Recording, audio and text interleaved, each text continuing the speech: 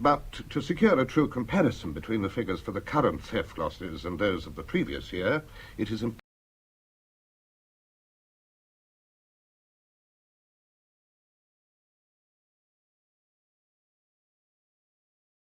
to recognize.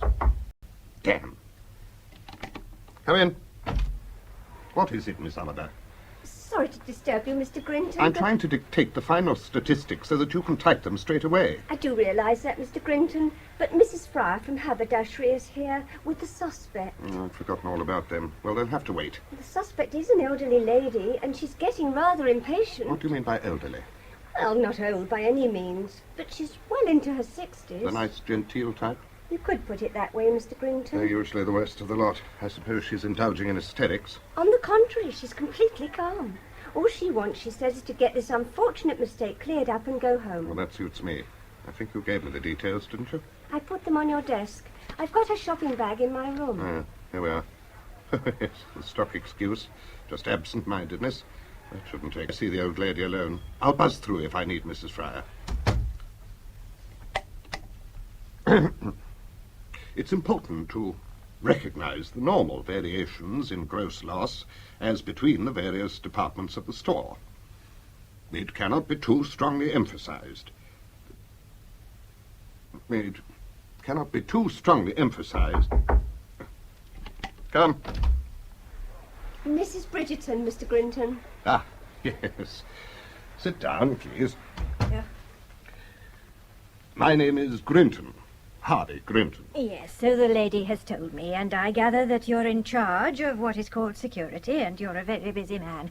So the sooner we clear up this stupid little misunderstanding, the better for both of us. Yes, yes. I take it that Mrs. Bridgerton is your real name. Well, I wouldn't call myself that if it wasn't.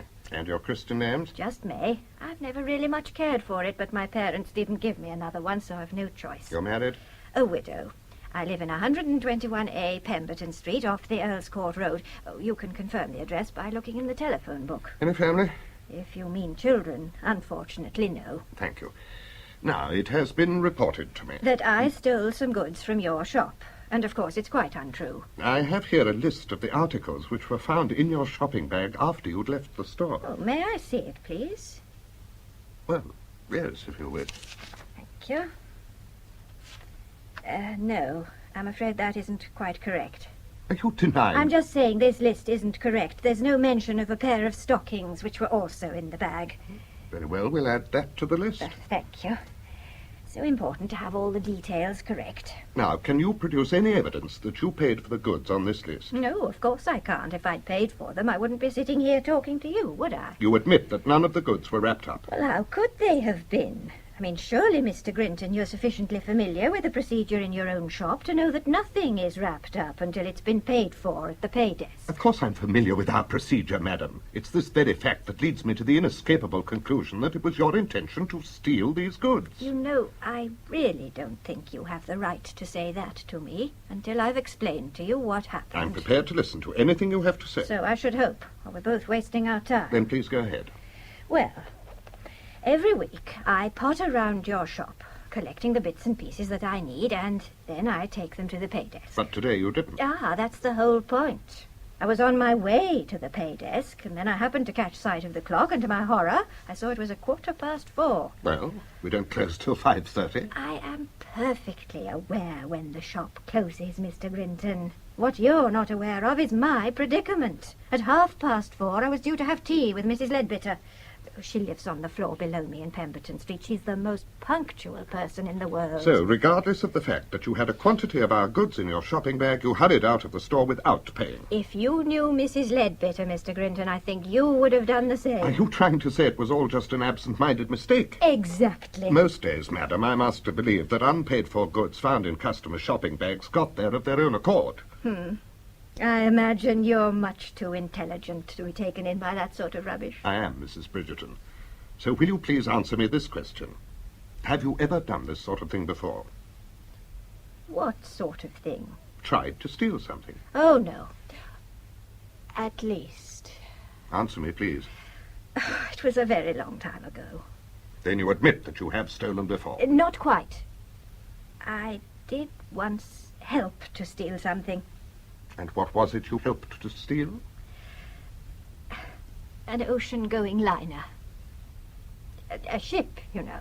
Oh, Mrs. Bridgerton, can't you realise this is no joking matter? I'm not joking. I did once help to steal a liner. When was this? During the war. Where? West Africa. Go on. Oh, it's a long story. All I want are the bare facts. Facts aren't much use if you don't understand the circumstances which give rise to them. I suppose the whole matter started in Surbiton. Surbiton? Surbiton. I was living there with my parents, you see. Oh, it was 1939. I remember it was a perfectly glorious spring morning, all the blossom out, sunshine and showers, typical April weather. I don't need the meteorological details. They're quite important, you know.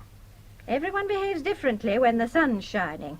In England, that is. In West Africa, it can be rather trying. Yes, very well, go on. I won't interrupt you again. Well, it was that morning that Tom's letter arrived. And Tom? Who's Tom? Sorry. I was a little late that morning, and the rest of the family were having breakfast. My mother and father, and my younger brother and sister. I can't think what's happened to May this morning. Oh, she washed her hair last night, Mother. I can't see why that should make her late for breakfast. She knew what was lying on her plate. Yes, she'd have rushed down in a nightgown. Not May, dear. She's not a spur of the momenter like you. That letter's postmarked Lagos, and that's Nigeria. And he's a boy and they're friends. In my young days, they were known as beaux. So much nicer. Ah, but you had them in the plural, Mother. Nowadays, we're quite content to have one at a time. Yes, well, judging by the number of men swarming around her at the tennis club dance, May wouldn't agree with Oh, you. John, that's not fair. May wasn't serious about any of them. But she is about Tom. So she ought to be. He's a pretty good chap. Ah, there I agree with you, Bill. I like Tom Bridgerton. Not that I see all that much of him. Oh, that's the trouble nowadays. Whenever a girl really looks like clicking with a fellow, she finds he's got a job in the colonial service. Morning, everybody. Sorry I'm late. Good morning, May. There you are. I was in the middle of writing a letter. To Tom, And I'll bet. Yeah, if you look on your plate, you'll see he's beaten you to it. Oh, so he has. Eat Good. your eggs and bacon while they're still warm, May. That shows you how times have changed. What does? Well, in Mother's Day, she'd have tucked the letter into her bosom to read when she was locked in her bedroom. What rubbish. You make me sound as though I were contemporary of Jane Austen. Well, Jane Austen didn't have any. Good gracious. What's the date today, please? No. April the 9th. Dear, that makes it such a rush still. What are you talking about? Tom's got his promotion. What to? DO. But he always was a DO. In the Nigerian colonial No, service. no, he was an ADO, Assistant District Officer. And we both agreed we couldn't get married until he became a DO. You what? What did you say? Well, it couldn't have been done, Mother. The pay just wouldn't have stood it. Now, wait a minute. Are you telling us that you and Tom have been secretly engaged? No, there was nothing particularly secret about it. There just didn't seem any point in making it public till he got his promotion. Now he has. Well, isn't anybody going to congratulate me? Don't you realise this has come as a bit of a shock? Surely you could have taken your mother and me into your confidence. Oh, Dad, that's not fair. I've told you directly I've had anything to tell. I don't think you realise the situation. Our elder daughter tells us out of the blue she's proposing to get married, full stop. But our wedding's a family affair. We're all affected by it. But not as much as the bride and bridegroom. Surely they come first. What you've got to remember, May, is that it's the bride's parents that are responsible for organising the wedding, Quite and right. that needs time. No worries there. Tom can't get home leave for over a year, so he wants that me to... does make it sound a bit more reasonable. I mean, there are all the clothes to be thought of. And, Mother, well, good let heavens, me what have you? finish. Tom doesn't see any point in waiting for a year, so he wants me to go out to Lagos and get married there. No! His resident's wife. She's terribly nice, very kind. I met her when Tom was on his last leave, and she's promised to see me through, and the resident himself will give me away. I've never heard of such a thing in my life. As Tom says in his letter, no one could expect you and Dad to spare the time to come all the way to Lagos. Never mind the cost of the passages. That's got nothing to do with Tom. Oh, Dad, we're only trying to be practical. Tom's booked my passage and he's paying for it himself. But May, you can't go by yourself. Why not? Well, even if you were an experienced traveller. Which you're not. Listen, May, I don't think you realise what you're letting yourself in for. No, I don't, Mother. But I've got to risk it. That's rubbish. You can tell Tom I won't permit it. It isn't a question of permission, Dad. I shall be 26 next birthday, and I've got to make up my mind for myself. How can you, May, with your limited experience? I have already done so. If that's the way that Tom wants it, that's the way it's going to be. Nothing anybody says is going to stop me sailing for West Africa on April the 29th.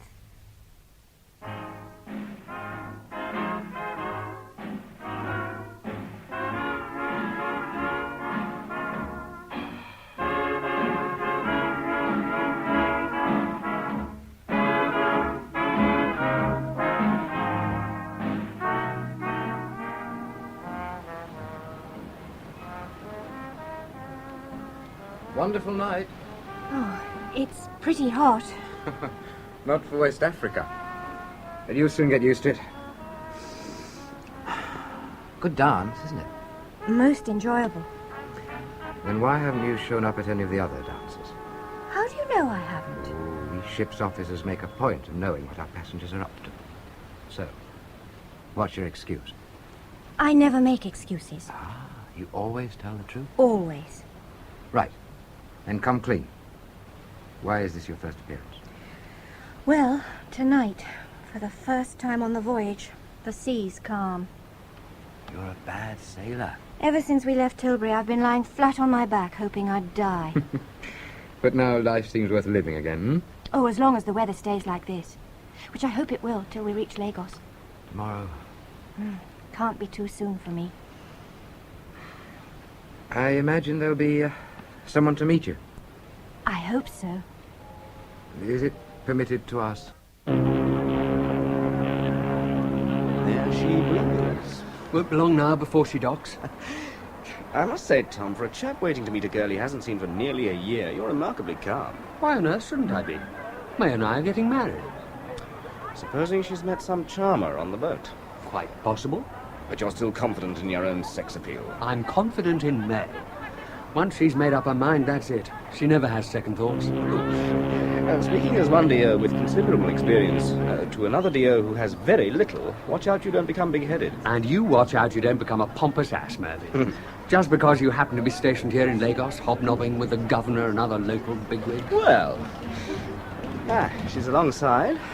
Quite a crowd lining the boat deck rails. Any sign of her? Not so far. Oh, here comes your resident and his missus. They said they'd try and get down to meet May. You do know them, don't you? Of course I know Jimmy Send and Mrs. Jimmy. Any sign of your girl yet? No. Going to look a bloody fool if she's not on board. Here we are, Bridgerton. I gather we've just made it in time. Yes, sir. Rather. May's not yet off the ship. Oh, good. I wanted May to see a familiar face to greet her. I imagine she might recognize Tom, Jenny. Oh, you know what I mean, Jim. I think you know Mervyn Grant Ellison. Yes, of course. You're going to be best man, aren't you? Well, that's the idea, Mrs. Send. Not a very suitable choice, I'm afraid. Oh, now stop running yourself down. Looks as if most of the passengers have already disembarked. I say, Tom, who's the girl by herself? Over there. It's May. Go on, Tom. Nip over to the gangway and greet her. We'll follow more sedately. Hello, May. Hello, Tom. Are you all right? Yes. Yes, I am now. Hardly what I'd call an emotional encounter. They're completely tongue-tied, poor darlings. May, I can't tell you how delighted I am to see you. Oh, hello, Mrs. Send. It's awfully kind of you to come and meet Oh, me. nonsense. It's the natural thing to do. I don't think you met my husband, have you? It's about time we did meet. How can I give away someone I don't know? Please don't worry about that, Mr. Send. It's only symbolic, you know. Huh? Oh, yes, of course. If it's any bother to you, I'll give myself away. Yes. Well, the least you can do, Tom, is to introduce me. Even though I'm only to be the best man. Sorry. May, this is Mervyn Grant Ellison. I was sure it was the moment I saw you. Oh, so I look like a best man, do I? I hope not on the principle of always a bridesmaid, never a bride. I can't answer that until I know you better. No. No, I suppose you can't. And I suppose we get along. You come with us in the car, May. Thank you. We'll leave the bridegroom-to-be and his best man to cope with your baggage. Now, we'll all meet at dinner tonight and get down to arrangements. After all, the wedding's the day after tomorrow.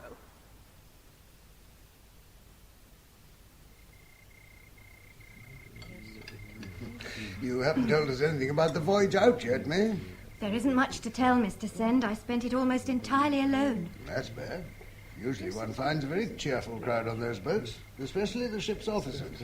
There was one who was very kind. Was that the chap who organised your baggage? He struck me as a bit of a lounge lizard.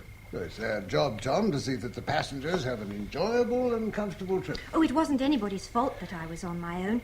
You see, I'm a shocking sailor. Oh, you poor dear. I was seasick from the moment we sailed right up to yesterday. Ah, so there were moments when you'd have given anything not to have come. Oh, of course there weren't. I'd have been glad to die at the time, but that's quite different. So you're not an experienced traveller? No, Mr. Send. Up till now I've been very much a home bird. But you enjoy new experiences? Not for themselves. I'm not what you'd call a sightseer. Then I wonder you came.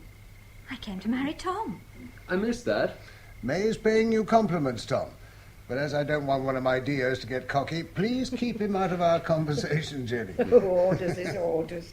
You'll have to concentrate on me, Tom. Yes, of course. So, what it amounts to is you're prepared to face hell and high water to get what you want. Hell's no problem because I don't believe in it. But I have faced high water. Well, rough water anyway. And not even that shook your purpose? Certainly not. When I've made up my mind, I don't let anything put me off. That's splendid, my dear. Hang on to that philosophy and you'll be all right. I call it downright gallant. I call it common sense, Mr. Grant Ellison. Look, as I'm going to be best man, couldn't you bring yourself to call me Mervyn? I'll ask Tom if he thinks it's all right. I don't think you'll have any objections. Oh, in that case, of course I will. It's just that it's different from what I'm used to. I've never been much of a one for Christian names. You're bound to find life out here a bit different, May. In detail, that is. Not, of course, in essence. For instance, do you ride? A bicycle, certainly. I've never tried on a horse, but I'll soon learn. Good for you. I suppose it's really essential I should, so that I can keep Tom company when he goes on trek through the bush. Ah, that's when you'll need the bicycle. Oh? In our province, we can't use horses. It's tsetse country. Tsetse? A fly with a poisonous sting, fatal to horses and cattle. Oh, but not to bicycle tires. What's the joke? Oh, have I said something stupid? No, my dear. Apt and funny. Oh, surely not. I'm no good at making jokes. Oh, come along, May. I think it's time for the ladies to retire. Yes, of And as course. there's such a lot to arrange in a very little time, we'll co-opt Tom, leaving you, my dear, to entertain Mr. Grant. No, that's all right. First time you've been taken for a lady, eh, Tom? You'll be a great help. You must tell me that. Glass of port. Thank you, sir. Well, Grant Ellison, what's your verdict? I'm damned if I know, sir. I like her. Oh, I'm not saying I don't, but it's a tricky situation. In what way? With her background and her nature, can you see her coping out here? Well, she says she'll learn. I think she probably will. What really bothers me, sir, is I don't believe she's got a sense of humour. Well, you can't expect the girl to have everything. I'd have said it's pretty important, especially out here. What about Tom? Oh, he's got a good sense of the ridiculous. One can always make him laugh. In the final analysis, laughter isn't everything. May has one great compensation. Which is, sir? Guts. Oh, now, look here, Mrs. Bridgerton, this won't do. What won't, Mr. Grinton? What you've told me. It was a private conversation between Mervyn and Mr. Send. That's right. Well, how could you have possibly known anything about it? Because Mervyn told me. When? Well, later on, of course. You'll see how it works in when I get there. Mrs. Bridgerton, all I'm asking for are basic facts and not getting them. What an impatient man you are. I'm giving you the facts one by one as they happened. Then may I have the next fact, please? Well, that's our honeymoon. And it was on your honeymoon that you helped to steal this liner? Of course not. It wasn't there then. Wasn't where? Fernando Po. It's a pity in a way because the Cameroons are much nearer to Fernando Po than Nigeria is. The Cameroon? Yes, that's where we spent our honeymoon. You know all about the Cameroons, of course. I know nothing about the Cameroons. Oh, perhaps geography isn't your strong point. My geography, madam. No, well, never mind. I'll explain it to you. You see, in those days, they were mandated territory from the League of Nations. You mean, I suppose, the United Nations? No, I don't. The territory was captured from the Germans in the First World War and was divided by the League of Nations into the British Mandate, which bordered on Nigeria, and the French Mandate, which bordered on the British bit. Now, Tom had once done some detachment duty in the British zone, so he knew it quite well. He'd also got to know some of his opposite numbers in the French bit. Look, Mrs. Bridgerton, I'm not really very interested in the Cameroons. Oh, you should be, you know. It's beautiful country. What's more, it's free from fly. Free from what? Tsetse fly, which means it's all right for the horses. That's why we went there for our honeymoon, so that Tom could teach me to ride. Oh, yes, yes. I gather that was essential if you were to accompany your husband on trek in the bush. But Oh, dear, I'm afraid you've got it all wrong. It's bicycles in the bush.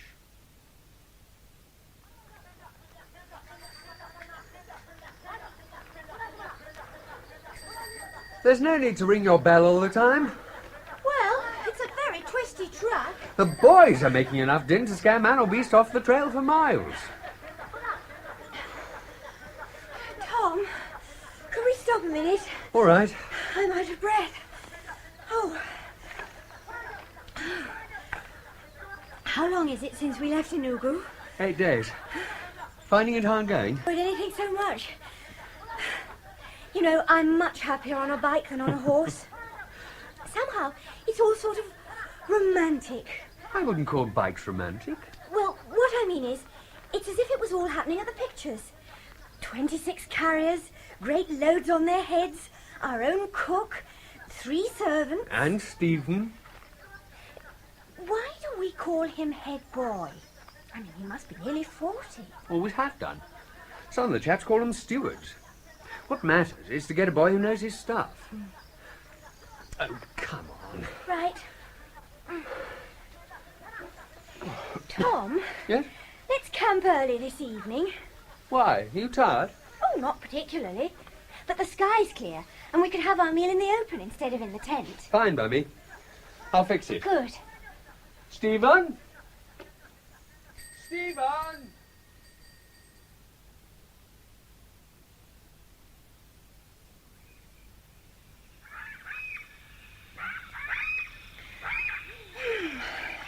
Oh, that was jolly good. Enjoyed your chop? Oh, it wasn't chops, it was... Chop, old girl. Pidgin English for food. That's one thing I hadn't allowed for. Having to learn a new language. You'll soon pick it up. By the way, tomorrow's only a short trek. When we settle down for 2 or 3 days. That friend Stephen and the cook will really surprise you. Oh, I'll be quite content to leave it to them. Oh, I think I'll turn in. Right. I'll just finish my pipe. Tom!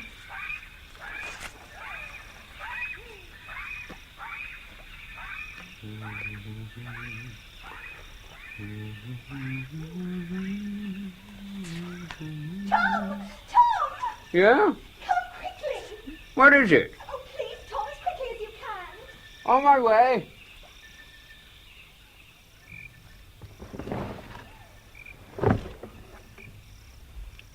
What is it? There's something over there, in the corner. What's the panic, isn't it? Keep still, mate. What is it? Keep absolutely still. Don't move. What are you going to do?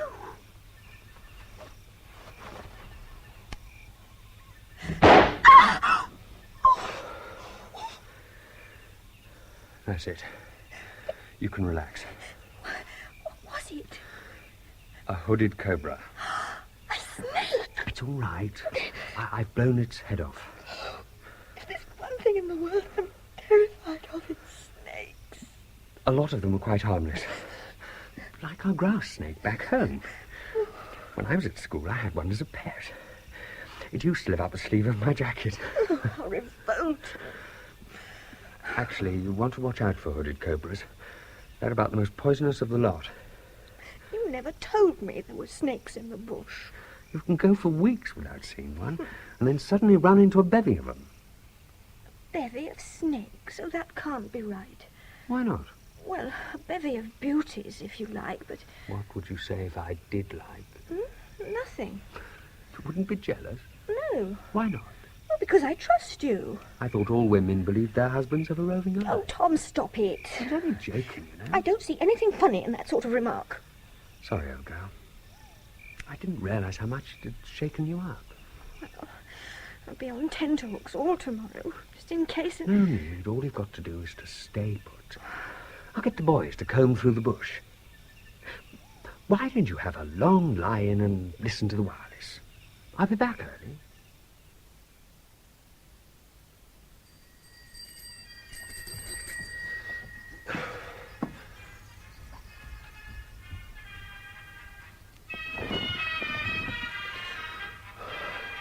Hello, May. I'm back. Oh, thank God. Oh, Still a bit nervy, eh? oh, What's worrying you? Tom, it's war. Oh, what on earth? They've declared war. I heard it on the wireless. Who's declared war on? We have on Germany. The Prime Minister broadcast the news himself. God. I thought it was just another crisis. Oh, never mind that. What are we going to do? I know what I shall do. Join up. The army? Must be. I know nothing about the sea and I don't fancy flying.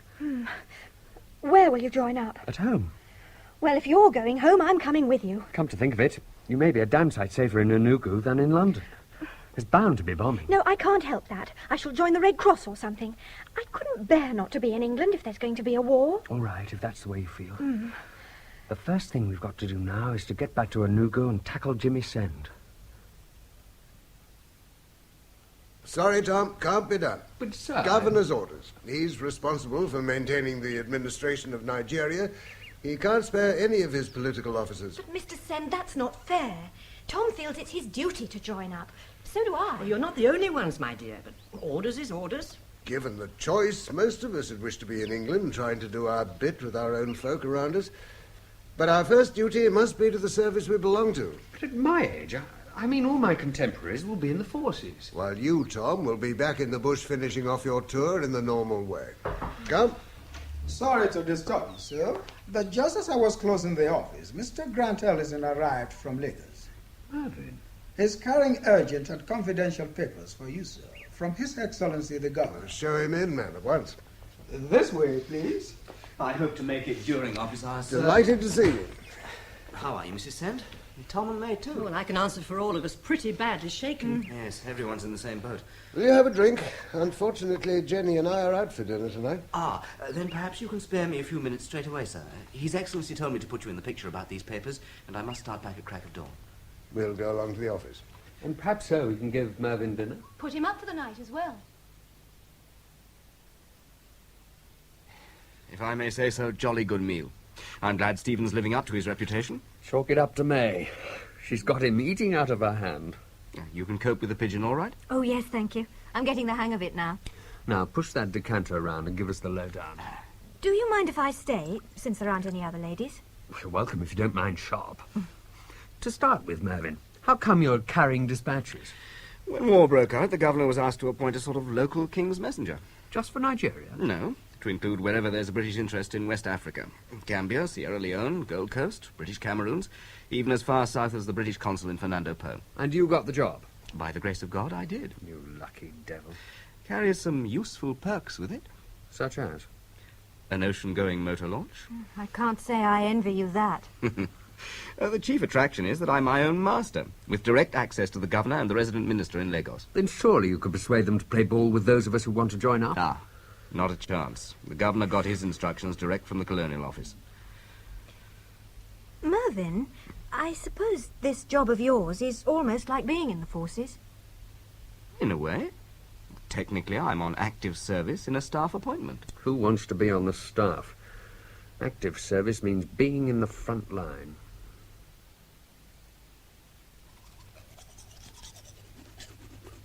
Come along, Tom. It's very late. It's time you're in bed. I'm cleaning my teeth. Damn and blast. Oh, never mind the glass. It can be cleared up in the morning. Come to bed. Coming. Mervyn's job has upset you, hasn't it? I'm not blaming him. No. I know that. He's a lucky, lucky bastard, that's all. If I was Mervyn's wife, I'd agree with you. What do you mean by that? All the thrills, but not in the firing line. That's not fair. I can't help it, that's how I see it. It would never have suited you, you know? Why on earth not? Well, you'd never feel you were doing the right thing unless you were actually shooting and being shot at. Rubbish. You know perfectly well I'm right. And if you stopped to think for a minute, you'd know that I would be sick with anxiety. Maybe, old girl, but... There aren't any buts. Oh, Tom, it may be selfish, but I'm looking forward to hopping on our bikes tomorrow morning and just freewheeling off into the bush. And I don't even care about the snakes. Mrs. Bridgerton, as far as I can see, we're no further forward whatsoever. That's what I'm trying to explain to you, Mr. Grinton, nor was I. Oh, you can't imagine what I went through with Tom over the next 8 or 9 months. I don't expect you have any idea what frustration can do to a man. Believe me, madam, I have a very shrewd idea. Well, it lasted until June 1940, when we heard on the wireless of the collapse of France and the collaboration between the Vichy government and the Germans. I should have thought that out in Nigeria that would have been the least of your worries. On the contrary, the French general in command in the French Cameroons, he was a Vichy man. Surely, Mrs. Bridgerton, it's not necessary to have to explore the whole political and military situation. I'm just trying to make it easy for you to understand. Now, there were very few troops in the British Cameroons, and it was feared that the French might invade our zone and take over both territories. So, the governor of Nigeria agreed to raise a small contingent from the colonial service and send them to support the British military. And would you believe it? Tom got the job. What job? To command the contingent. Oh, he was like a dog with 2 tails. Off he went, hardly remembering to say goodbye to me. And it was then that things really started to happen. Any chance anything to do with an ocean-going liner? Oh, well done. I knew if I put it simply you'd catch on. Yes, it was arranged that while Tom was away, I should stay with friends in Lagos. Well, I hadn't been there a couple of days before I ran into Mervyn, who invited me to dine with him at the British Club. Coffee, sir. Black, please. Madam? White, please. Liqueur? Oh, no, thank you. Tom always says they're apt to give one spots. You haven't told me how the old chap's getting on. All right, I imagine. You imagine? Haven't you heard from him? Thank you. Well, we agreed corresponding might be difficult, so no news would be good news. Tell me, May, were you surprised when I asked you to come and dine? Not surprised, exactly. Curious. No? Why? I was pretty sure you had something at the back of your mind besides comforting a grass widow. Dead right. I was anxious to offer you a very humble apology. What on earth for? The day you arrived in Lagos, at the Sen's dinner party, I told Jim Sen that I didn't think you had much sense of humour. I'm not a great one for laughing, I admit. And Jim's reply was, sense of humour or no sense of humour, what she's got is guts. Guts. I always feel that what it stands for deserves a much less ugly word. There you are. That proves I couldn't have been more wrong. Well, I knew you didn't really approve of me.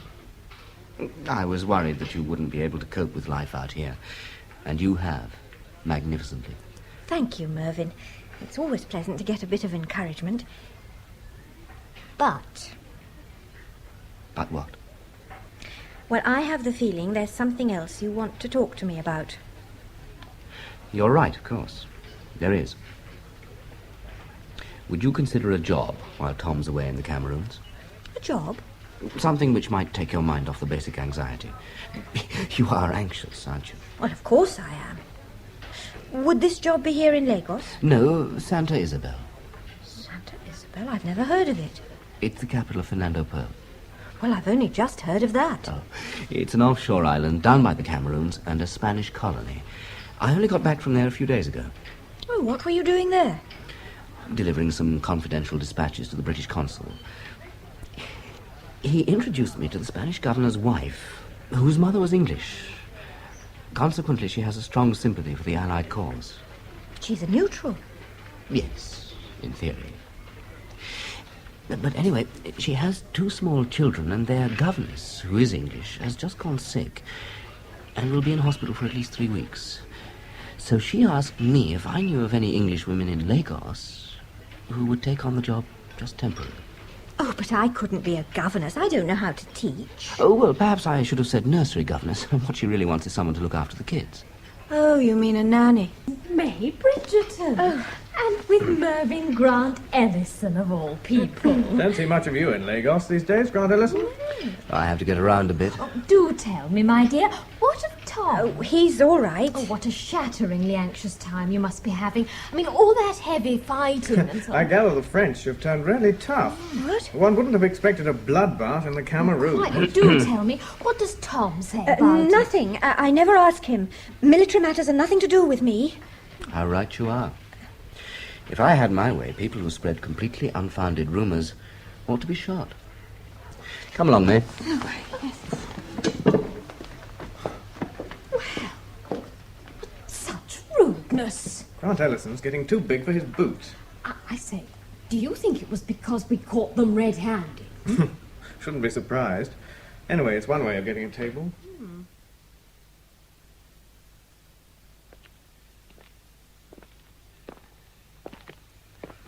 Where are we going? Somewhere we can talk in peace and quiet, instead of being talked about. It never struck me there might be talk. It should have struck me.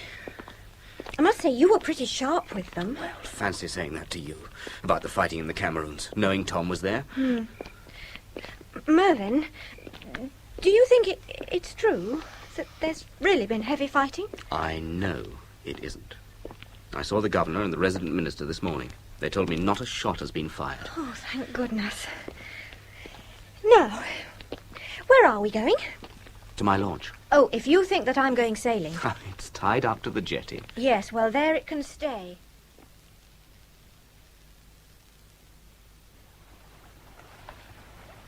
Some more? Please. This is the first time I've seen you really relaxed this evening. There's nothing so satisfying as a good cup of tea. Oh, you won't expect me to agree with you. You know, this cabin's really very cosy. Oh, I prefer to call it the saloon. And it's as hot as hell in here during the day. How many people can the boat carry? Oh, we can sleep 2 in here and 2 in the cabin off the galley. The crew are up for it. The crew? An engineer and deckhand. Oh, she's really quite big. I told you, she's ocean-going. She brought me back from Fernando Po in under 48 hours. Which brings me back to the job I mentioned to you. What about it? You want me to take it, don't you? Yes. Why? I'd like to do the governor's wife a good turn. For her sake or for yours? Both. Come on, May, say you'll do it. Sorry, Mervyn. Not until you tell me why. I must say, May, you're damn difficult to do business with. Not when I know what the business is. Top secret business. War business. Really? Yes. Well, I don't see how I can be much help in that. That's for me to judge. It means that I've got to gamble on you being able to keep your mouth shut.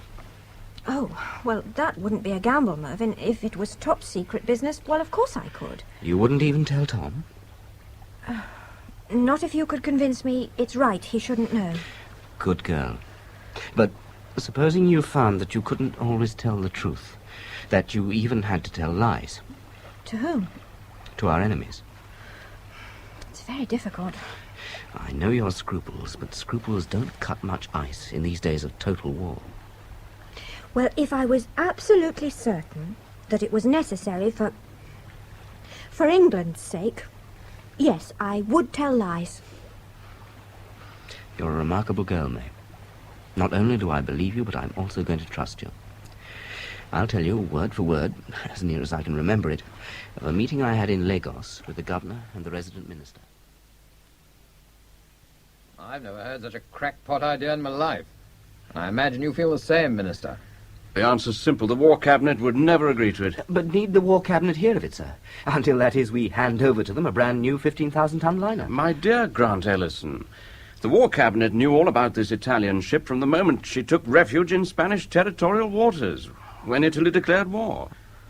The Navy wanted to mount a raid to seize the vessel, arguing that such buckshee tonnage would be set off against the submarine sinkings. But it was turned down flat. Can you wonder? A hostile act against Spain's neutrality might have brought her into the war. And keeping Spain neutral is part of our overall strategy. But I've never had in mind intervention by the armed forces, sir. And how the blazes do you propose to get hold of the ship? Steal her, sir. What? She's lying with her stern tied up to one of the breakwaters and her bow pointing out towards the harbour entrance, held by her anchor. A few light-fingered civilians arrive on a dark night, knock out any of the watch on duty, I'm told they're terribly slack, cut the hawsers, blow the anchor chain with plastic explosive, and then away they go. That's not an act of war, sir. Just plain petty thieving. And how do you expect a bunch of civilians to navigate a ship of that size? Tow her, sir. They'd arrive from Lagos in a tug. And tow her back all that way? No, sir. Just 3 miles, till she's outside Spanish territorial waters. Then up come the Navy, put a prize crew on board, and we're 15,000 tons to the good. You think the Navy would play? Well, from inquiries I've made at my level, I'm pretty sure they'd jump at it. I don't think the Navy would prove difficult, but who's going to plan it all? It's half planned already, sir. I got a lot of dope from the British consul. Indeed, it was he who really put the idea into my head. This consul, Norton, isn't it?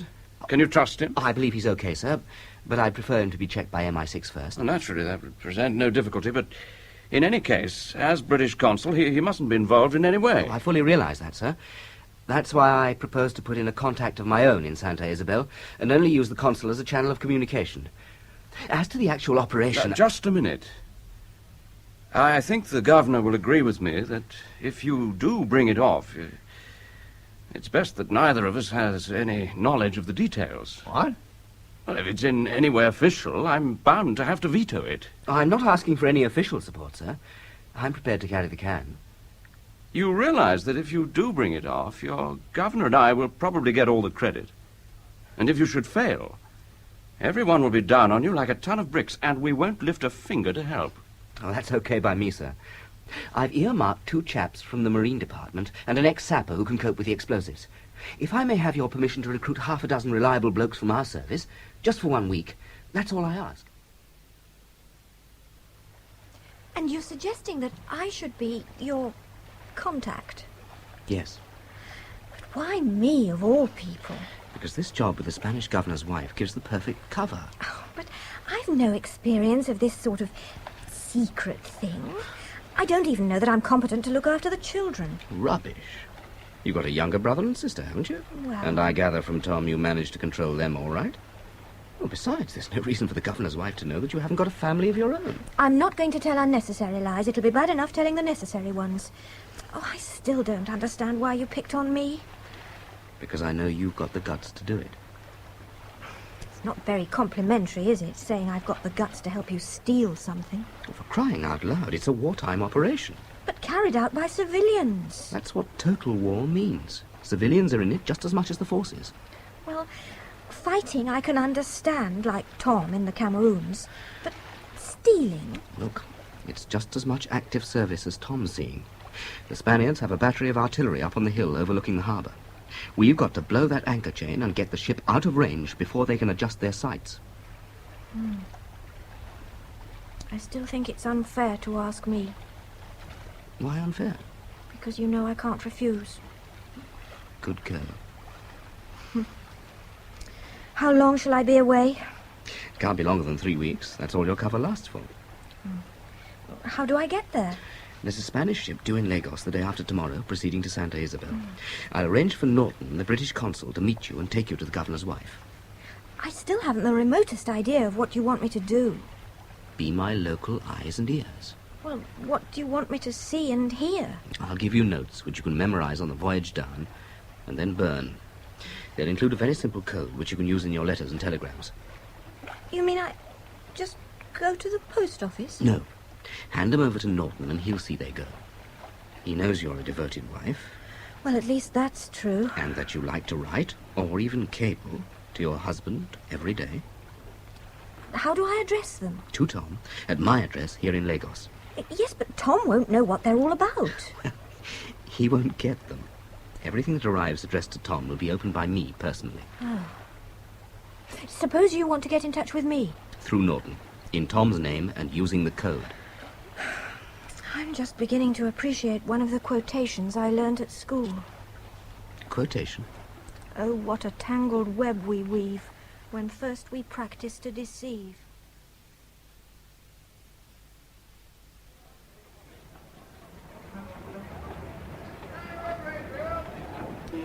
Here we are, just in time. Now, here's an envelope containing a list of what I want you to report, and the code. Yes. And make sure you burn them before you go ashore. Mervyn, I don't think I've got any matches. Don't worry. Here's a box. Thanks. You'll be okay if you take my advice and head straight for the bar. Oh, I shall head straight from my cabin and lie flat on my back in my bunk. Oh, I've forgotten. You're not too good a sailor. Well, on top of everything else you're asking of me, I should be glad if you'd remember that. Then here's a bit of comfort for you. A letter from Tom, the real Tom, which arrived this morning.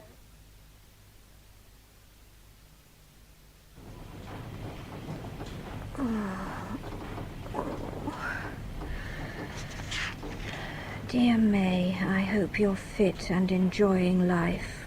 Oh, Tom, if you only knew. I'm sorry I haven't written before, but we've been pretty busy. The campaign's going fine, but as a war, it's a washout, not a shot fired. Oh, thank God for that.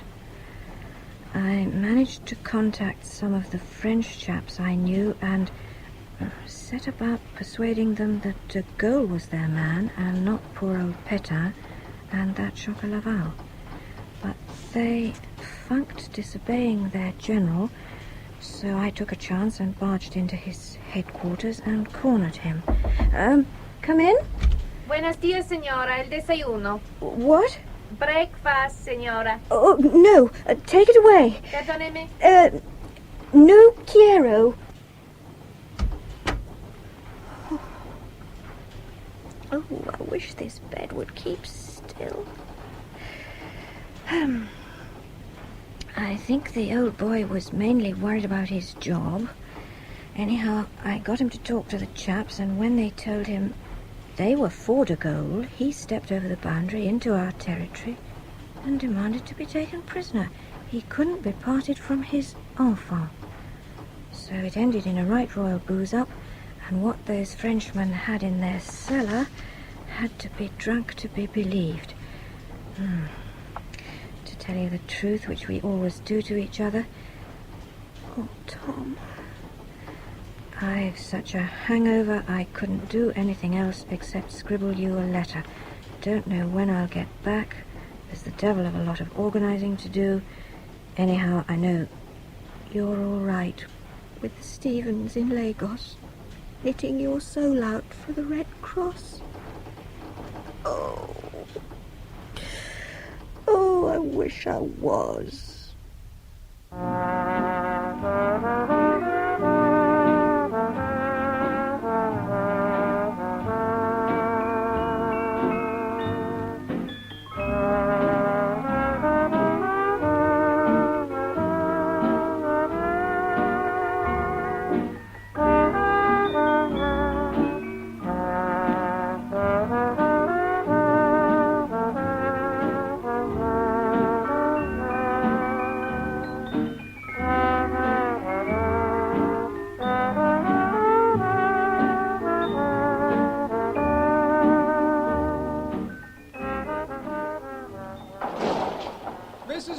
I'm sure. Welcome to Santa Isabel. Mr. Norton? That's right. It's a great pleasure to meet you. And for me. Well, you must have had a very pleasant voyage. Well... The weather's been very kind for this time of year. So often we get strong winds and a rough sea. Oh, I'm glad I escaped those, Mr. Norton. Well, I have my motor, so I suggest I take you and your baggage straight up to Government House.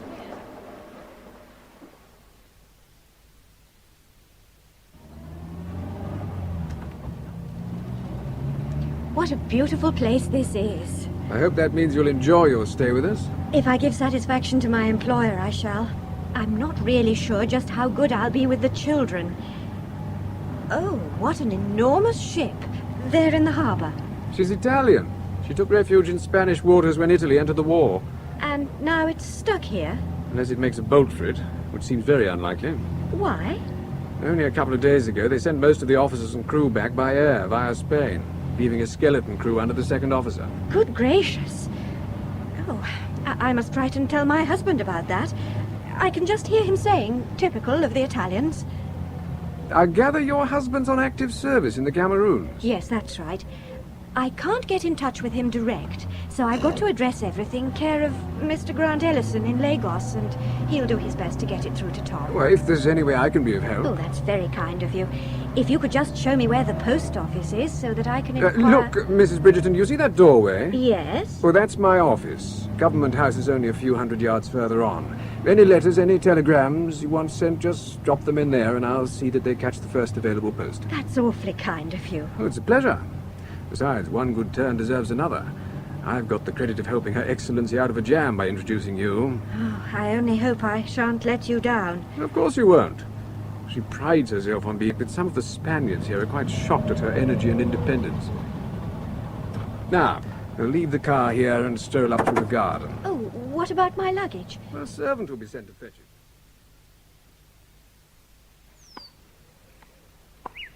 Is that Her Excellency, Mr. Norton? Indeed it is. I told you she was energetic. Oh, she must be to play tennis in this heat. Against a man, too. Yes, that's the Italian ship's officer who's been left in charge of the liner. He's a great favourite. Of Her Excellency's? Yes, and of most of the residents here. Oh. They're all delighted he didn't have to go with the others. Well, I must say, he is very good looking. Yes, not a bad tennis player either. Oh, I am furious, Paolo. I hate being beaten. Surely, Signora, with your English plaid, you are a good loser, no? Oh, when I play tennis, I'm all Spanish. From now on, I remember that. But now you have visitors, huh? Ah, Mr. Norton. I hope I'm not intruding, Your Excellency, but I thought you'd wish me to bring Mrs. Bridgerton to you. Of course. No one is more welcome than Mrs. Bridgerton. How do you do? I hope you had a comfortable voyage from Lagos and no alarms. Oh, everything was quite peaceful, except the sea. There, I guess, speaks a sufferer from seasickness, eh? Yes, I'm afraid I am. Madam, don't be ashamed of it. You are in good company. You're Admiral Nelson, Captain Cook, and myself. Don't pay any attention to Paolo. Like all Italians, he talks first and thinks after. Now, Mrs. Bridgerton, if you will come with me, you Yes. shall meet the children. Of course. Au revoir, Mr. Norton, and thank you for being so helpful. It's a pleasure. Yes, Your Santa Maria. Now, I really do understand the description, an English rose. I should keep that to yourself. Besides, I understand you're getting on very well with Her Excellency. Anyway, Mrs. Bridgerton is devoted to her husband. As a ship's officer's amico, I've had a wide experience of husbands. It has taught me to respect them when they're present, but when they're absent, well, to ignore them, no?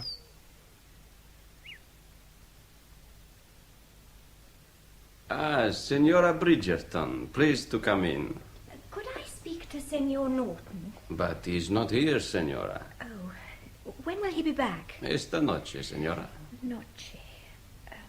This evening, Signora. Oh.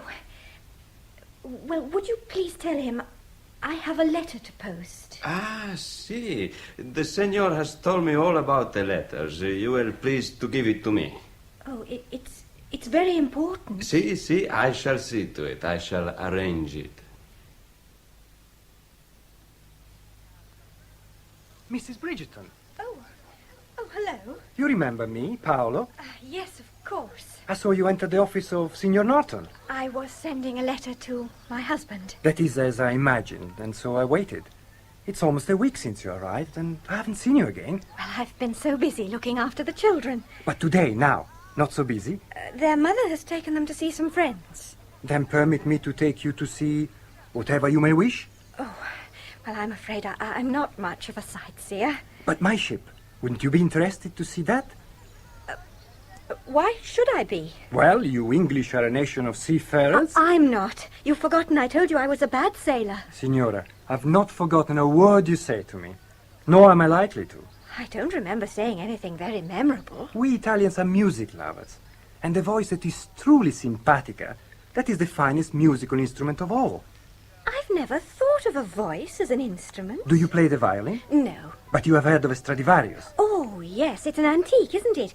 Very valuable. Its value, madam, lies in the sheer beauty of the sounds which it produces. Well, I really meant in money. Well, music and money have only one connection. Both words begin with the letter M. Now, I never thought of that either. You must surely have been told that you have the most beautiful speaking voice. I have? That is what I'm trying to tell you. Oh, you're flattering me. My young brother always says it's like a hen squawk. Then he must be very young, with no music in his soul. Oh, he's nearly 11. I'm afraid I don't know much about his soul. You know, I don't think a dusty street is the place to talk about serious matters. What serious matters? Souls and younger brothers who don't know their good fortune to have such a charming elder sister. You are flattering me. Come with me to the ship. Oh. And after I've shown you her newness and her beauty, I will offer you something for which I guess you have a secret longing. What's that?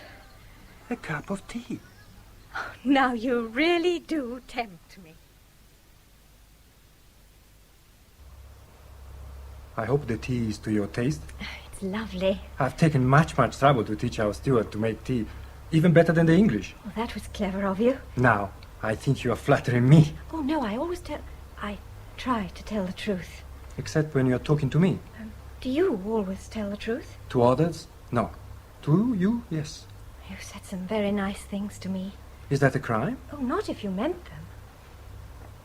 For me, to talk to you, it's so natural and easy and delightful. I'm glad. How do you feel when you talk to me?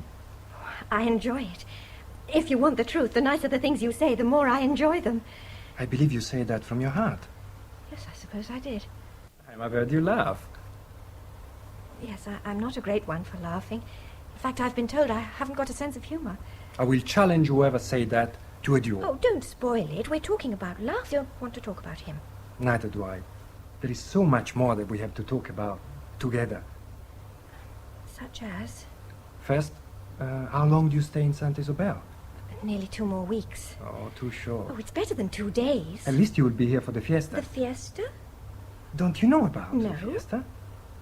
It's the great occasion of the year in Saint Isobel, like Micareme on the Riviera. Oh, I've never been there. It's gay, it's procession, it's dancing. Oh, it's a great celebration. And when is it? Oh, it's Wednesday of next week.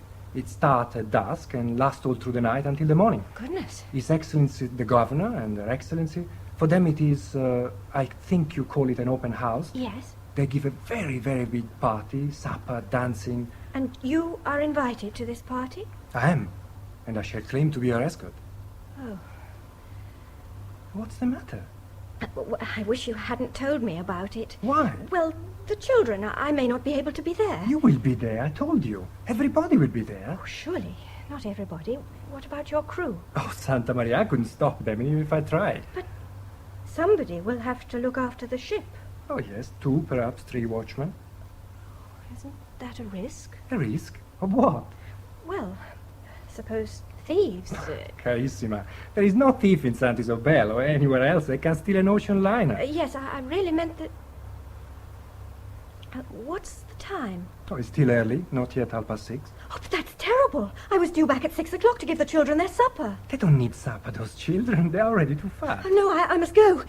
This very minute. I will escort you. Oh, no, you mustn't. Why not? Well, they would know then that I'd been with you. I don't care. But I do. Her Excellency would be very angry. Now, listen, Carissima, you mustn't call me that. Thank you, and goodbye. When shall I see you again? I don't know.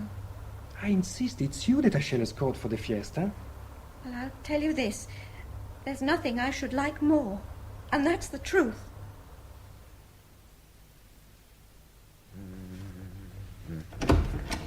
Oh, Mr. Norton. Oh, thank goodness you're back. Mrs. Bridgerton, I was just about to close the office. I had to catch you. You're quite out of breath. Please, sit down. No. Listen, I've done a stupid thing. We all do that sometimes. Well, this afternoon I left a letter with your clerk for my husband. My clerk has assured me it's already in the post. Oh, dear. I did hope I might rescue it. I forgot to put something very important in it. Why not send a telegram? Oh, could I? You see, I forgot to wish my husband many happy returns for his birthday. That would never do. Now, what do you wish to say? Oh, let me see.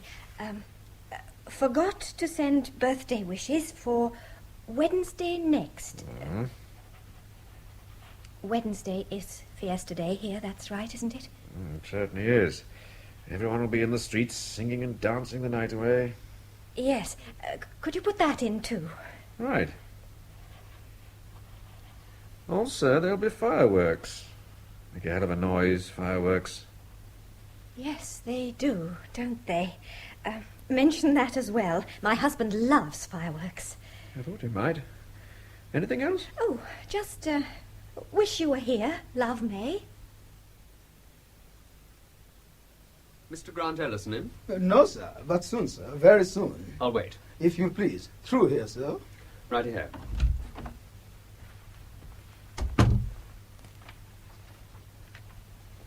Morning. Any post? Your letters are on your desk, sir. Also a telegram. Right. Oh, and the gentleman is waiting to see you. Oh? Tom, I thought you were still in the Cameroons. That's all fixed up. I came to pick up May, but the Lucases tell me she's not in Lagos. Nothing to worry about. I'll put you in the picture. And about this? What is it? A telegram from May, here, lying on your desk. You'd no right to open that. Damn it, it's addressed to me. I think the woman's gone mad. What did she say? Forgot to send birthday wishes for Wednesday next. She knows perfectly well my birthday's on Christmas Day. What else did she say? Wednesday is fiesta day. Everyone will be in the streets singing and dancing. Lots of fireworks. Wish you could be here. Love, May. You gods, lots of fireworks. She's the tops, your wife.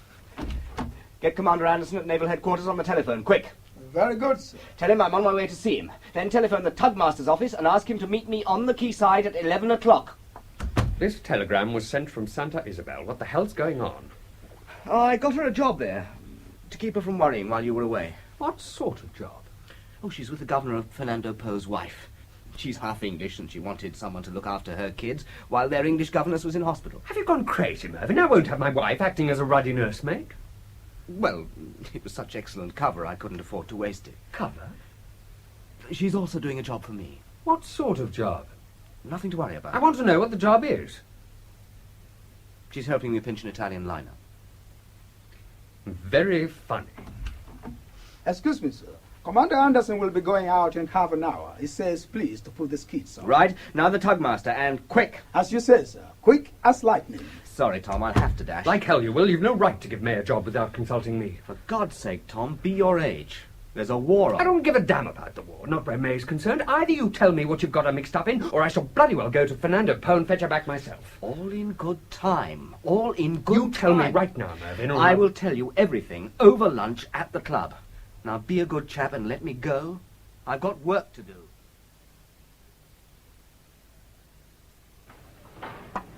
Have the other half, Tom. You look as though you need it. You bet I will. Boy, 2 large pink gins, please.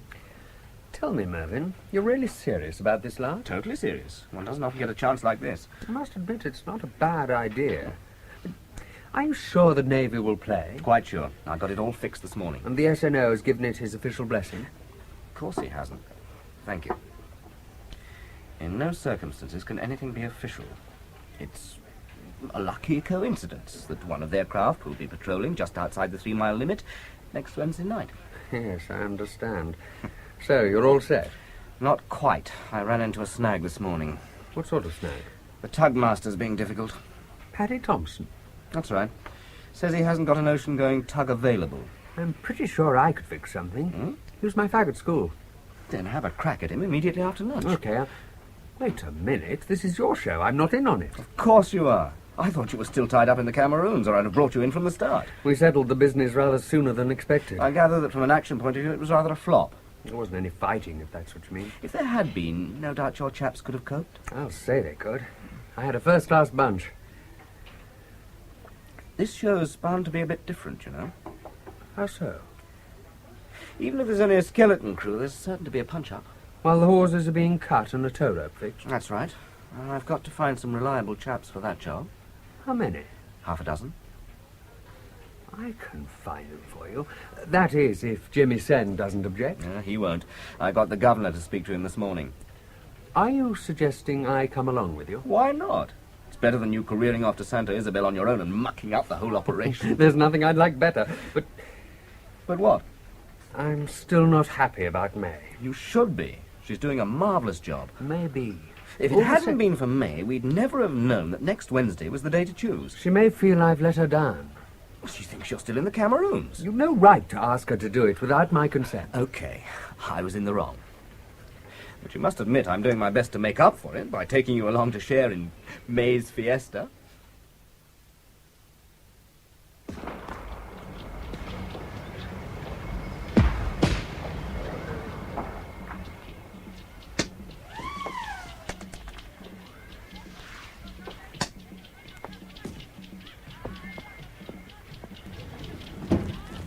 Is someone there? May? Who is it? Paolo! Why are you not at the governance party? Oh, I'm in disgrace. Why? I have been since the other evening when I was late for the children's supper. But this is ridiculous. Well, I couldn't let you know. Her Excellency told me to wait in my room so that if the children got tired, I could put them to bed. On fiesta night, it is unheard of. There's nothing I can do. She's still very angry because I said I'd been having tea with you. I too am hungry. I shall take my revenge on her. I shall collect my men and march them back to the ship. Oh, no, Paolo, you mustn't do that. Anything to spoil a fiesta for her. Please, Paolo, no. Then you come down now and come with me. But we'll be seen. Not if we go to the ship. What? That is what I plan we should do. There is a fiesta supper waiting for you in the cabin. The champagne is already on ice. And think of the great kindness you'll be doing for my crew who can stay at the fiesta. I hadn't thought of that. They will regard you as their patron saint. So, carissima, avanti, andiamo, eh?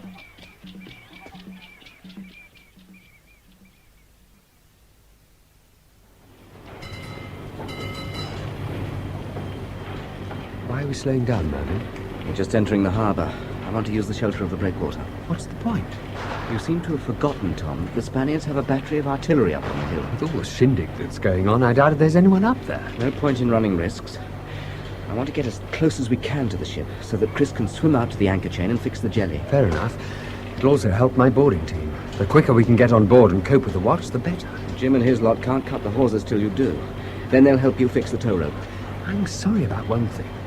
What's that? I've been thinking about May.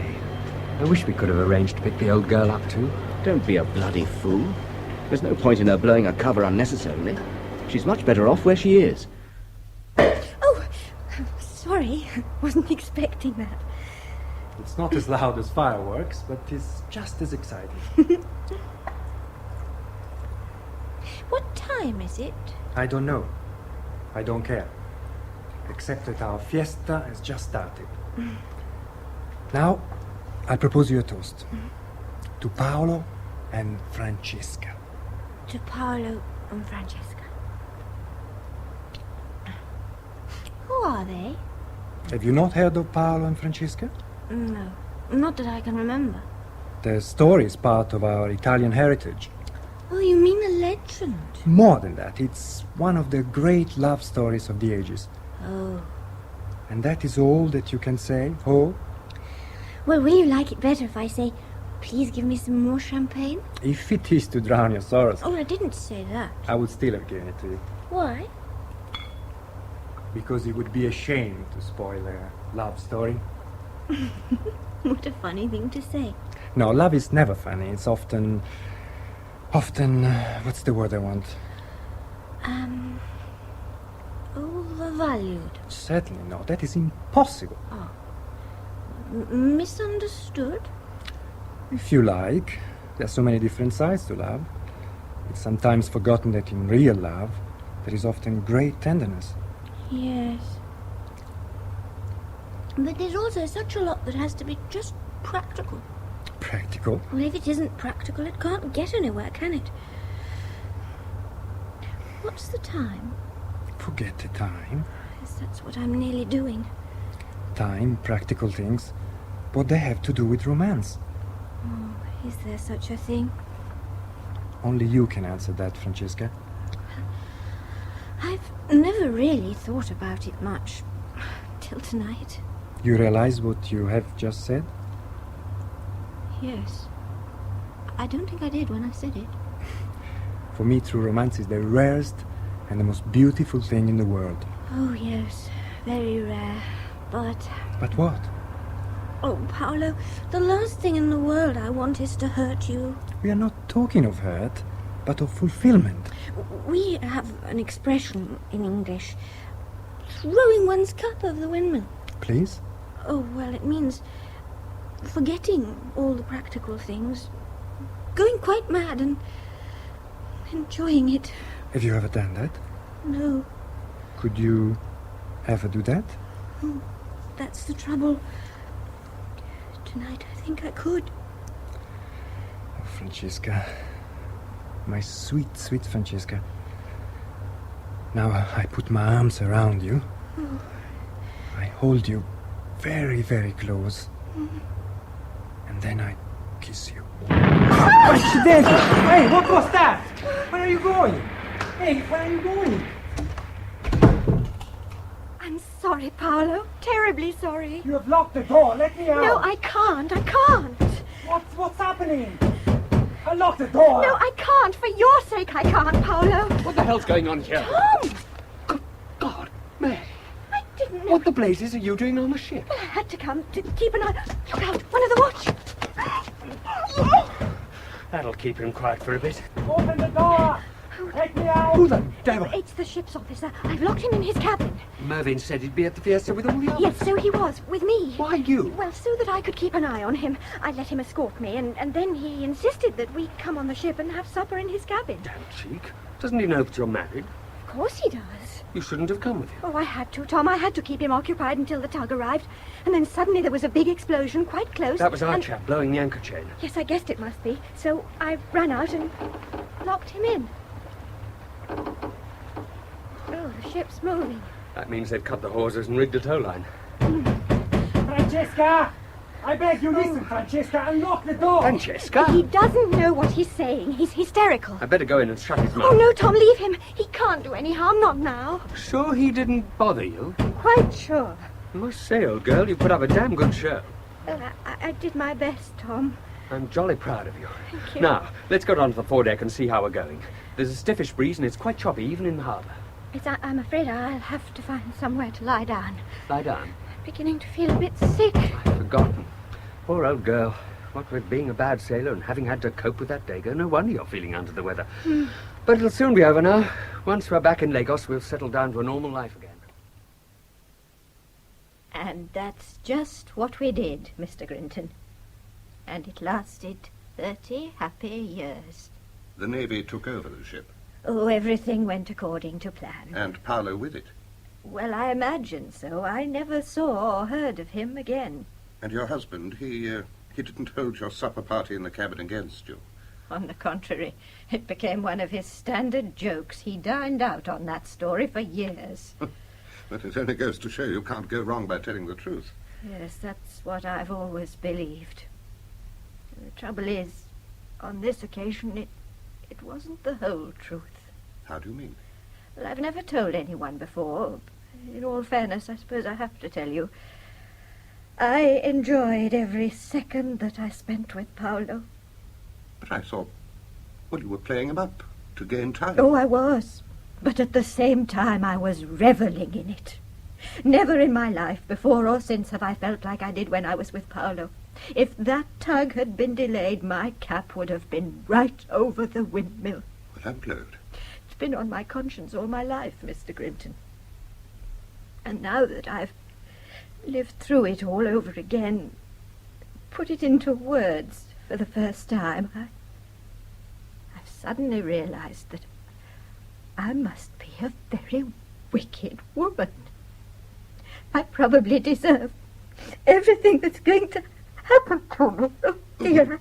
Mrs. Bridgerton, Sorry, Now, please, there's no need to upset yourself. Well, Just stay here a minute. Yes.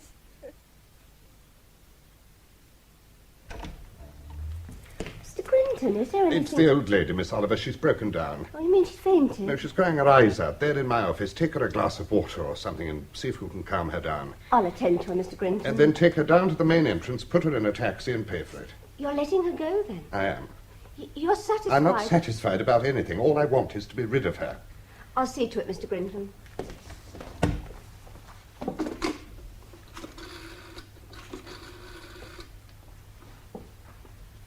That the Commissioner? Mr. Grinton, my secretary will be bringing down a customer. I want her put in a taxi. Yes, I know they're difficult to get at this time of day. Get one now and keep it waiting. Call me back when you've got one. She's gone, Mr. Grinton. You mean on her own? She's pulled herself together. She asked me to give you her apologies for losing control, and she wouldn't hear of my getting her a taxi. Oh, well, that was up to her, as long as... I'm sorry to bother you again, Mr. Grinton, but I think you've got something of mine. Well, what, Mrs. Bridgerton? My shopping bag. Oh, yes, there it is on that chair. Well, I'll just take the goods out of it. Don't bother. Give Mrs. Bridgerton the bag just as it is. But the goods aren't paid for, Mr. Grinton. I'll see to that. Leave it to me. Now, that's what I call a truly generous gesture, Mr. Grinton. Well, I can't truthfully say it's been a pleasure to meet you, but at least we part on good terms. Good day to you both. Good day. What an extraordinary lady. She recovered remarkably quickly. I wonder... So do I, Miss Oliver. So do I. From Hollywood, the Hollywood Radio Theater.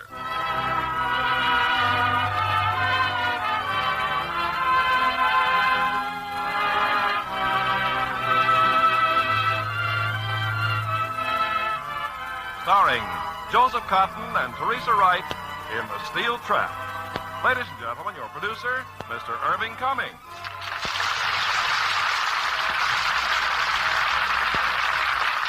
Greetings from Hollywood, ladies and gentlemen.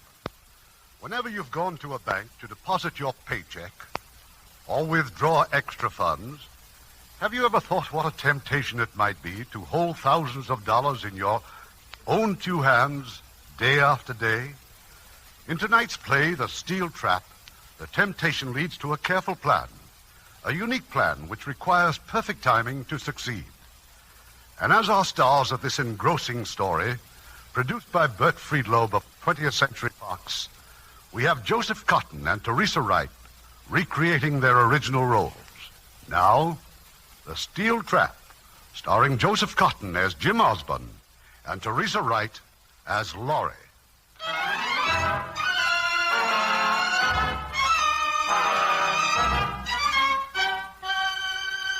I left the same house at approximately the same hour every working day for over 11 years. I caught the same trolley car in the same rush. I emerged at the same terminal and dodged the same traffic, rounded the same corner, and entered the same bank. My name is James Osborne. I started at the bank as an assistant teller. Now I'm assistant manager, and today I'm breaking in another assistant teller. In 11 years, he'll probably be doing what I'm doing. Who knows? Anyway, I've just taken him downstairs to the vault. I hate to put you to all this trouble, Mr. Osborne. I know how busy you are. Now, forget it now. There's one thing to remember. You can't get into this vault before 8 a.m. Time lock, huh? Right. Now, this large safe here is for Mr. Bradley, the chief teller. Inside are 6 smaller safes, one for each assistant teller. Oh, you know your combination? Yes, sir. Good. Then you know more than I do. Oh, really? Yeah, I know only the first half of the combinations. Each teller knows only the last half of the combination of his own safe. That's yours to the left there. And go ahead and open it. And that's all there is to it, huh? Well, here goes. That's all there is to it. How often that thought had entered my mind. What a cinch it would be to watch a teller and memorize his half of the combination. Must have occurred to others, and I wondered if anyone had ever taken advantage of it. Well, I've got it open, Mr. Osborne. You take your money tray to Mr. Bradley. He'll give you whatever you'll need for the day's business. Thanks again, Mr. Osborne. The idea of robbing the safes had occurred to me before often, in fact, an amusing thought to dwell on while shaving or riding to work. That's all there is to it, huh? Funny how that innocent remark acted on me like a psychological blockbuster. Slowly, insidiously, an idea began taking possession of my mind. I was upstairs now at my desk when someone was talking to me, but I didn't hear a word he said. What's the matter, Jim? Anything wrong? Oh, sorry, Ken. Here, you wanted the file on that Burbank housing project. Thanks. You got a problem? Something on your mind? No, I've been thinking. I have a wonderful wife and a wonderful little girl. My health's good. I've got a steady job and a reasonably secure future. You know something, Ken? I should be a pretty contented man. So? So? That's what was on my mind. Well, I'll see you in the conference room. 11:30. Yes, there was a strange fascination to the idea of stealing the money. It was exciting, stimulating, just to think about it. And I couldn't get it out of my mind. There it was, there it grew, and there it stayed. That noon, instead of lunch, I dropped by the local office of the State Department. I'm afraid we can't help you very much. Better write our office in Washington. Extradition laws are pretty complicated. How long before I'd get an answer? Oh, a couple of weeks. Extradition's loaded with red tape, international treaties, and court procedure. You're in a hurry, huh? Well, I'm writing a thesis on forensic banking. It's for my M.A. degree. It covers every phase of crime in connection with banking.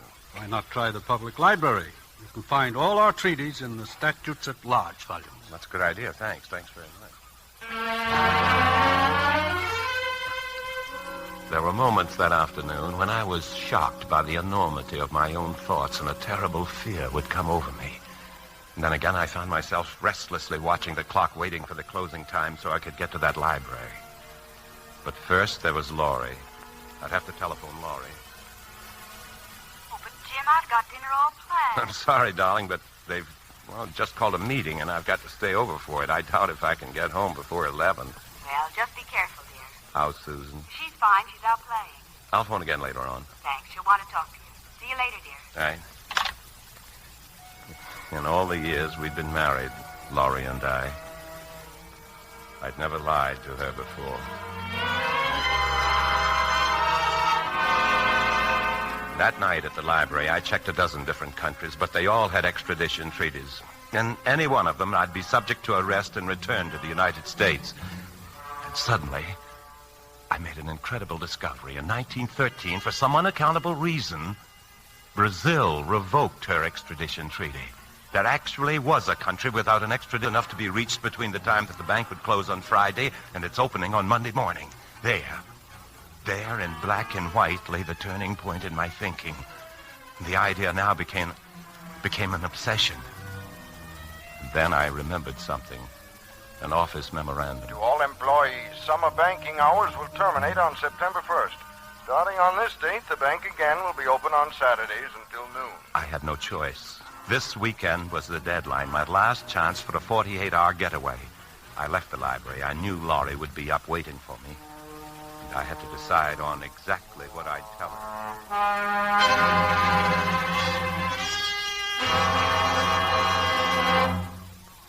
Come in the kitchen, dear. I've got coffee all ready. Tired? It's been a long day. How's Susan? Oh, she's fine. I let her stay up and watch television. Thought it was broken. Well, that's one thing I did today. I had it fixed. Good. The first man I called in wanted $18. The next one said $32, and the third one said all that was wrong was a loose wire. He didn't charge me anything. $32? It's getting so you just can't trust anybody. I don't know. Integrity seems to be a thing of the past. Well, now what was your meeting all about? Brazil? Sit down, Laurie. There's a big deal cooking, and the bank selected me to go. To Brazil? Well, it's only for a couple of weeks. Well, I don't understand. Wouldn't this come more under Ken Woodley's department? Oh, actually, yes, and that's one of the reasons to keep it quiet. The bank's given me a kind of a jump over Ken. They haven't told him about it yet. Besides, it's a confidential mission. Oh, darling, that's terrific. That's not all. I'm taking you and Susan with me. Oh, Jim, now, please, you wouldn't kid me about a thing like that. We leave by plane for Rio Friday night. Oh, darling, how exciting, and right out of the blue. But how does the bank feel about paying our way down there? Well, I'll pay it. What difference does it make? Oh, there's nothing I'd rather do than go naturally, but won't it put an awful hole in our savings? Laurie, I wouldn't go without you. If you said no, I'd understand. We've never been separated. That's the way we planned it before we were married. And I still feel the same way about it. You do, really? I want you with me always, Laurie. And you know what I want? All I want is... Holy smoke! Friday? Well, that only gives us 2 days. What about, about passports and everything? Oh, in an emergency, they can rush them through.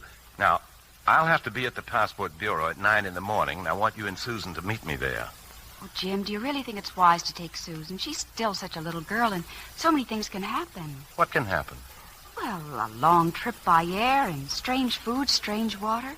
We can send her to Mother, or Mother can come here. Oh, but she'd love to go. No, please, dear. I just wouldn't feel right about it. I want her to go, Laurie. You think about it, dear. You'll see. It would be silly to take her, really. I could see that Laura's mind was made up, but, well, then I realized that once we were in Brazil, no one in the world could stop me from sending for my own daughter. At 9 the next morning, Laurie and I were in the passport office. Don't misunderstand me, Mr. Osborne. I recognize the urgency, but emergency passports have to be screened very carefully. But I've shown you my credentials from the bank. Credentials can be forged.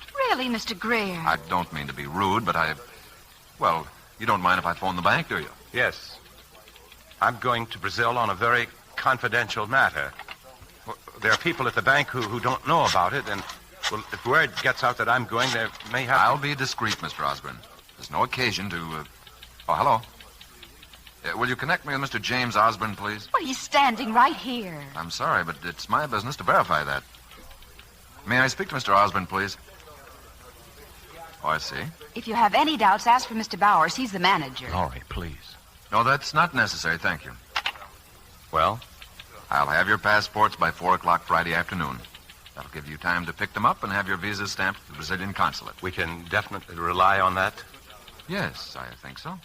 Thank you. You're quite welcome, Mr. Osborne. I reached the bank about an hour later. I made my excuses for being late and went about my duties. If I was nervous, no one seemed to notice it. That evening, Laurie had the news I was waiting for. And they called this afternoon, dear, the airline. They're holding tickets for us. They've cleared us straight through to Rio. Oh, wonderful. We leave tomorrow night at 7:30. What time do we get to New Orleans? Oh, kind of a funny hour, dear, 3 a.m. Oh, couldn't be better. Plenty of leeway to catch the other plane. I've been packing all afternoon. I had the cleaner do a rush job on your new blue suit, and... Oh, I phoned Mother. Well? She'll drive down in the morning. You didn't tell her we were going to Rio, did you? Well, of course I told her. Suppose she wanted to reach us or something happened to Susan. Oh, sorry. Don't worry, dear. Mother won't say a word to anyone. Now, Laurie, about our passports, I won't be able to leave the bank in time to pick them up, but I've made arrangements with Mr. Greer. He'll send them directly to the Brazilian consulate. Well, I'll just go down there and pick them up. You'll have to. Now, the consulate closes at 5 o'clock, so it's most important that you get there before 5. You bet I'll be there. I'll meet you at the Biltmore Hotel. But try to get to the consulate a little early, dear. There must be no slip-up on this. Darling, don't make it sound so grim. Grim? Me? Now, give me a kiss. It's more like it. Now, hurry up and find Susan. I'll have dinner ready in 5 minutes.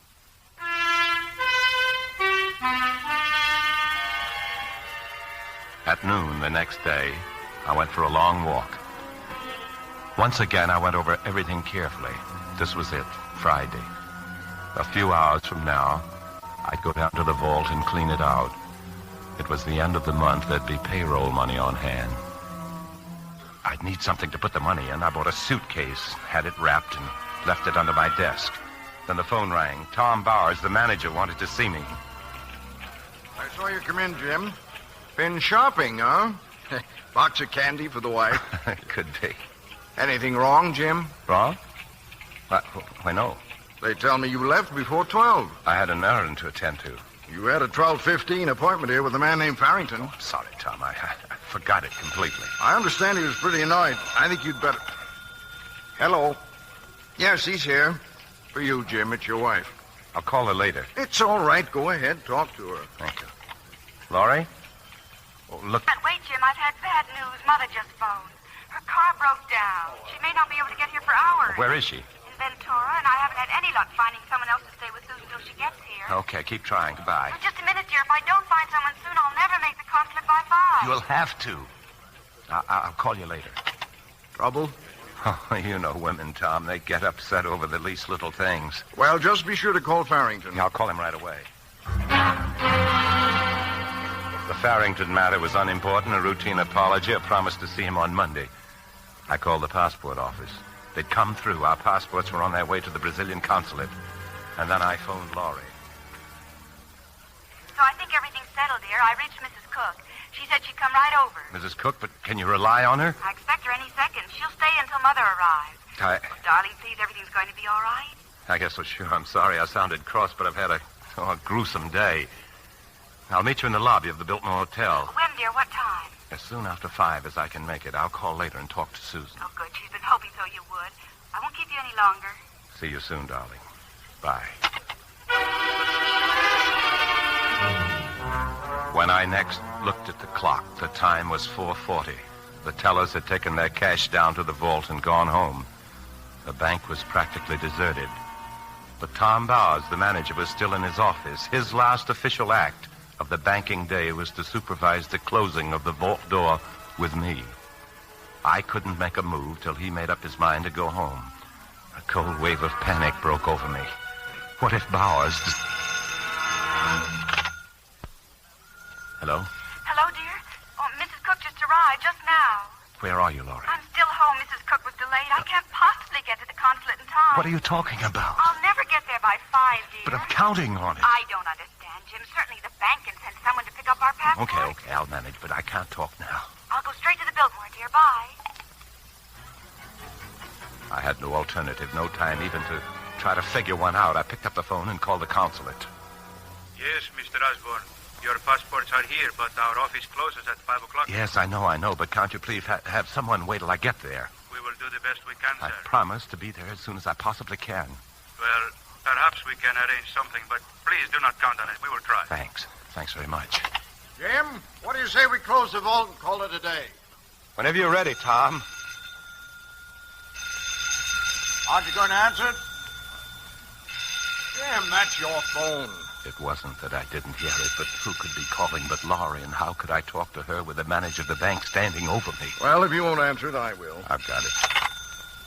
Hello? Oh. It's for you, Tom. Thanks. Hello? Oh, hello, Dick. Sure, I plan on going to the club on Sunday. Oh, now wait, that's pretty early in the morning for me.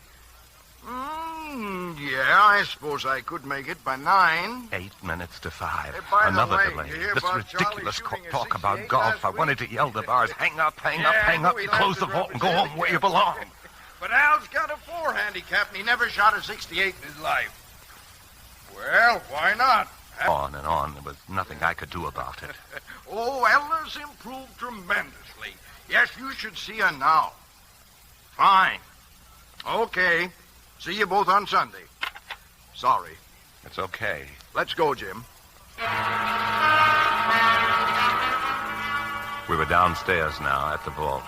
And for a moment, I was quite calm again. I turned the 2 big wheels that fastened the huge steel door in position. But the actual locking of the door was not accomplished until the small combination dial was flipped.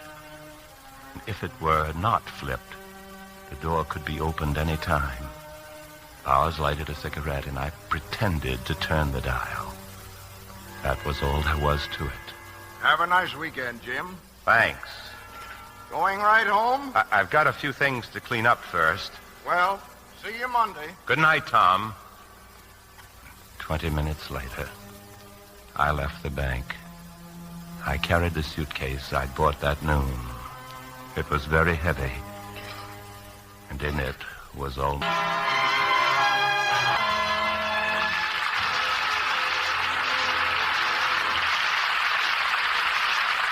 Make a friend, and you make an ally. Act 2 of The Steel Trap, starring Joseph Cotton as Jim.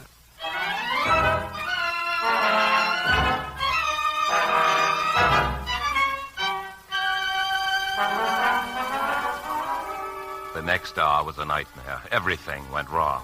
I'd taken the cab, but the streets were jammed with rush hour traffic, and the consulate was closed. I found the superintendent of the building. He had keys to the office, and I begged him to call the consul himself. It was 10 minutes to 7 when I left the building.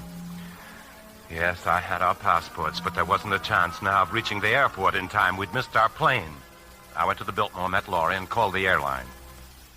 That's too bad, Mr. Osborne. There's a chance, though, that we can get you aboard our next flight. When? What time? At 12 o'clock midnight. Well, that's impossible. I have to make connections in New Orleans with another flight, and it leaves New Orleans at 3 a.m. Well, I believe one of the other airlines has a flight leaving here at 9:05. What airline? How can I reach them? Sure, hold on. I'll connect you with the general information desk. Just a moment.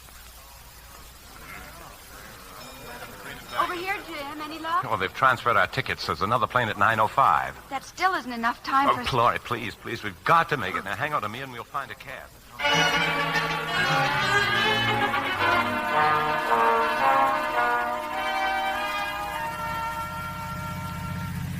Very important, driver. Go as fast as you can. You've 40 minutes to get us to the airport. That can't be done, mister. Get us there by 9:05, and there's $50 in it. $50, mister. We got wings. Oh, Jim, there's just no sense to this. We can't possibly get there. Can't you go any faster? Look, you think you can do any better, you drive. Who do you think you're talking to? Jim, for heaven's sakes, calm down. This road's lousy with cops this time of night. Yeah, see what I mean? If we get stopped, I'll pay the fine. Oh, this is insane, Jim. I'm... All right, driver. Pull over and stop. It's okay, mister. Looking back here, just an ambulance that is turning off. We can still make it then. You get us there in time, and I'll double that 50. $100? You heard me. $100? Are you out of your mind? I know it sounds crazy, Laurie, but there's a fortune involved in this deal, and it all depends on my being in Rio by Monday. What I spend to get there is immaterial. Oh, you're getting hysterical. Now let the driver alone. If we don't get there, we'll just have to wait. You don't understand, Laurie. You just don't understand. We were 6 minutes late reaching the airport, but we made it. The plane had been delayed. Otherwise, I don't know what would have happened. But at long last, we were on our way. Oh, I don't believe it. I just don't believe it. Excited? Uh-huh. Silly, isn't it? Not at all. When I made my first flight, I was good grief. What's Laurie? Our bags. We forgot our bags are still at the Biltmore. Oh, I didn't forget that. It just wasn't time. I'll send for them. What do we do? Oh, Laurie, I'm sorry. Our first real trip, and it was not getting started with laughter and confetti, is it? I've never seen such a scramble. Jim, what about the bag you were carrying? Like it?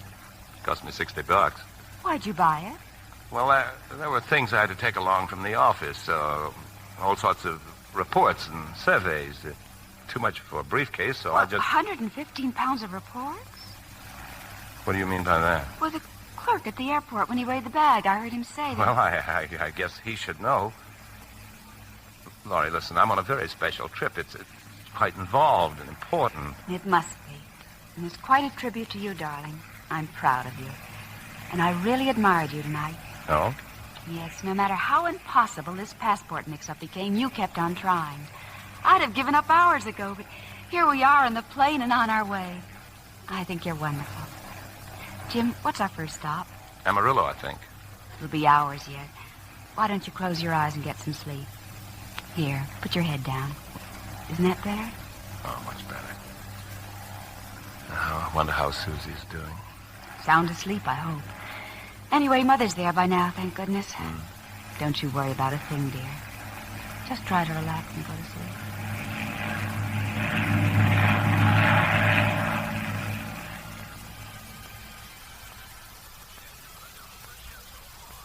It was a 10-minute stop at Amarillo, just time enough for a cup of coffee. We were in the lunchroom when a voice came over the public address speaker. The departure of Flight 88 for New Orleans will be delayed approximately 1/2 hour.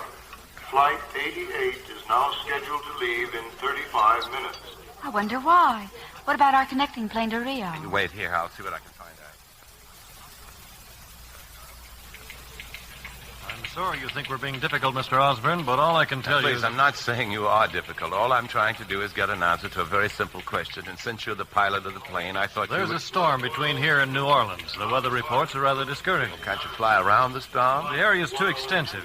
Electrical storms interfere with our radio and instruments. When that happens, flying can become dangerous. I've simply got to get there. Now, listen, Captain. I know how you fellows bend over backwards to play it safe, but supposing you went through that storm, how much risk would you really be taking? It would be a risk. The degree doesn't matter.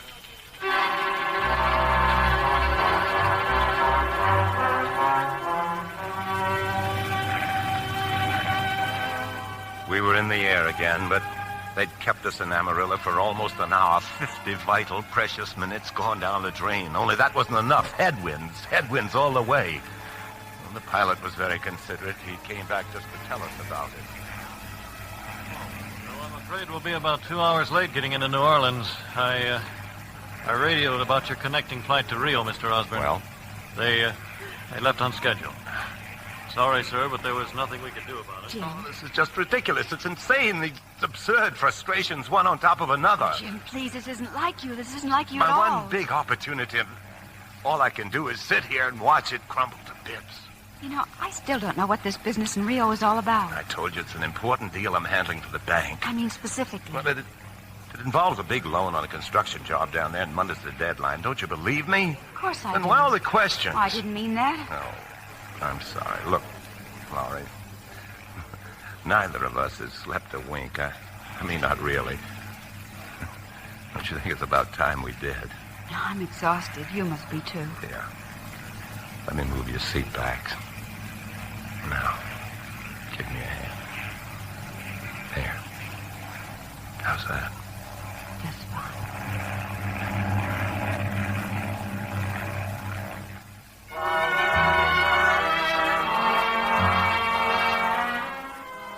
We reached New Orleans, and I went to the reservations counter.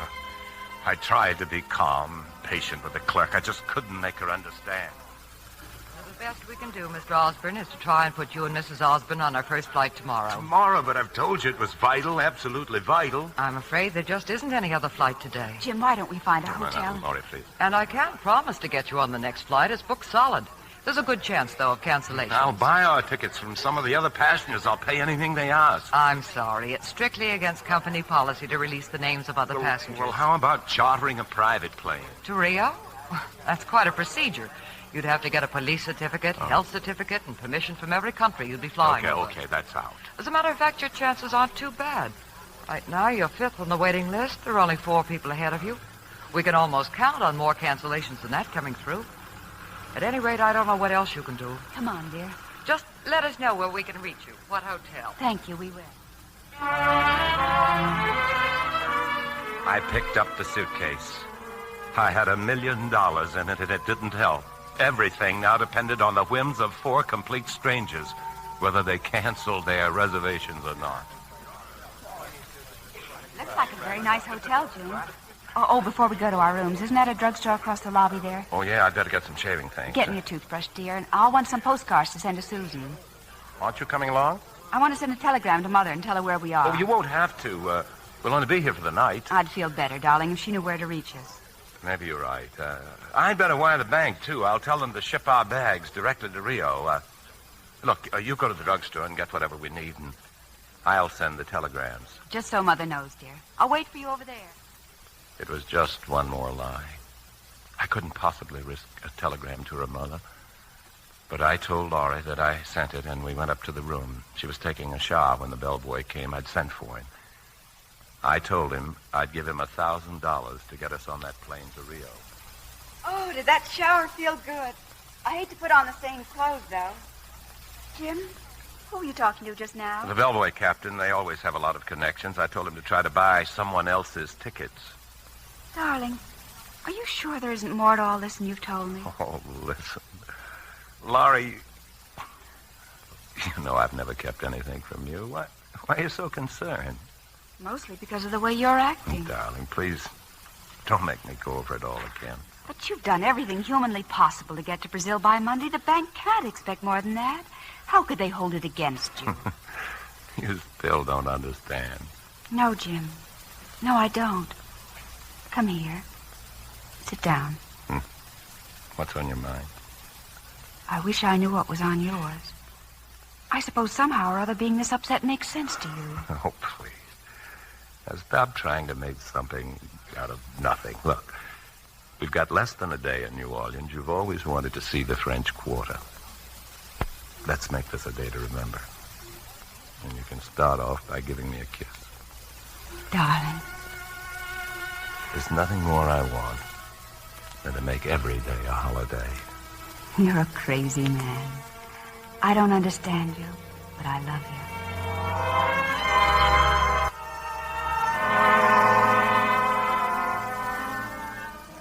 you. We took a taxi to the French Quarter and started walking, just a couple of tourists in this wonderful old city, seeing the sights and being duly impressed. Jim, look, there in that shop window. Oh.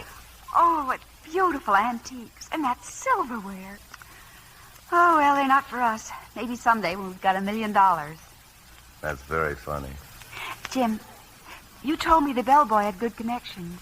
Well, what did he say? He said there was a pretty good chance we'd get aboard that airplane. There, that should relieve your mind. Now, come on, I want to see what's around the corner. We saw the famous old Absinthe House, and we strolled down Pirates Alley and bought a flower from a vendor. And Laurie loved every minute of it. And then for dinner, we went to Antoine's, a private dining room, no less. Laurie thought it extravagant, but it thrilled her. And then the head waiter came in. Pardon me, sir, but is your name James Osborne? Yes. There's a gentleman asking for you. How did you know who I was? He described you perfectly, sir. Who is he? I don't know, sir, but he seems very insistent. Show him in, please.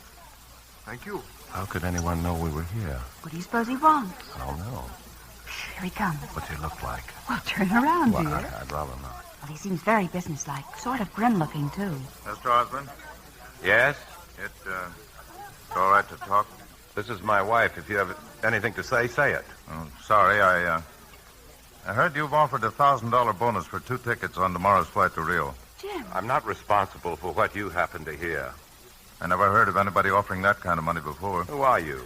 My name's Valcourt. How did you know we were here? The bellboy at the hotel, Miss Osborne. He gave me your husband's description.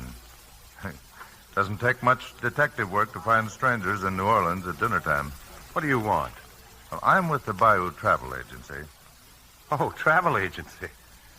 I see. Then you can take care of it.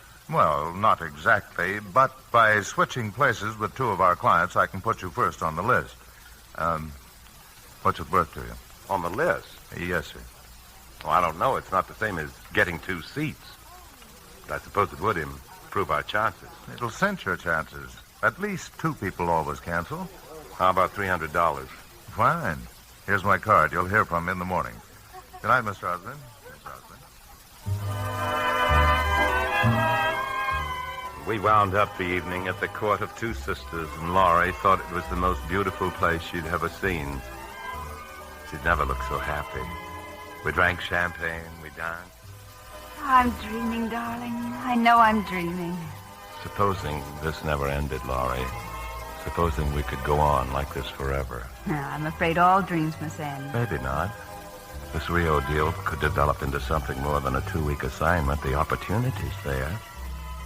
Of course, it would mean living in Rio permanently. As long as we're together, darling, you and Susan and I, that's all that matters. But I mean, for the rest of our lives. We'd have each other, wouldn't we? What more do I want?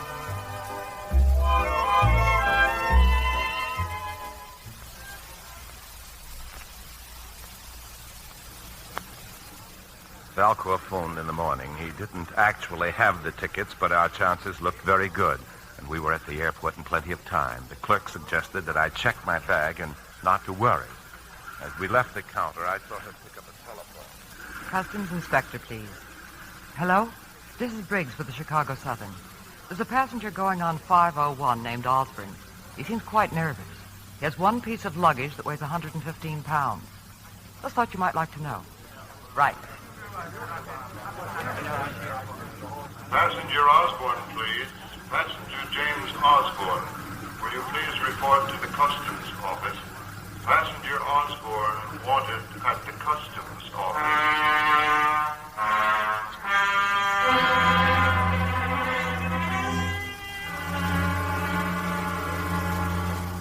Mr. Osborne, sit down, won't you? This is Mrs. Osborne. I'm Inspector Lattimore. You're leaving the country, is that correct? We're going to Brazil. There's very little time, so if you don't mind telling us We're what... constantly on guard for people trying to smuggle gold out of the country, as well What's as... that got to do with us? I'm just explaining why your suitcase is here behind my desk. You've opened it? Yes. When we heard it weighed 115 pounds, we were a little curious. I don't understand this at all. What's it all about? Mrs. Osborne, your husband's bag contains almost $1 million in cash. $1 million? We didn't count it, of course, but it appears to be nearly that much. Laurie, don't you see? That's why I've been so jittery. I didn't want you to know. I thought it might frighten you. That money's in currency, Mr. Lattimore, and there's no law against that. But you'll agree it's a little unusual? I work for the City Bank of Los Angeles. The money belongs to them. I'm transporting it to Rio for them. Can you prove it? Prove it? Why should I have to? Because banks don't transfer money in this manner. All right. Here's plenty of identification, a driver's license and everything else. Obviously, the bank has the money insured. Insured? An insurance company would require armed guards, Mr. Osborne. As for your papers, these could be phony. That's ridiculous. And a bank transferring this kind of money to Brazil would operate through American Express. I've kept quiet, Mr. Lattimore, but I can't keep quiet any longer. No. I'm sorry, Jim, but if he's trying to accuse you of something, why doesn't he say so? I don't like your implications, Mr. Lattimore. They're insulting. He's right about one point, the American Express. But what you don't know, Inspector, is the necessity that this money be in Rio by Monday. That's tomorrow. We simply had no time to ship it through the normal channels. Well, that's possible, I suppose. You suppose, indeed. Mr. Osborne, who's the head of your bank? Why? Because I'm going to phone him. But Sunday, the bank's closed. Well, it is home then. There's no reason to bother him. On the contrary, I think there is, unless you have some reason for not wanting me to call him. His name is Thomas Bowers. This is Latimer. Get me Los Angeles information, please. I'll save you some time. His number is Crestview 54124. Thank you, Mr. Osborne.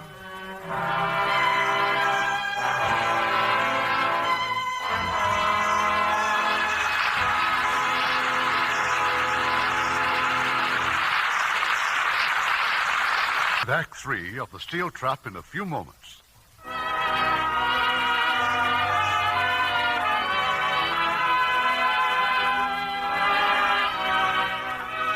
Identification.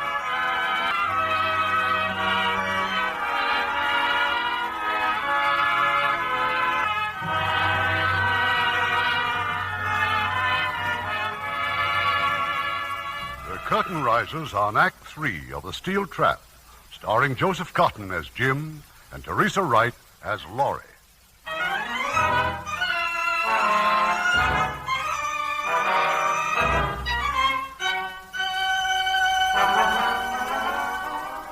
If Tom Bowers was at home, if Inspector Lattimore spoke to him, nothing I could say or do would save me from a federal penitentiary. But as the seconds went by, it became obvious that Bowers couldn't be reached. Lattimore hung up the phone, and it was up to me to make the next move. Your boss, he wasn't there. Don't you understand? The bank couldn't wait for the American Express. There wasn't time. So they send almost $1 million, uninsured, no guard? They had to. They had no choice. Then why did you tell me a few minutes ago that the money was insured? I didn't have time to argue. Yeah, it seems your boss is out playing golf. The operator's trying to reach him. Passengers now boarding the Chicago Southern Flight 501 for Caracas at Gate 2. That's our plane. Yes, I know it is. And if you keep us here, if you make us miss that flight, I can not only collect damages from the government, but from you personally. I'm well aware of that, Mr. Osborne. Hello? Oh, no, never mind. Of course. Well? You win, Mr. Osborne. Come on, Laurie. You'd better run ahead. Now take the suitcase. Yes? But there's nothing I can do. I'm letting him go. Hold him on what grounds? He didn't violate any customs law. Well, why should I stick my neck out? If I'm right, I get a pat on the shoulder. If I'm wrong, he sues me for everything I've got. I've got worries enough as it is.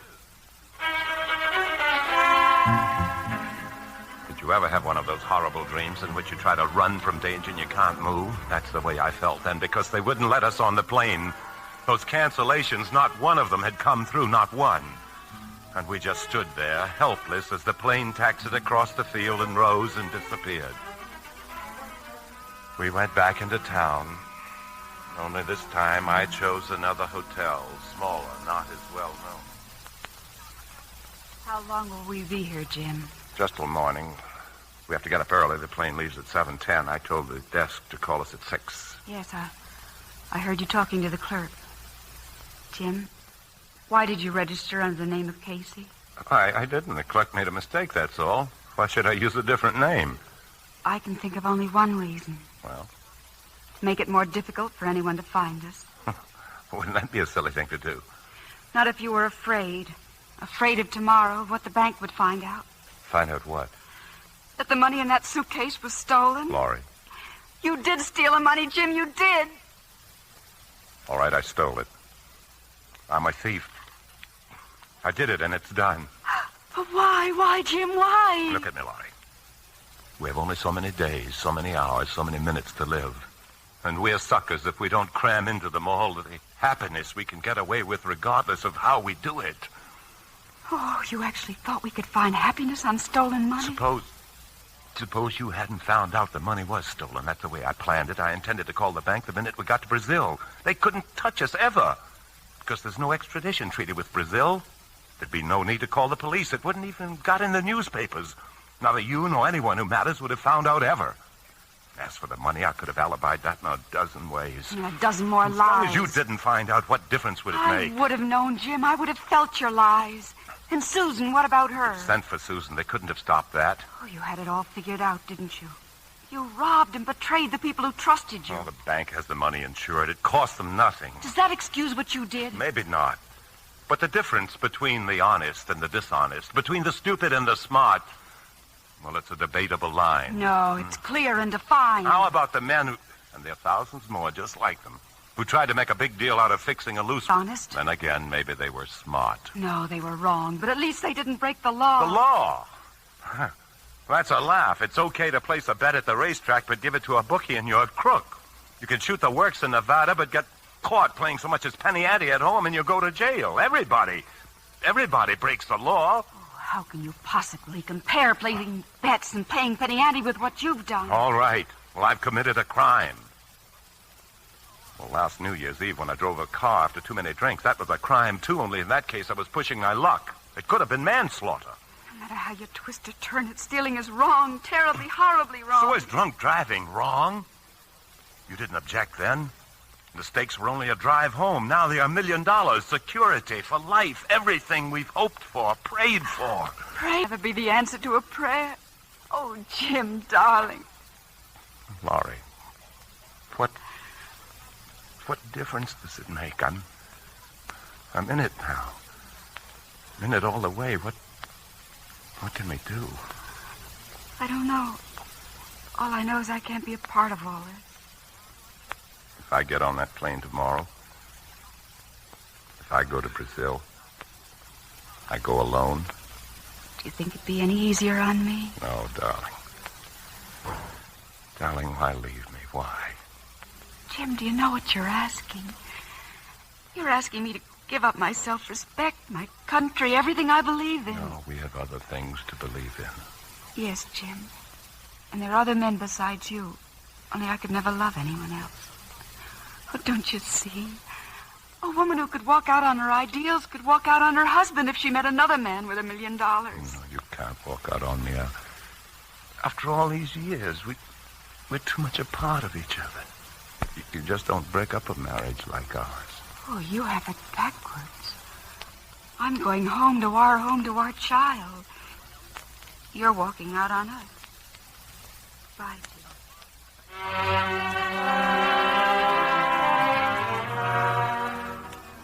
I let her go. I let her walk out. From the window, I saw her get into a taxi. An hour later, I called the airport, but it was too late. Laurie had taken a plane back to Los Angeles.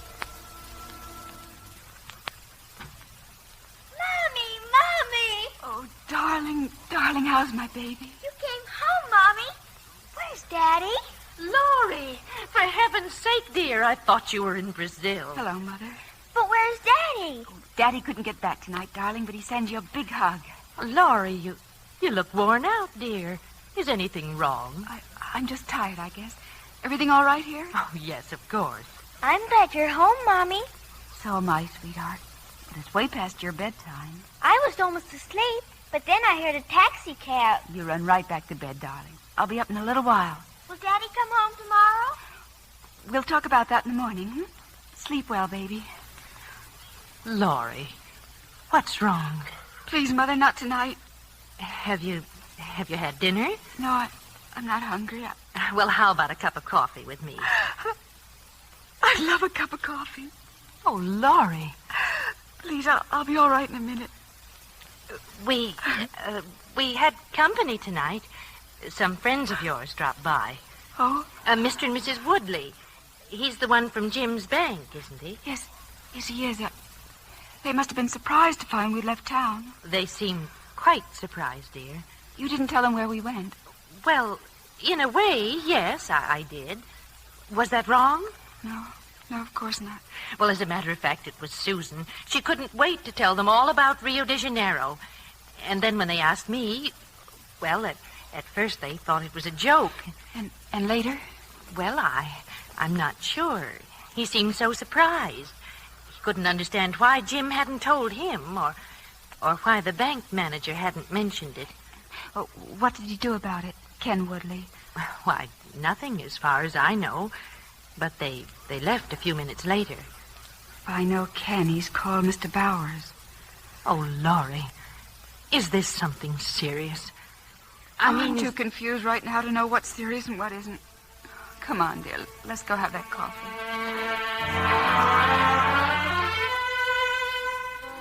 I spent most of the day walking, just walking.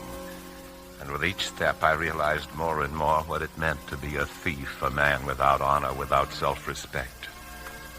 A man without a wife, without a daughter, without a home. It was dark when I returned to the hotel. I took the suitcase and rushed out to the airport and phoned Laurie. Hello? Laurie. Oh, Jim. If I can get back to the bank early in the morning, maybe I can return the money. Jim. I've only used our own funds. The bank's money hasn't been touched. How soon can you leave there? I'm at the airport now. The plane's ready to leave. I've got to run, Laurie. Goodbye. I love you. Oh. Ken Woodley.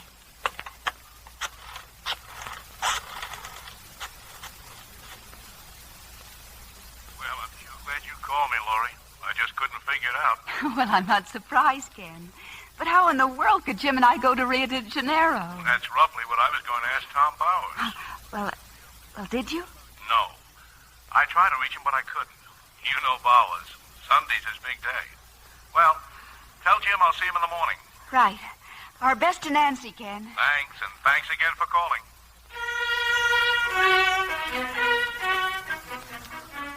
At 8:14 the following morning, I walked into the bank. It was a dead certainty I'd not be the first employee to arrive. The guard opened the door, and I went in. At this minute, I had to appear casual at a time when speed meant everything. Good morning, Jim. Good morning. Hello, Mrs. Carter. Oh, good morning, Jim. How's the wife, Sam? Been away for the weekend, Mr. Osborne? Oh, well, hello, Raglan. Yes, I went away. You feel all right? You look sort of done in. I just got off a plane, as a matter of fact. Not much sleep, that's all. Well, anything I can do, just let me know, sir. I went downstairs to the vault room. My one last hope was that none of the tellers would be waiting there, waiting to get their money. The room was empty. My heart was pounding, my head spinning. Somehow I opened the suitcase and returned the money. There was a closet in the corner. I tossed the suitcase away and started back to the stairs. They were coming now, the tellers. Then my legs gave way and I fell to the floor. What's the matter? Jim. Mr. Osborne. Oh. Mr. Osborne. Jim, what is it? Bill, get a chair. Get some water. Relax. I'm all right. I just slipped on the steps. Look, fella, you better knock off and go home. Yeah. I think I'd better. Can't tell Bowers, will you? I'm sure I'll be all right tomorrow. Sure, I'll tell him. And take a cab, you hear? Oh, Raglan, you better walk out with him and call a taxi. Sorry, fellas. Just all in, I guess. He looks so sick there, Lon. Oh, he'll be all right. Nothing's going to get him down. Just a touch of flu or something. I wonder what he did over the weekend.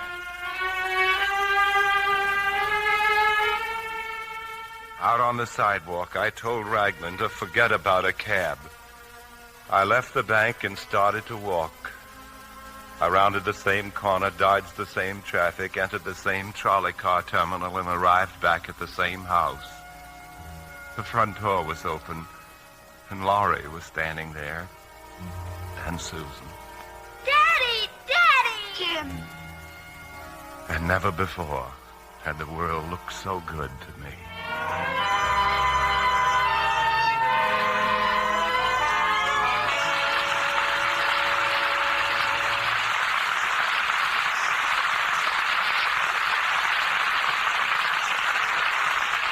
In a moment, our stars will return. Now, Mr. Cummings with our stars. And here they are coming forward for a well-deserved curtain call. Joseph Cotton and Teresa Wright.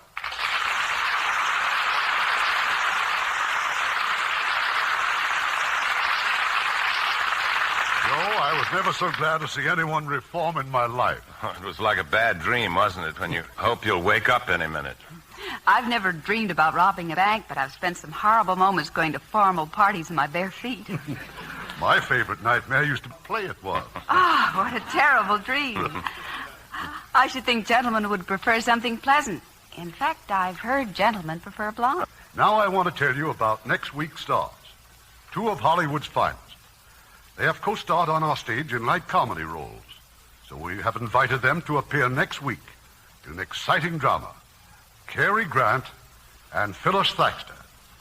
They will co-star in Warner Brothers' intriguing story, I Confess, another screen hit for director Alfred Hitchcock. We'll be listening. Oh, thanks.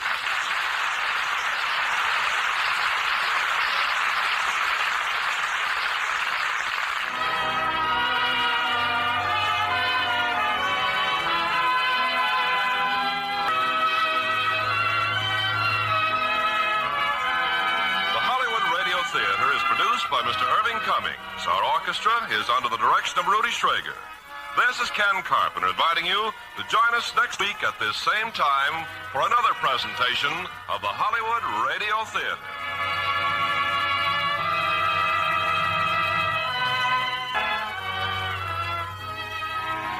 Hollywood Radio Theater is a presentation of the United States Armed Forces Radio and Television Service.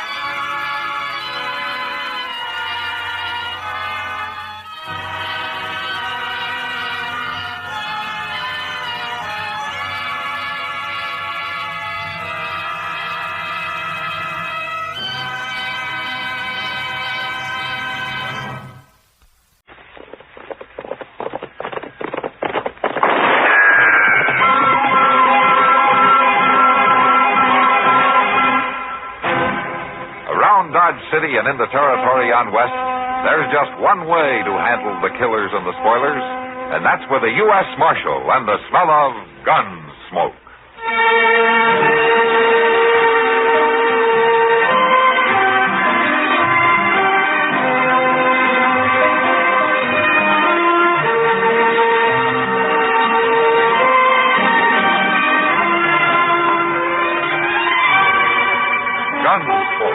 Starring William Conrad, the story of the violence that moved west with young America, and the story of a man who moved with it.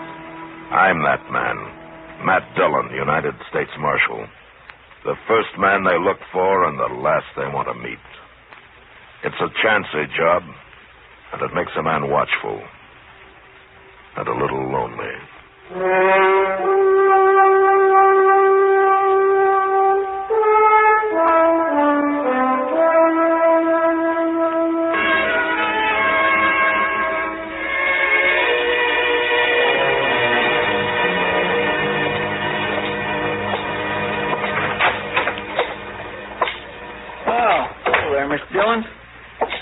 Turned them all loose early this morning, just like you said. Good, Chester.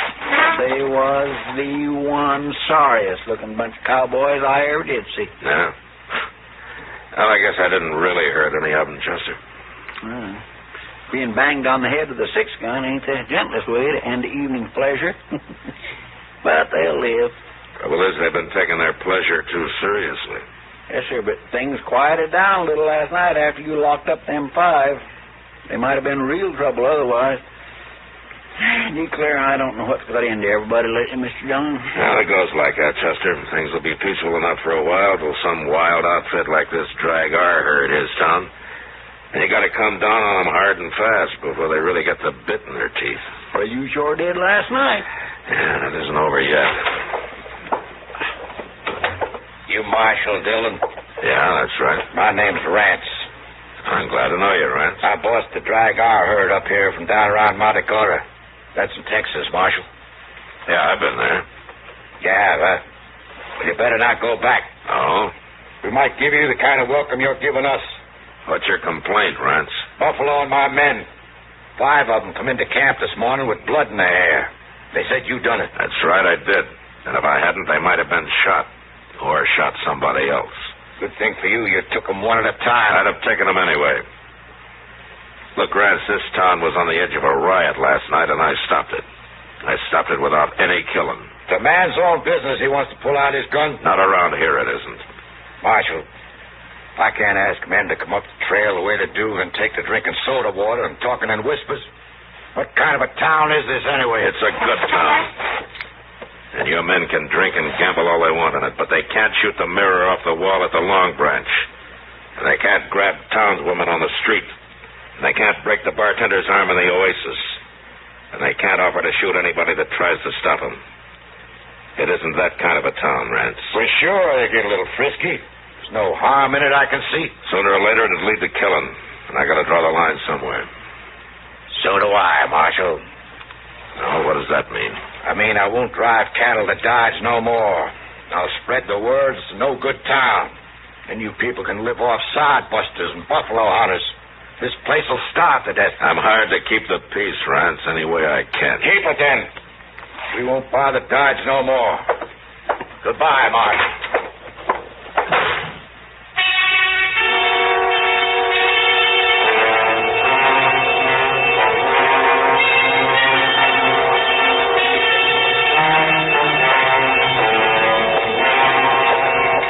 You want me to go in with you, Mr. Dillon?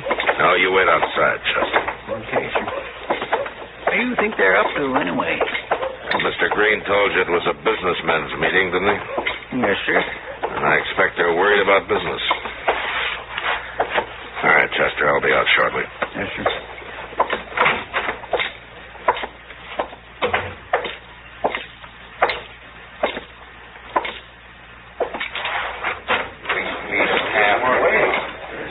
Hello, Marshal. Mr. Green. Oh, there. Gentlemen. Well, Mr. Green, you asked me to come here. We all did, Marshal. Mr. Pepper, Mr. Howe, and, well, all of us. Practically every man who does business in Dodge is here. I don't see Rance. He says he does business here, too. He sure does. And that's what we want to talk about. Uh-huh. All right, go ahead. Well, we've had a meeting, Marshal. We've decided you've got to go easier on... Oh, why? Well, we can't afford to lose all that business. That's why. There's always been some trouble the first day or so after a herd reaches Dodge. All I do is buffalo a few of the wildest, and gradually the rest of the cowboys calm down a little. Well, they won't stand for your slugging men and throwing them in jail. Huh? Nobody got killed last night, did they?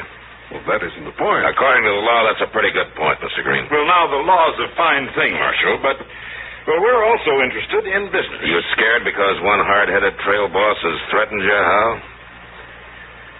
You know, they're not all like Rance. Well, there's no use to argue, Marshal. We've got our minds made up. You're too rough with those men. Mr. Green, would you like to run this town?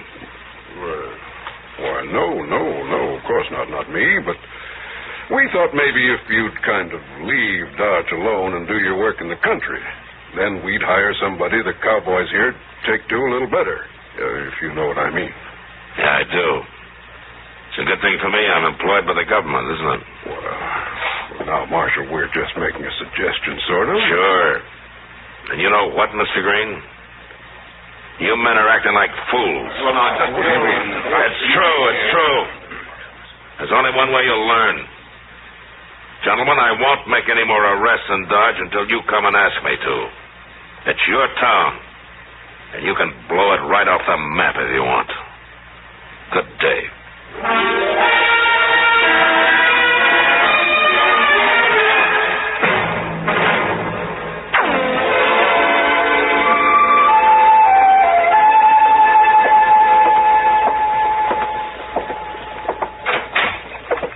I got the mail, Mr. Dillon. What there was of it. Oh, all right, Chester. Put it on the desk there. Look at it later. Yeah, I'm going to have a lot of time. I said, but you just wait till the word gets out that Dodge is wide open. Ain't going to be nothing but trouble. Yeah, maybe. This is the only way I can handle it, though. They won't listen to me otherwise. Excuse me, Marshal. Oh, well, what for? Well, I don't want to bother you, but I thought I'd better come see you. You're not bothering me. I sure hope not. What can I do for you? Marshal, you don't know me, but I've heard about you. Oh? Seems like a lot of people have lately. I know. Marshal,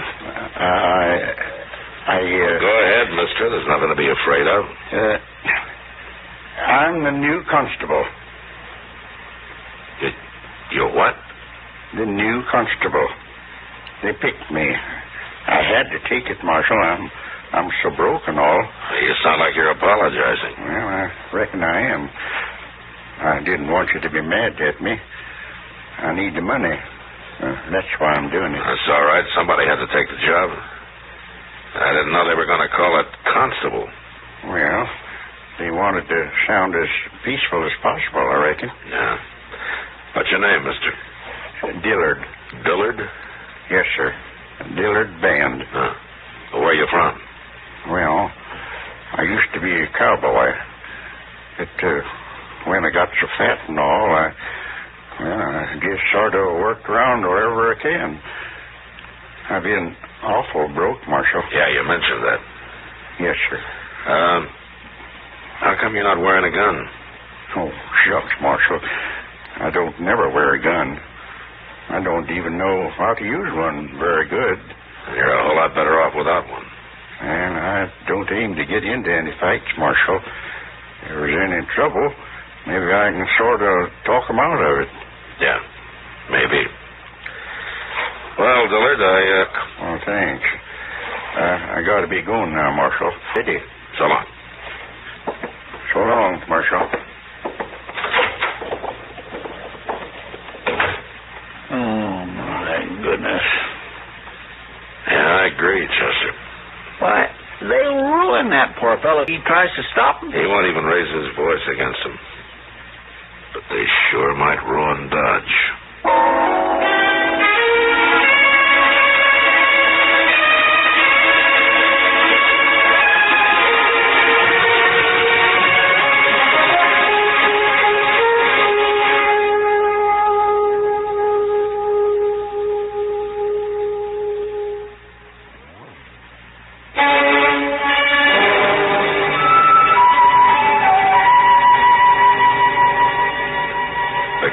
Paid for my office and the jail behind it, so I stayed there. It was sure that Constable Dillard Band, broke and fat and humble, wasn't going to manhandle any randy Texas cowboys and throw them behind bars. The first 24 hours passed peacefully enough. The drag-R outfit was busy moving their herd across the Arkansas and didn't get into town. But the next day, a new herd arrived. That night, it seemed like all of Texas had come to Dodge. By midnight, no man, unless he was armed and ready to fight, should have been out on the street. It was Doc who told us what it was like when he came into the office where Chester and I were sitting it out, playing a little two-handed 21. Well, it's a fine thing when the U.S. Marshal holds up in his office when men are getting shot up and knifed all over town. And I hope that's not true, Doc. Well, it is true. I just came back from trying to save the second victim. The first one's already dead. Cowboys or citizens? Cowboys. If they'd been citizens, I suppose those dunderheads would have been in here on their knees begging you for help. I don't want them on their knees, Doc. I know, Matt, but it's getting worse. Or that last fella. They wouldn't even let me bring him back to my office. They said he might as well die right there on the floor of the Texas Street. They did? They sure did. And they ran me right out of there. What? They took me by the arms and they half carried me as far as the door. I called them everything I could think of while they were doing it to him. Doctor, you think that man's dead yet? He will be soon. If I don't get him to where I can work on him. All right, we're going over there and get him. Come on, Chester. Yes, sir. I told him I wouldn't make any arrests, and I won't. But nobody's going to push Doc around and stand between him and a wounded man.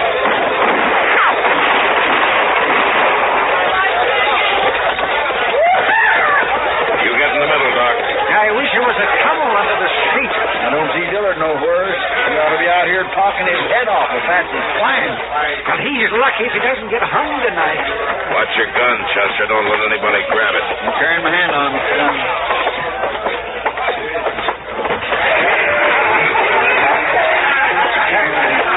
He's right over there, Matt, lying in front of the bar. All right. All right, get out of the way, will you? Will you make room? Will you move, please? Come on. All right, go ahead, Doc. See if he's still alive. Well, he doesn't look very good. I thought you'd quit, Marshal. No, I haven't quit, Rance. What are you doing here, then? The man's dying. It was a fair fight. We believe in dying where we fall, Marshal. You don't need no help. I won't even argue with you, Rance. But the first man that interferes with Doc will die on his feet. And if you can't understand it any other way, just put it that Doc's a friend of mine. Is that clear enough? No, man. Now, let's not have any trouble here. Now, let's talk it over and settle this peacefully. Could I... Oh, it's you, Marshal. Hello, Dillard. I'm having a terrible time, Marshal. Yeah, I can see that. Matt? Yeah, how is he, Doc? Bad. But I might save him. Okay. Dillard? Yes, sir? Help Chester carry that man over to Doc's office. Huh? Sure, Marshal, sure. Leave him be, Constable. That's enough, Rance. Let him die in peace, I say. You know, Rance, I'd throw you in jail, but I said I wouldn't make any arrests. And why don't you get out of here while you still can? I'll get out. All right. I'll shoot the first man that touches the gun. All right, Chester. Dillard, get moving. Yes, we got him, sir. You lead the way, Doc. Well, let's hurry. That man won't live long if we don't.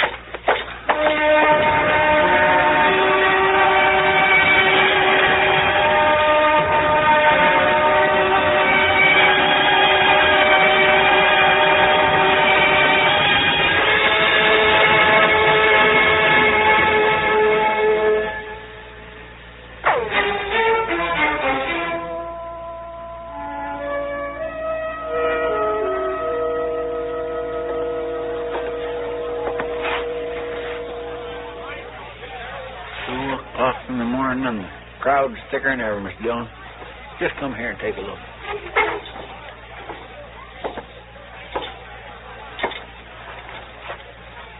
Yeah. Another hour, and they'll really be out of hand. Look yonder. There's Miss Kitty coming across the street. What? You wait here, Chester.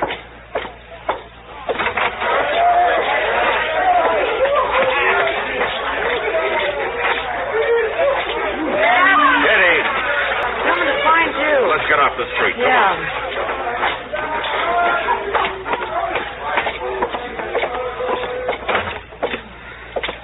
Phew, it's getting worse.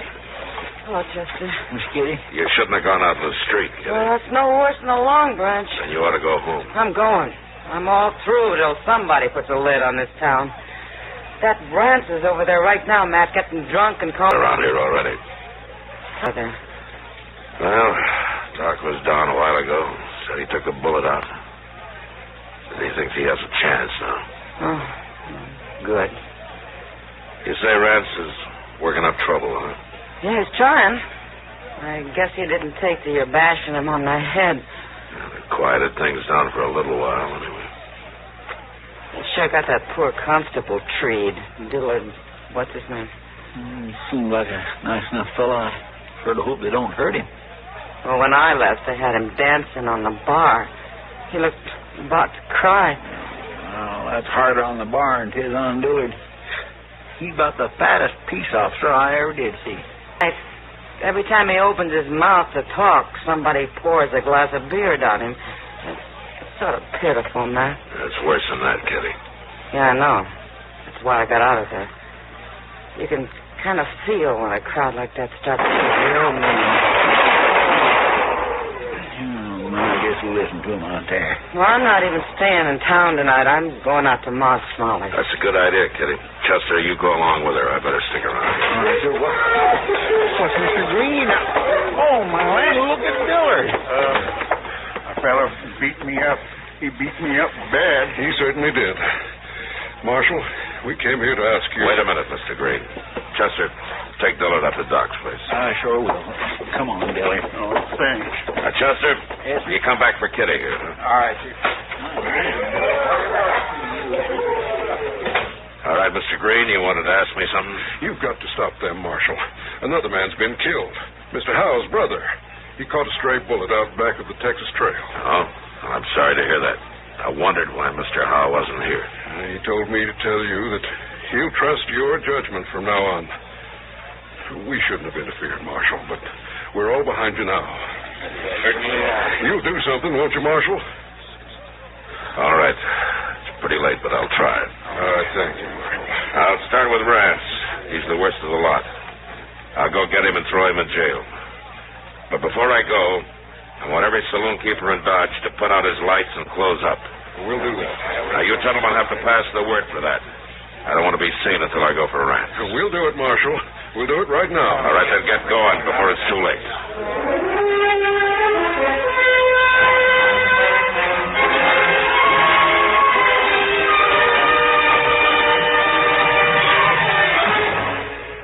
Singing doesn't sing.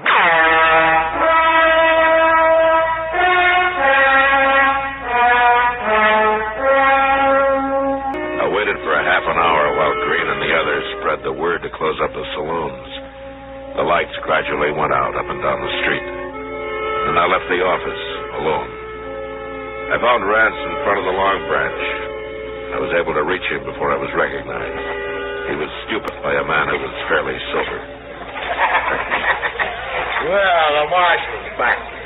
Let's shoot him, men. You better get out of here, Marshal.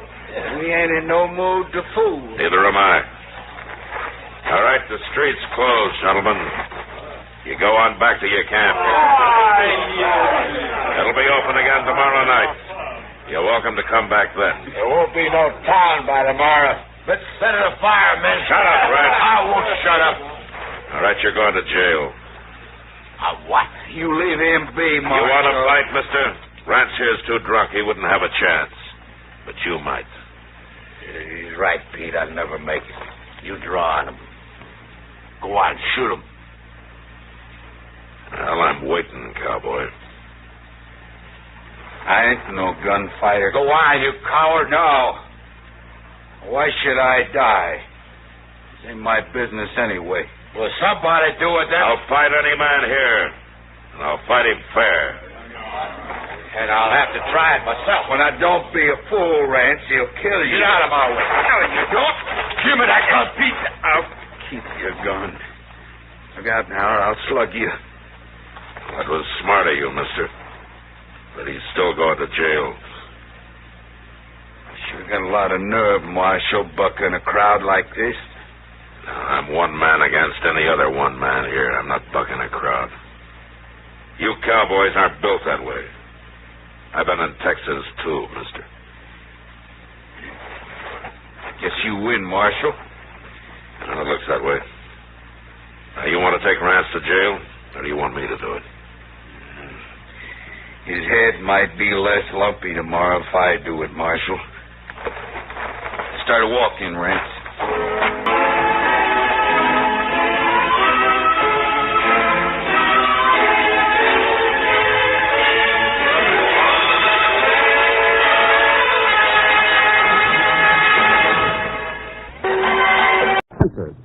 Well, anyway, to a few of the answers. You start even Steven because They never hear the questions until you hear them on the broadcast. And now here's our schoolmaster, the chief quizzer himself, Joe Kelly.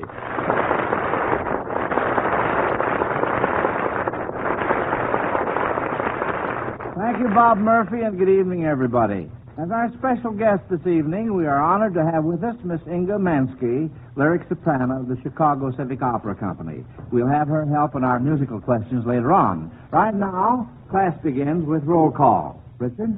I'm Richard Williams. I'm 14 years old and a sophomore at Roosevelt School, East Chicago, Indiana. Tommy? I'm Tommy Franklin, grade at the Bulbian School. Harvey? I'm Harvey Bennett Fishman. I'm 14 years old, and I'm a freshman at the South Shore High School. Patrick? I'm Patrick Conlon. I'm 7 years old, and I'm in second grade at the fourth year of high school. Well, good for you, Patrick. And last but not least, Maureen. I'm Maureen Buckley. I'm 10 years old and in the seventh grade at Resurrection School. Folks, National Education Week starts tomorrow, and parents all over the country are being urged to visit their schools. We're going to invite the Quiz Kids' parents to visit our classroom next Sunday, right on the spot, and see how they are at answering questions. Yes, sir, we'll ask them to trade places with their own children for the last half of next week's program. Of course, just who the parents will be depends on which three of you 5 children win tonight. So, on your toes for the first question, because here it is. Virginia Connolly, an officer now stationed at San Francisco, wears black stockings. What branch of the service is she in? Maureen? The Waves. The Waves? Harvey? I think it's the Spars. The Spars? We have another hand up, Richard. I was going to say the Waves, too. You were going to say the Waves, Harvey? Well, in any case, she's in the Navy. That's right, but what is she in the Navy? Maureen? To be a Navy nurse. That's right, a Navy nurse. Miss Connolly is a Navy nurse. She's an ensign at the United States Naval Hospital on Mare Island. Now, Catherine Draper of New York City is reminded that anything may happen in an American presidential election, and often has. What presidential candidate went to bed on election night thinking he had been elected, only to learn the next morning that he hadn't been? Maureen? Hughes, and that was in 1916 between Hughes and Wilson. That's right. Good girl. What president was kept in suspense for 4 months as to the outcome of the election? Harvey. Well, that was in the Hayes-Tilden election when it was very close and the outcome wasn't decided until March 2nd by the House of Representatives. That's very good, Harvey. That's correct. And Hayes won. What president slept through his entire term of office? Harvey? Well, that's a man named David Rice Atchison. And I believe it occurred just after Zachary Taylor's assassination or death in office. And he was President Pro Tem of the Senate. And because of that, he was president during the time that the president died and the vice president took office. Well, now, Harvey, I'm afraid you're slightly off the beam. You gave me the right name. President Polk's term expired on March 4th, 1849. Zachary Taylor took the oath of office on March 5th, since the 4th was on Sunday. In the meantime, David Rice Atchison, as President Pro Tem of the Senate, became Chief Magistrate of the nation. Since it came after a trying Senate session, he slept through the entire term of office. John A. Hanson of Morristown, New Jersey, sends this question, kids. If you were a detective, you could find all these criminals inside the covers of Dickens. What teacher, in what book, would you arrest for being mean to Smike? Pat? Mr. Squeers. That's Nicholas Nickleby. That's right, Patty. Good boy. Whom would you arrest for stealing from Mr. Whitfield? Maureen? Well, it was in Oliver Twist. He went to school for pickpockets. I think that was it. And they trained one of them, I can't remember his name, and they were trained to pick pockets, and they picked a man's pocket, and they blamed it onto David Copperfield. Oliver Twist. Well, now, wait just a minute. You're partly right, Maureen, but you will remember I said for stealing from Mr. Whitfield. So that definitely takes it out of the book Oliver Twist. and puts it in another book. What book would that be? Mr. Whitfield. Harvey? Yes, this is just a stab, but I think that in David Copperfield he steals from an elderly gentleman who befriends him and takes him in. Who steals? David Copperfield. No. At least he's... No, I'll tell you, Maureen gave me the name of the book when she was giving me that other information.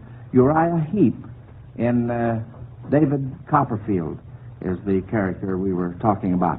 All right, who would you arrest for the murder of Nancy? Harvey? Oh, that's Bill Six. There's Sykes. Sykes in what book? In Oliver Twist. Oliver Twist, that's right.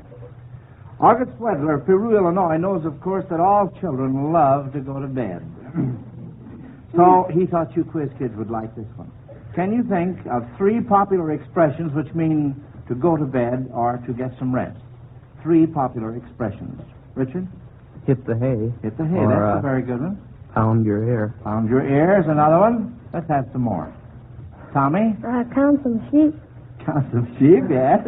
Harvey? Well, in the Army, they call it blanket drill. Blanket drill, that's very good. Any more, Richard? You could saw some wood. Saw some wood. Uh-huh.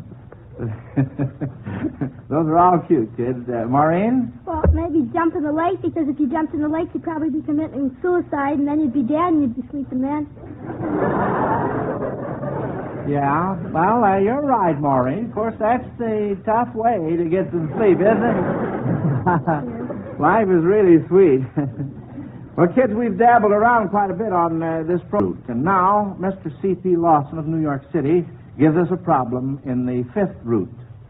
He admits this sounds impossible, but he says the problem can be done mentally if you know enough mathematical tricks.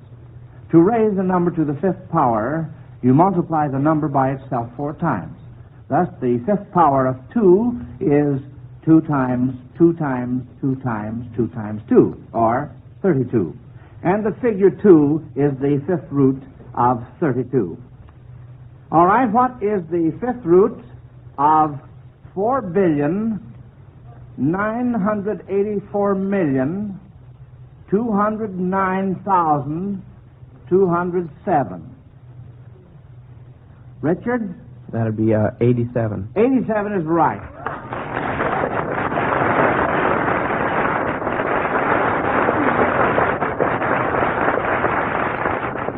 That's wonderful. Richard, what system did you use to get that answer? Well, the 5th power of 80 is 3 billion. is 3,276,800,000, and the 5th power of 90 is 5,904,900,000, and the number was between those two, so I knew it was in the 80s.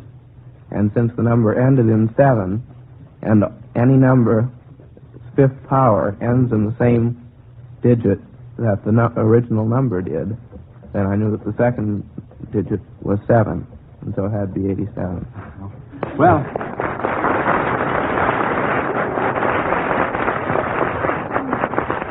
if it's as easy as all that, Richard, I guess we can all do it, can't we? That was my system. That's the system I use on that, too. Now, let's see. Next question here. The Reverend Clyde Walter Earhart of Murfreesboro, Tennessee, sent this question, children. Authors of the world's bestseller, the Bible, were not professional writers. What was the trade or profession of these 3? Matthew, Luke, and John. Pat? Well, Matthew was a tax gatherer. That's right. And Mark was... We didn't ask for Mark. Matthew, Luke, and John. Well, Luke was a physician. That's right. And John was one of the apostles also. Yes, and so was Matthew. Well, yes. But what was John's trade or profession, Pat? Well, I don't know that. Maureen? I think he was a fisherman. He was a fisherman, that's right. That's very good, kid. Now, between questions, let's visit Professor Murphy's elocution class. Oh, come on, Kay. It's time to get up. Oh, Suzanne, I can't get up. I've got a headache that was built for an elephant. Oh, Another cold, doggone it. Not another one. Oh, I ache all over. Sue, I'm not going in this morning. Will you be an angel and type those form letters for me? Lieutenant Jones waiting for them first thing. Listen, Kay, I'm getting tired of doing your work while you stay home and nurse your colds. Why don't you do something about them? What else can I do, Suzanne? I get plenty of rest, I eat right, I dress sensibly, I exercise, and still I get colds. Well, beginning today, dear, you're going to join me in the vitamin brigade. I don't get nearly so many colds since I've been taking these one-a-day tablets. Of course, I can't prove that the vitamins did the trick, but if they didn't, I don't know what did. Yeah, let's see that bottle. One-a-day brand vitamin A and D tablets. How many of these do you take every day, Sue? Just one, Kay, and that's what makes one-a-day brand so easy to take. One tablet each day, and it costs just about a penny a day. Come on, open up and swallow it down. There you are. And that's a good thing for everyone to remember. Do everything you can to help keep up your normal resistance to colds. Take a one-a-day brand vitamin A and D tablet every day. Each tablet contains as much vitamin A and D as a teaspoon and a half of USP minimum cod liver oil. Ask your druggist for one-a-day brand and look for the big one on the yellow box. Thank you, Bob. You know, friends, last Sunday on our GI special program, we undertook to give servicemen in advance the scores on 3 of yesterday's football games. Our guest last Sunday, Red Grange, and our own Tommy Franklin, age 12, each made predictions. Well, the time has come to check the actual scores and see which of these brave souls came closer. Let's look at the record. Michigan, Pennsylvania. Predictions. Tommy, Pennsylvania to win 12-6. Red Grange, Michigan to win 21-14. Actual score, Michigan 41, Pennsylvania 19. The winner, Red Grange. Second game, Wisconsin-Purdue. Predictions. Tommy, Purdue to win 21-7. Red Grange, Purdue to win 14-7. Actual score, Purdue 35, Wisconsin nothing. The winner, Tommy Franklin. Third game, Notre Dame Navy. Predictions. Tommy, Navy to win 27-7 or 14. Red Grange, Notre Dame to win 21-7. Actual score, Navy 32, Notre Dame 13. The winner, Tommy Franklin. Well, Tommy, you bested the great Red Grange on that guessing contest, and Red called me up this morning to ask me to extend his congratulations. Also, he wanted me to ask you whether you can think up any alibis for him to tell our listeners on why he might logically have missed it so far on the Notre Dame Navy game. How about it, Tommy? Because Notre Dame had, I think they score more points. These nuts had only crossed the goal line once. And, well, he's a businessman, and he hasn't got as much time as I have to look up things. Well, that's very true, Tommy. Did you want to add anything more to that? Well, you don't have to. I thought maybe you wanted to talk a little further. Maureen has her hand up. What did you want to say, Maureen? Notre Dame's a better team than Navy. Oh, you think they are, huh? Well, of course, it's obvious that Notre Dame had no business losing. Anyway, Tommy, you and Red were both good sports, and I want to thank Red again for paying us such a pleasant visit last Sunday. Well, the opera season is in full swing, and we have with us tonight a young lyric soprano who made her successful debut just last week with the Chicago Civic Opera Company. She is the daughter of the famous Dorothy Mansky of the Metropolitan. Here she is, Miss Inga Mansky.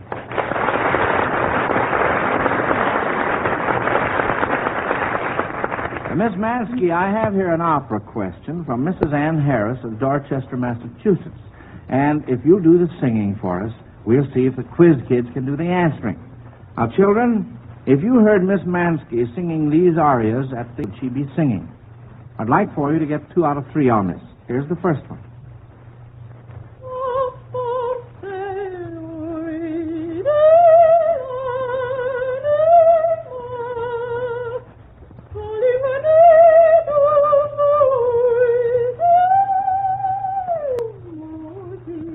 Harvey?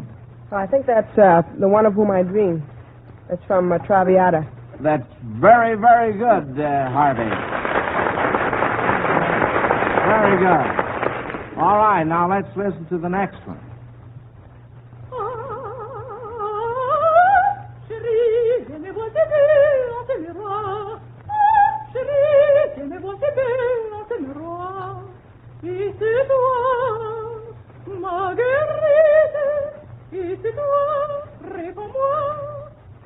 Maureen? I think that's the Jewel song from Faust. That's right, Maureen. Maureen, who sings that in the opera?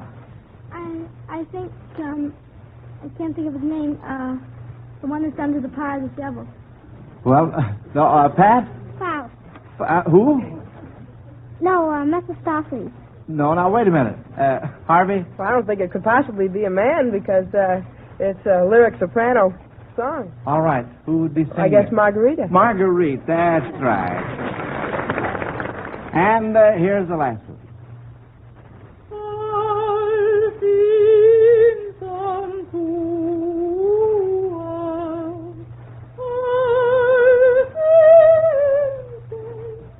Harvey? That's the mad scene from Lucia. Lucia de Lammermoor. That's right. Very good. And thank you very much, Miss Mansky. Now, don't go too far away because we have something else up our sleeve here. Here's an interesting question from Mrs. Bert Hughes of Buffalo, New York. Everyone is talking about all the new gadgets there will be when the war is over and industry turns back to civilian production. Can you think of any new gadgets you personally would like to see somebody invent and put on? I have some very modern ideas along those lines. A new gadget of some kind. Maureen? Some kind of a roller that you set it some way, and then when you roll out your pie, it'll fit the pan exactly. Well, now, say, there is an angle. And I would suggest that they sort of make that out of this sponge rubber, too. Wouldn't you, Maureen? All the jokes go around about the rolling pins. Richard? Well, I'd like to have some sort of a special type of shoe, sort of possibly like, might have some way of running so that you just turn it on and you go running down the street. You mean motorized feet, huh? Yeah. That's a good idea, all right, Richard. Harvey? Well, I'd like to have a magnetic bowling ball so that it went right into the 1-3 pocket every time you threw the ball. Well, say, now, you're not alone on that, Harvey. I'd go for that myself. Tommy? Well, they ought to have a machine that could pull your house up to, high enough so that you could see a football game that's... Over the fence. Oh, man. Now, that is a dandy, Tommy. I'm heartily in favor of that. Maureen? They should have some kind of a gadget that makes salt in the summertime so it won't get clogged up in the bottom of the salt shaker and you can't get any salt out to put on potatoes. Well, now, all you have to do is to put a little rice in there, you know. That I is know, my but grandmother. that doesn't work very good. Oh, it doesn't? Used to work for my grandmother. Harvey? Well, I think they've already done that. I'm not going to give any plugs or anything, but when it rains, it pours. Now, of course, we never give any plugs on this show, do we, Harvey? Tommy? Well, they ought to have a gadget that makes the cigar last for a long time. It never goes smaller because, if you run out of I can't always go to the store and buy another one. Oh, who smokes cigars in your family, Tommy? No one. Huh? Oh, No you're one. just thinking about the cigar smoker. I see. Yes. Pat, how about you? Can't you think of any new gadgets that belong? Well, you could, I have a gadget that, something that would carry, go down and get the groceries and carry them home.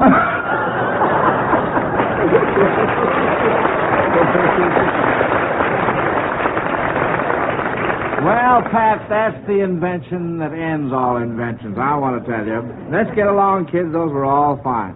From Whiting, Indiana, comes this question thought up by Arthur Brown, Jr. The Russians first entered Yugoslavia through what country, and through what 6 other countries is it possible to enter Yugoslavia? Richard? Well, they first entered Yugoslavia through Romania. That's right. And you could also enter it through Italy or Austria, yes. Or Hungary. Or Bulgaria or Greece or Albania. It's all 6 of them. Nice going, Richard. Now, before this next set of questions, Bob Murphy has a special message for all you parents listening in. I'm sure that if you have boys and girls growing up in your family, I don't have to point out to you the importance of giving them plenty of vitamins A and D, because your family doctor or baby specialist has made that clear to you. Vitamin A, among other things, helps keep up their normal resistance to colds and similar infections, while vitamin D helps build and preserve strong bones and teeth. Now, you may know these vitamins as the cod liver oil vitamins. Well, let me ask you this. Do you have trouble coaxing your youngster to take these vitamins regularly? Then you'll be glad to know about a pleasant, easy-to-take product that contains these A and D vitamins in pleasant-tasting tablet form. Tablets that have no unpleasant taste or aftertaste. They're one-a-day brand vitamin A and D tablets put out by the makers of Alka-Seltzer. Each one-a-day brand vitamin A and D tablet contains the full basic daily supply of A and D, as much A and D vitamins as you'd get in a teaspoon and a half of USP minimum cod liver oil. And one little tablet scarcely larger than a navy bean is all you take each day. Not only is one-a-day brand pleasant from the taste standpoint, but from the budget standpoint as well. One tablet each day costs you just about 1 penny each day. Now, to be sure you're getting the guaranteed potency in each tablet, ask your druggist for one-a-day brand vitamin A and D tablets, and look for the big 1 on the yellow box. Now, back to school and Quizmaster Kelly. Well, this question from Marjorie Conrady of Wilmette, Illinois, requires you quiz kids to try singing grand opera. And that's only fair because Miss Mansky, a real opera singer, was nice enough to sing for you. If you can sing well enough for Miss Mansky merely to recognize what you're singing, we'll call that good enough. So now remember, when you answer this question, don't tell what you're going to sing, just sing it. What would you sing if you were a bullfighter? Harvey? Well, I don't know the real words, so I'll just kind of have to dot it out. All right, Harvey. Da da da da da da da da da da da da. How about that, Miss Mansky? Could you tell what that was? Yes, I certainly could. That was the Toreador song from Carmen. And a bullfighter sang it, didn't he? So that answers the question. I thought at first it was a ta-da song. Well, anyway, what would you sing if you were a gondolier? Richard? Well, you might sing the... you might sing... La la la la la la la la la la la la. Well, how beautiful. Miss Mansky, what is that, by the way? That is from the Tales of Hoffman and Stripes. It's the Barcarolle. Well, look, Miss Mansky, if you don't mind, I'd like to hear you and Richard sing that together. I'll tell you what, Richard, now. You start it out, Richard, and Miss Mansky will join in. La la la la la la la la la la la la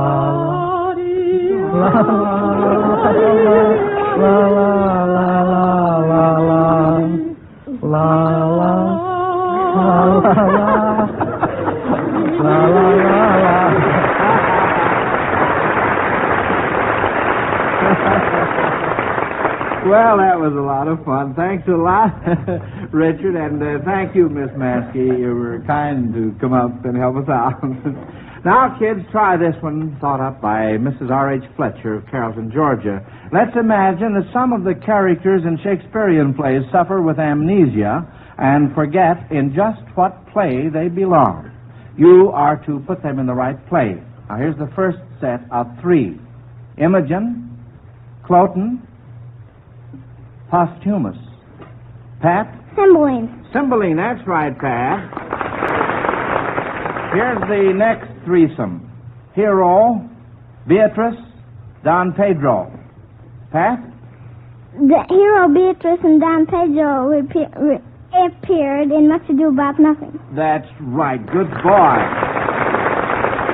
And last, Mistress Page, Mistress Ford, Mistress Quickly. Maureen? At first, when I heard the page, I thought it might be, wasn't Romeo and Juliet in the castle? No. Richard? The Merry Wives of Windsor. The Merry Wives of Windsor. That's right.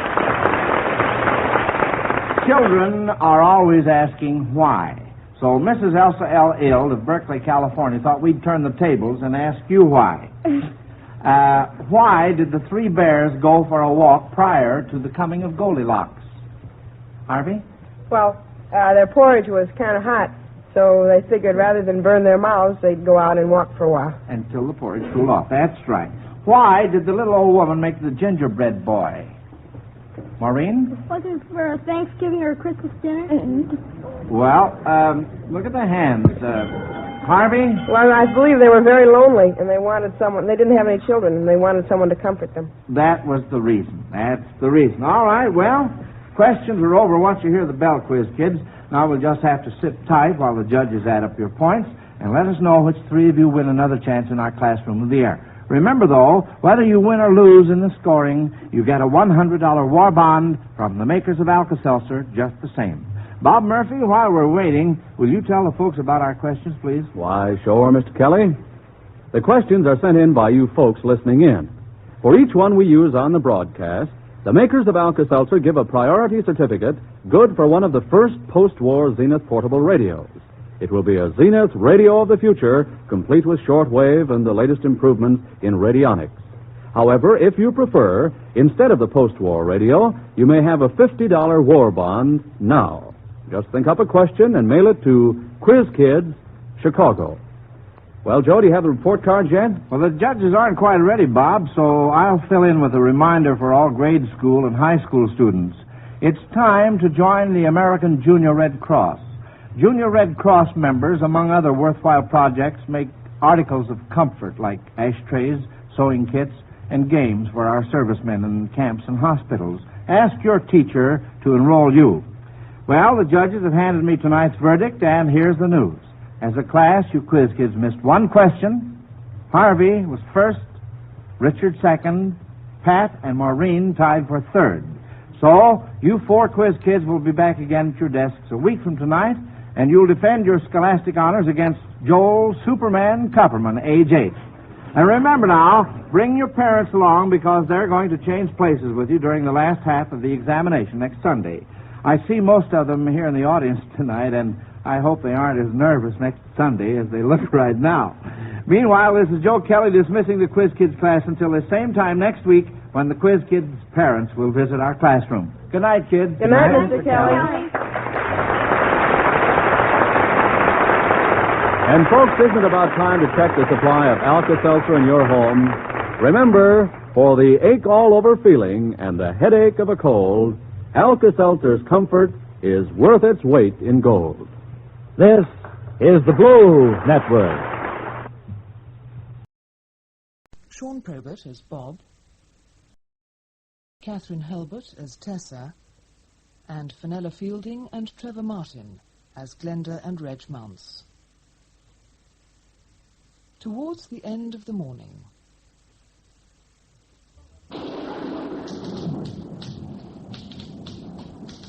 Oh, God, oh, God, oh, God.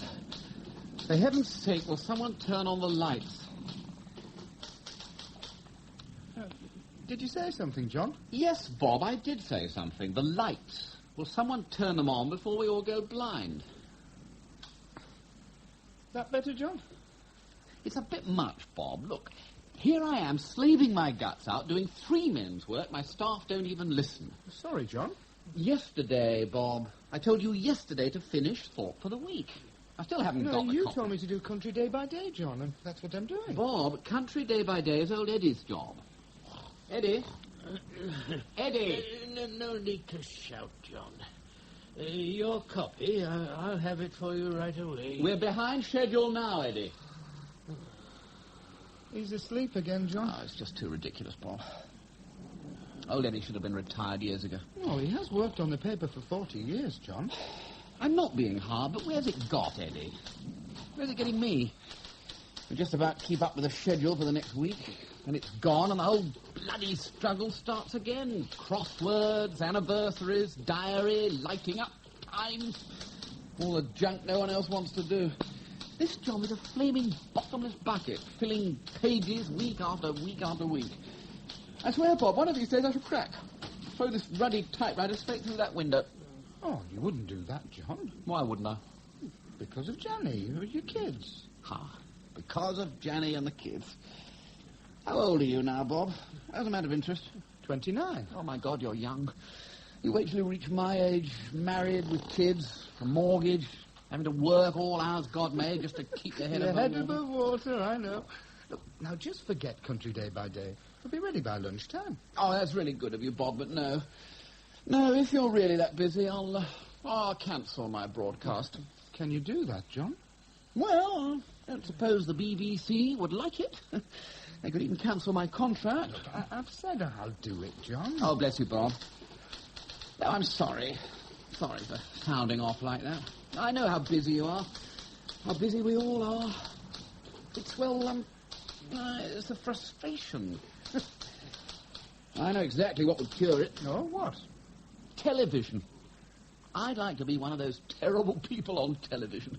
You know, the ones who go on and just talk, air their views on life. Oh, I think that's a horrible idea. Well, maybe. But think of it in practical terms. £100 an appearance. Don't even have to write a script. Oh, yes, it'll be marvellous. Just to make my name in television. But you chose journalism, John. Yes, that was before everyone had television. And people actually read newspapers. And Fleet Street really meant something. Now... Well, would you broadcast as well? For the world service. Well, what's wrong with that? When you do get paid. No, it's not simply money, Bob. It's, prestige. But I thought you got loads of fan letters. Oh, I do. From India, Hong Kong, Sierra Leone. No, don't think I'm not appreciative. I am, but here in England, who even knows I exist? Take David Frost, Norman Ward Westerman, even Michael Parkinson. They were all good journalists. But who knew them till they got onto television? And look where they are now. Behind schedules, like you. Oh, blast, that can't be the time. You'll have to cover for me, Bob. Say I'm in the compositing room or something. Oh, see you at the pub, about one. John, before you vanish, the pictures for Country Day by Day. They're in the file. No, you were getting them from Reg Mounts, remember? You mean that bloody incompetent hasn't sent them up yet? Look, phone Mounts and tell him. Well, me? Phone Reg Mounts? Well, I haven't got time. Anyway, Mounts is your landlord, so if anyone can move him, you can.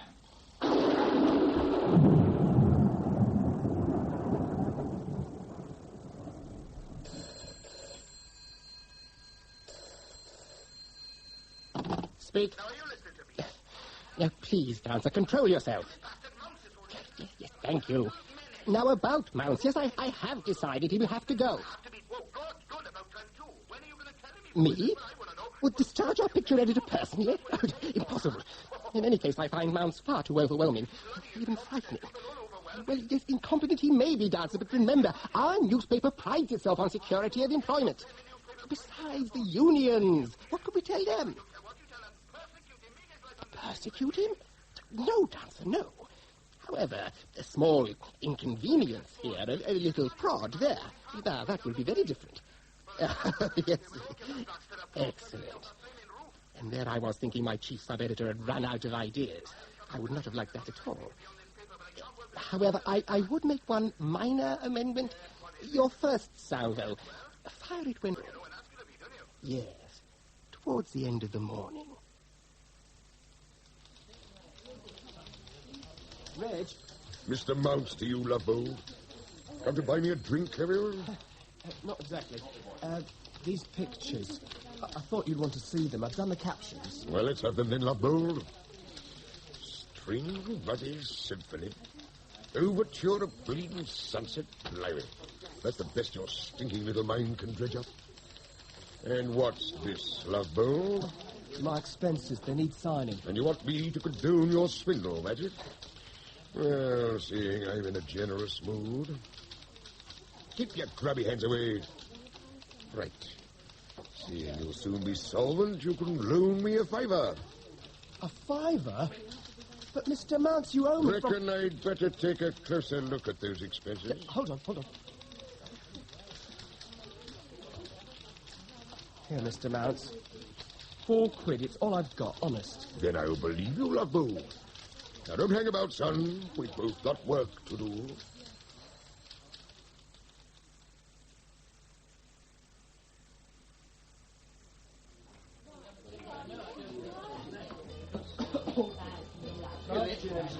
Excuse me, sir. Ah, Bob. Oh, sorry I'm late. It's all right, John. What are you drinking? Oh, usual, thanks, John. Hey, the broadcast, how did it go? Perfect, Bob. Just perfect. Miss, I say, Miss. Oh, yes. 2 halves, please. Okay. Yes, I feel completely recharged. Broadcasting. I really adore it. 75 please, love. Yeah. Didn't know that beer had gone up again, Bob. Still, cheers. Cheers. Now, where was I? Oh, you were telling me about the broadcast, John. So I was. Yes, Bob, there's something about radio. Knowing that millions all over the world are hanging on your every word. Don't you think so? I don't broadcast, John. Then you should. Yes, I could always talk to someone at Bush House, get you in. No, I'd rather you didn't. No trouble, Bob. And I do have the contacts. I know you'd love it. I found out something today. Oh, yeah? Yeah. The producer showed me a letter from Conakry, of all places. Some girl wants a photograph of me. Oh, but that's marvellous. I shan't send it, of course. Oh, why ever not? Well, it does seem a bit film starish. Oh, it'd be a pity to disappoint her, though, John. Oh, yes. I suppose it would. But it'd have to be a really good picture. A studio portrait. A studio portrait? You're a joker, Dyson, a real joker. But, Reg, your photographers, they're not that busy. Too busy for jokers like you, son. Especially jokers who send me crap. Crap? What crap? This crap, Dyson. Recognize it, do you? It looks like a memo from the editor. It looks like what it is. Crap. Go on, read it. I have, after considerable thought, concluded that this newspaper does not offer sufficient scope for your talents. Said it was crap, didn't I? I therefore believe you should look around for other arrangements. You mean he's fired you? But no one ever gets fired from here, John. Right. So tell me who's playing silly buggers? Well, it could be genuine, Reg. And I could be the stinking Queen of Sheba. But it sounds just like the editor. It's his style. And it is on his headed notepaper. Any ready joker can get hold of that. So, Dyson, who? Well, how about one of your photographers? The only thing those creeps can write is expense claims. Besides, they wouldn't dare. But the stinking creep who wrote this had better watch out. I'll find him and... You sure it wasn't you? No, it wasn't. Now, about my photograph... Trouble. First, I want this joker. Then, maybe, if the price is right. Tailbacks in the Hanger Lane delivery system. Westbound traffic to... Keep your voice down, John. What? Sorry, but I've just got the boys to bed. Just where we ought to be. Are you listening to that? No. Good. Now then, come here.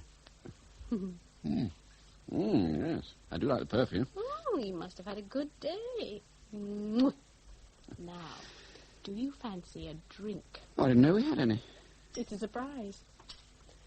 Go on, open it. Italian plonk. Been splurging the housekeeping, is it? Oh, what housekeeping? No, it was on special offer, so... Well, anyway, I saved on supper. It's spaghetti. I hope you're hungry. Starving. The boys behave themselves. As good as gold for a change. Gawain walked into a tree this afternoon.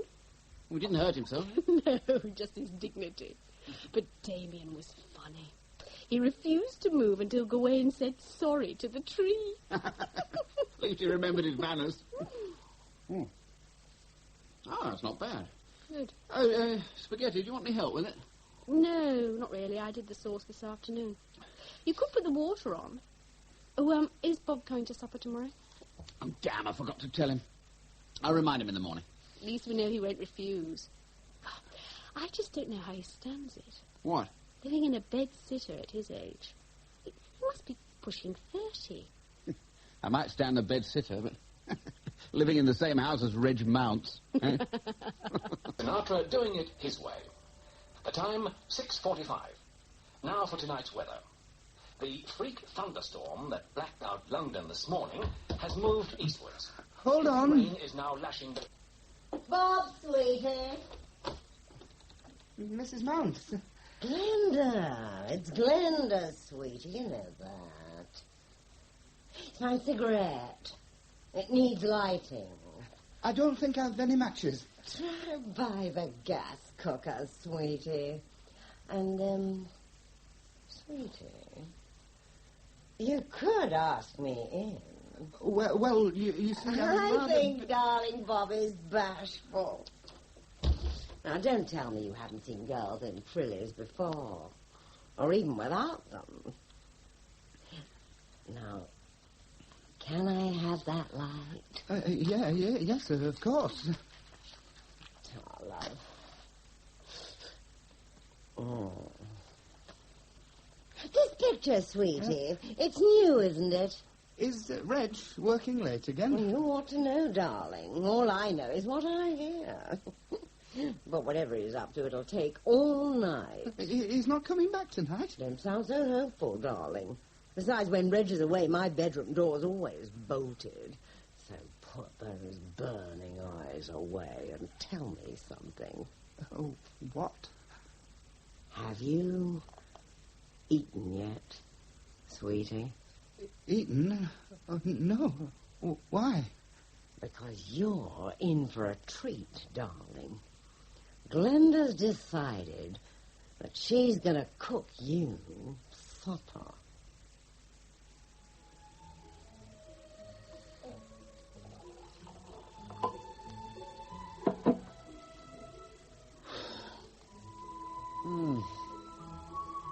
Spag bowl, wine, music. You. Who could ask for anything more? There are times when young Bob doesn't know what he's missing. What made you think of Bob? Oh, I know. You know, Janet, you really should talk to him. What about? That girlfriend of his. Oh, Tessa. Don't tell me she really exists. Oh, she exists, all right. Bob and she keep the post office solvent. He wrote her 10 pages today. It's funny we've never met her, isn't it? Oh, I suppose we will sometime, when she comes to London. Hey, why not suggest it to Bob? She could always bed down here. If it's okay with you. But would it be all right with Tessa? Why shouldn't it be? Oh, she might prefer to stay with Bob. Especially when she hears about our neighbours. They haven't done it again. Yes, about 20 more beer cans. Which one was it? Oh, move them at all? Of course not. So I shall find them exactly where they landed? Yes, just beyond the second apple tree. I really wish you'd find out who's doing it. We've only 2 neighbours, Janny, Pat Cox and Acos St. George. And I've read the riot act of both.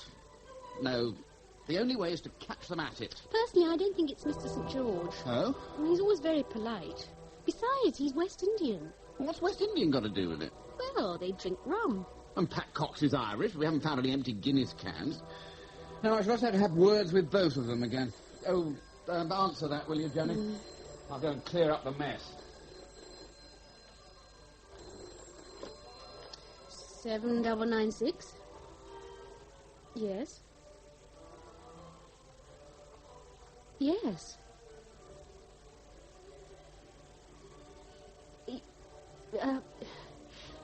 Yes, of course I'll tell him. Yes. He'll ring you in the morning. Oh, I've solved the problem, Jenny. I threw the cans back. 10 over each of their fences. But, Jenny, you all right?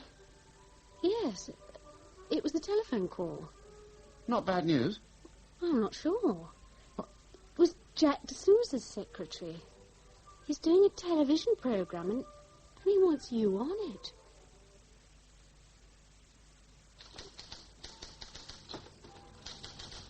Well, I thought you'd say something, Bob.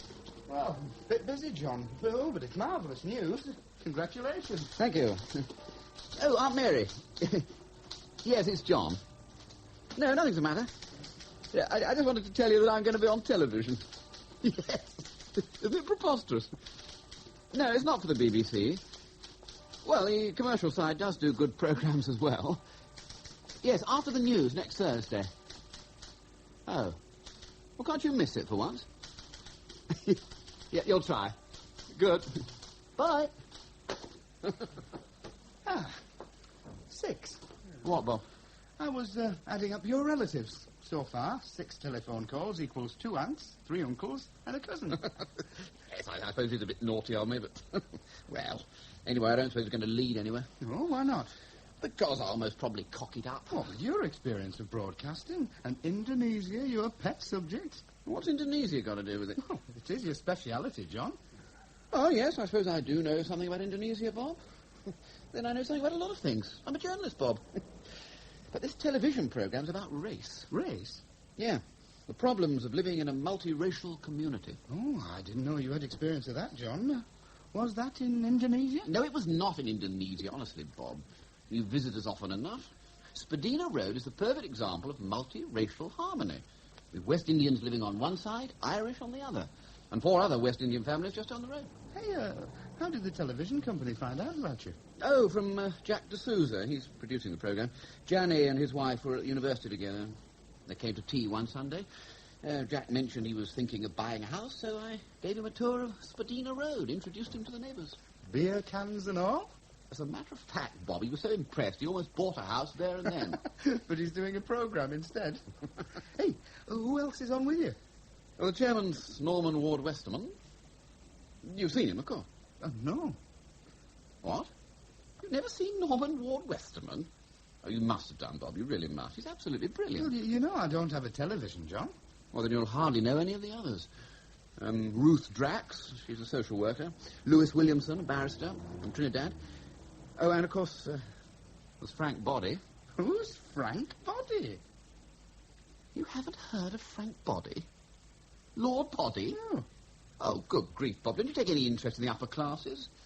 I thought that you, a writer, would find them totally absorbing. I know I do. Oh. No, not for snobbish reasons. Purely as a sociological study. Well, I still don't know Lord Body, John. Now, you're impossible. Why, I'll bet even old Eddie knows Lord Body. Don't you, Eddie? Eddie! You want me, John? Yes, tell Bob what you know about Lord Body. New copy, John?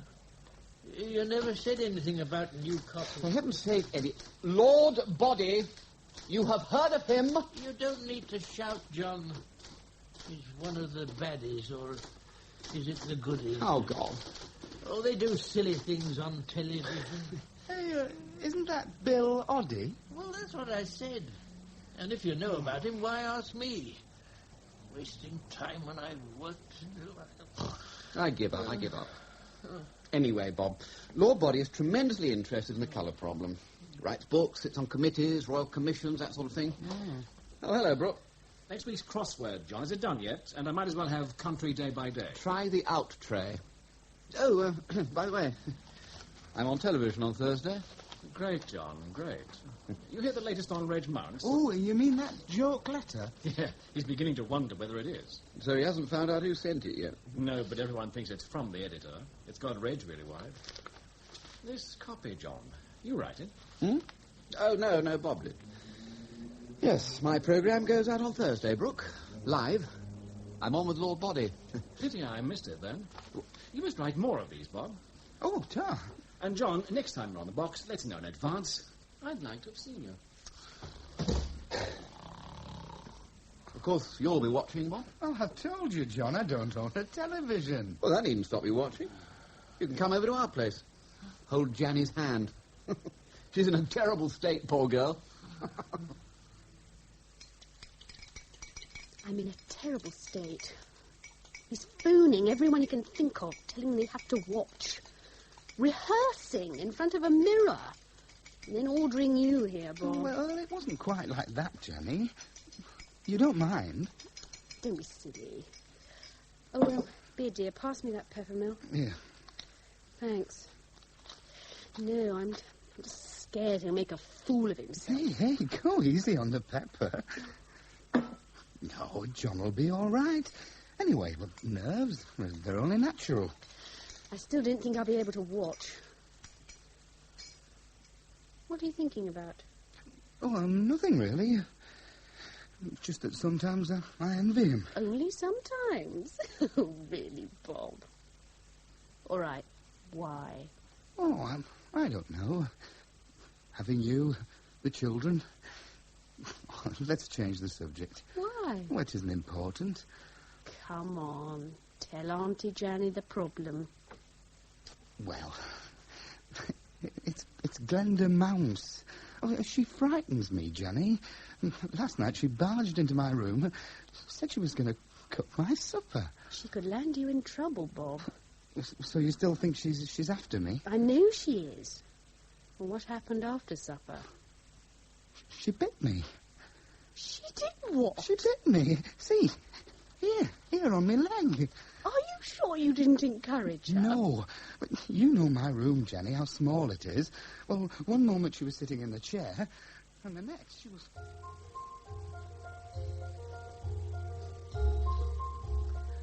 As I always say, darling, there's nothing more enjoyable for a woman than cooking for a man. I'll bet you didn't think Glenda could cook like that. Oh, no, I didn't. No, of course you didn't. And I could do even better in my own kitchen. Oh. In fact, I'd ask you upstairs, darling, but... well, Reg, he's jealousy incarnate. If he ever found out I'd had a man in the flat... Oh. Do you like jealousy in women, darling? No, I don't. Oh, I think it's wonderful when somebody's jealous. Within reason, of course. At least then you know where you stand. Now, I'm quite broad-minded about Reg. Well, I have to be. But I can be jealous as a cat. Believe me, I can. Mrs. Mounce? Move over a little, sweetie. Oh. Now, isn't that comfy? Glenda's gonna let you into a little secret. She's getting a spare key for this flat. Oh, God. Then she can have a meal all ready for Bobby when he gets in. Oh, thanks, Mrs. Mounce, but you need someone to look after him, sweetie. Spoil him a little. You don't seem very grateful, darling. Oh, I am, really, but you... Oh, you think Glenda's a bit close to you, darling?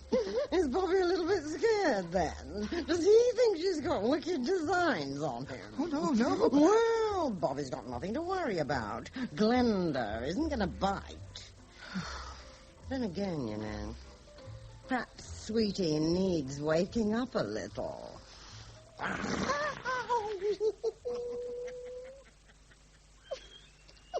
It hurt, Johnny. It really did. I'm sorry, Bob, but you are a bit wet. The calendar. Here, hold it for me, will you? Oh, sure. Does Glenda know about you and Tessa? Oh, of course. I've talked about her a lot. Oh, not to me, you haven't. How is she? Fine. She's with her parents till September, and that's when she goes back to college. Has she ever met Glenda? No, she's never even been up to London. Then it's about time she did. Tessa could always stay here, if she wanted to. You are kind, Johnny. Rubbish. Tell me, what's Tessa like? Dark, a bit shorter than you, quite attractive. How old? I'm not really sure. About 20, I suppose. 20? Dark and attractive. Rather a change from Glenda Mounce. Why hasn't she ever come to London? Oh, it's her college. They don't let the girls out much. Sounds more like a prison. No, it's a sort of finishing school, really. That's why they're a bit strict. You and a girl from finishing school. I'm sorry, Bob, but it is funny. Oh, not again. Jenny, you heard that, Jenny? Right. This time they won't get away. Should I go and help? I wouldn't. Right, that's But you could help yourself. How? Oh, the living room's free. Why not give Tessa a ring? Ask her to visit. I don't mind you phoning Tessa, Bob. Really, I don't. Well, I'd still like to pay for the call, John. Nonsense. All you're going to do is tell us when Tessa's coming. Well, that depends on her parents. She'll write once she's spoken to them. Hey, do you think we could all go have dinner? Good restaurant? It'd be on me. Only if we go Dutch. I'll splurge some of that 50 quid I'm earning. 50 quid? I thought television personalities got thousands. Well, they do. But first they have to make a name for themselves. And that is the real point, Bob. When one first appears on television, it isn't simply for money. Ah, but you don't despise the money, do you? Of course not. God, at my age... At your age, you have to work all the hours God made 7 days a week because I'm mortgaged to the hilt. Because the kids always need something. Because this glass of Plonk's about the only luxury I can afford. Because I shake with fear just thinking about it. Even so, I'm not doing it just for money. Then why are you doing it? Because I want to make a name for myself. Oh, is that all? There are practical advantages, Jenny. Remember the school in Almeria Road? How we fought to get the boys into it? I remember they wouldn't take them. Yeah, and do you know why? They were full. And we didn't live in the area. Would that have mattered if I'd been Lord Bobby? Or Norman Ward Westerman? Of course it wouldn't. Ah, so you'd have pulled strings, John? No, they'd have pulled strings for the honour of having my kids in their school. For what I might be able to do for them. Look, if I was the John Dyson, the television personality, the World Service wouldn't think of using me, paying me a miserable £22.50 an appearance. They wouldn't waste their time even asking. Why ever not? Because they know better. They realised I was fully occupied. Doing what? Writing for Playboy, the Sunday Times, appearing on television at 500 quid a time. It's practical economics, Bob. You sound very impassioned about it. I am impassioned about it. Look, I don't want to be so famous that I can't get on a bus without being mobbed. Moderation in all things. But if I was the John Dyson, I'd get better theatre seats. I'd be welcomed in restaurants. Oh, you think I'm going on a bit, don't you? No. Good, because I'm serious. Today, it is not excellence that leads to celebrity. It is celebrity that leads to excellence. See, first you make a reputation, and it's that reputation that alters your conditions, and improves them, and allows you to do better work. That's a load of balls. Sorry, Johnny. All right. Let's be honest with ourselves. Now, take me.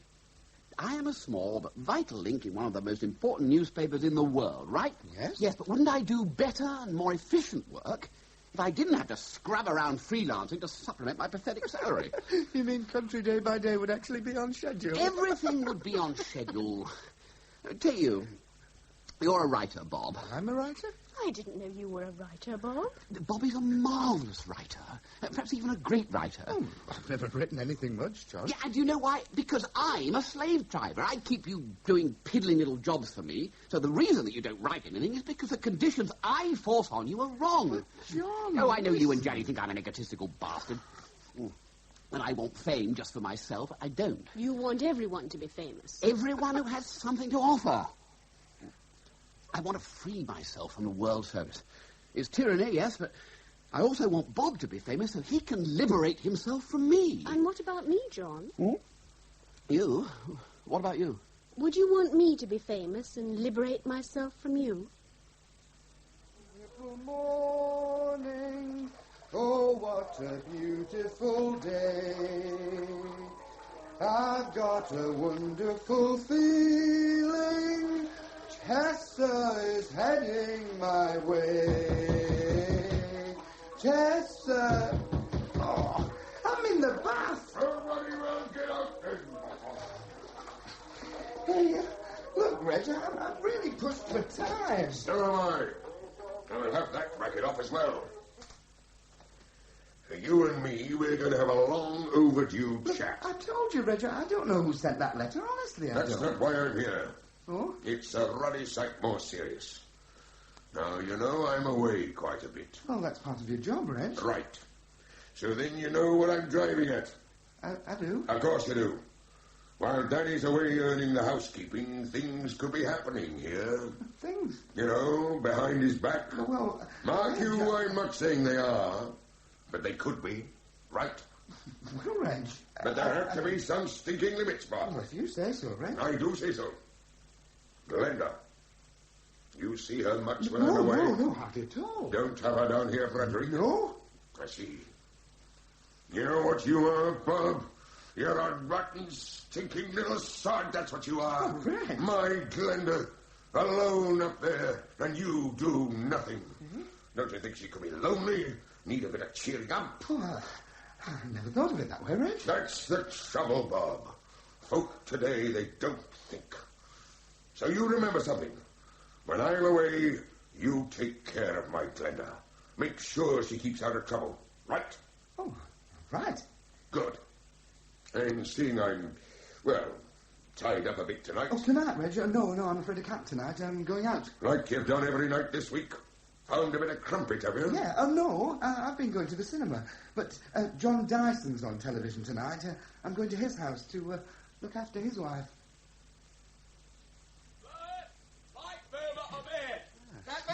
Nah, sorry, mate, but we're still getting shadow. Quiet, please, studio. Just a test for voice levels, Daniel. I thought you'd know mine by now, Jack. Oh, to the last decibel, Frank. But John and Lewis are new to this game. John, say a few words for you. Anything will do. What, me? Oh, right, yes, Jack. Yes, I was just telling Lord Body how tremendously I enjoyed his books. Oh, very kind of you, Dice. Yes, I found them all absolutely fascinating. Do you find Lord Body's books fascinating, Mr. Axe? I'm afraid I'm not much of a reader, Mr. Dyson. Actually, I rather prefer television. Documentaries, of course. Ah, but documentaries are absolutely fascinating, aren't they, Mr. Axe?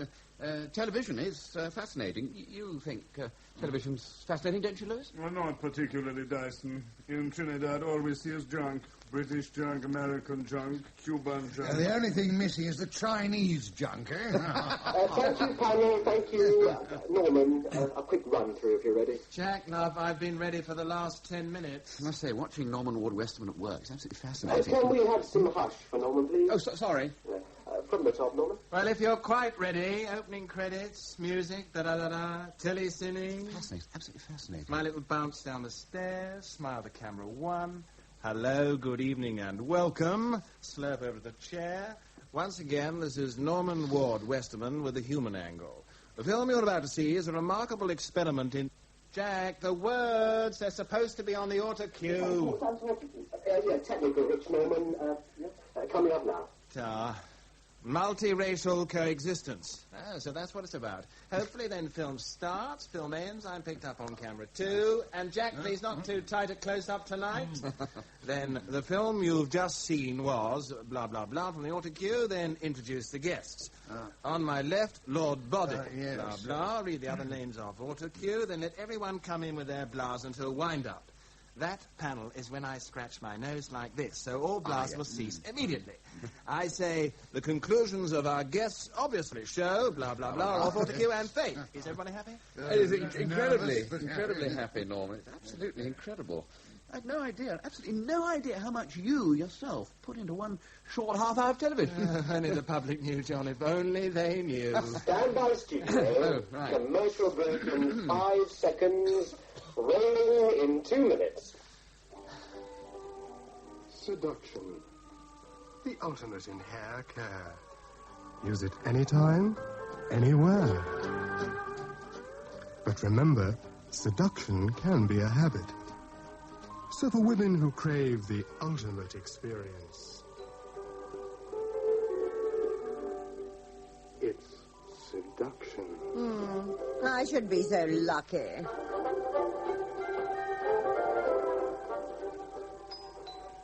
Hello, good evening, and welcome to another... I'm coming. Forget your keys again, Reg. Oh, excuse me, but, Bob, Mr. Bell, he does live here. Well, he's in, sweetie. I know you. You're Tessa. Well, don't just stand there, love. Here, give me that case. Oh, thank you. You look just like your photo, darling. Now, his room's down on the left. Bob, will he be back soon? Who knows with men, darling? Now, get your coat off and I'll make us a nice cuppa. And if you're it's down the passage. Oh, I'm all right, thank you, 'Mounts, darling. But you can call me Glenda. Thank you. Do you cook? Clean for Mr. Bell? Cook? Clean? Put the cat out. Yes, darling, I'm the skivvy round here. And for what? For one kind word from the great man. I see. No, you don't, darling. Glenda knows just what you're thinking. But to put your mind at rest, I'm not. Not what? Not what you're thinking. No, sweetest. No. Glenda lives upstairs. Oh. Pops down on and off to see the great man's all right. Well, someone's got to keep him in condition for you. Now, do you fancy a bite? Oh, no, thank you. I had dinner on the train. Oh, but you... Oh, not me, sweet. It's my figure. My age needs a bit of care. Oh, I think it's awfully good. Are you a model? Well, could have been, love. I could have been. I do have the figure for it, but Reg, he just wouldn't wear it. Now the problem's simply keeping slim. Is Reg your husband? Right, sweetie, right. My Reg is a ruddy terror about it. Oh. Last year in Majorca, I put on 5 pounds. You know what? No. He went berserk. Thought I was in the club. The club? Preggers, darling, preggers. Pregnancy. Illegitimacy. These are too often linked with all the problems of a multiracial society. He's coming to John now. Would you agree, I can't bear John? to watch. John? Why doesn't he say something? What you say, Norman, is fascinating. Absolutely fascinating. However, if I might butt in, the idea is extraordinarily interesting. Indeed, even fascinating. What's he doing now, Bob? Oh, it's all right to look, Johnny. He's just smoking. Smoking? As a social worker, I can... John hasn't smoked since university. Well, he's certainly smoking now, Johnny. If I might butt in, Ruth, what you say is fascinating. Absolutely fascinating. The whole thesis is absolutely fascinating. Why is he But waving his hands multiracial about like that? coexistence is possible. Would you not agree, Lord Body? Absolutely, Norman. The proud party to which I belong has long advocated... Yeah, if I might just butt in a moment, I find Lord Body's comments extraordinarily interesting. He's waving his arms again. Oh, he does that in the office, Johnny. Having lived here in Britain for 20 years... Indeed, Lewis, indeed. I find it incomprehensible that opinion formers like Lord Body, journalists like Dyson, can stumble their way through the whole of their program, still blinkered by the conventions of an outmoded society. However... Indeed, Lewis, indeed. Absolutely, indeed. Oh, Lewis John. considers the press should take a firm lead in playing down news about race relations. What do you think, John? Well, Norman... Why doesn't he say Well, John? something? Oh, no, not another cigarette.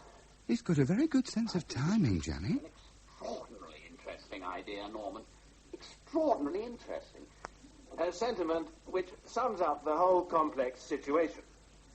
So, this is Norman Ward Westerman saying goodbye until next week, when our subject will be animal... Oh, Bob. Oh, it's all right, Johnny.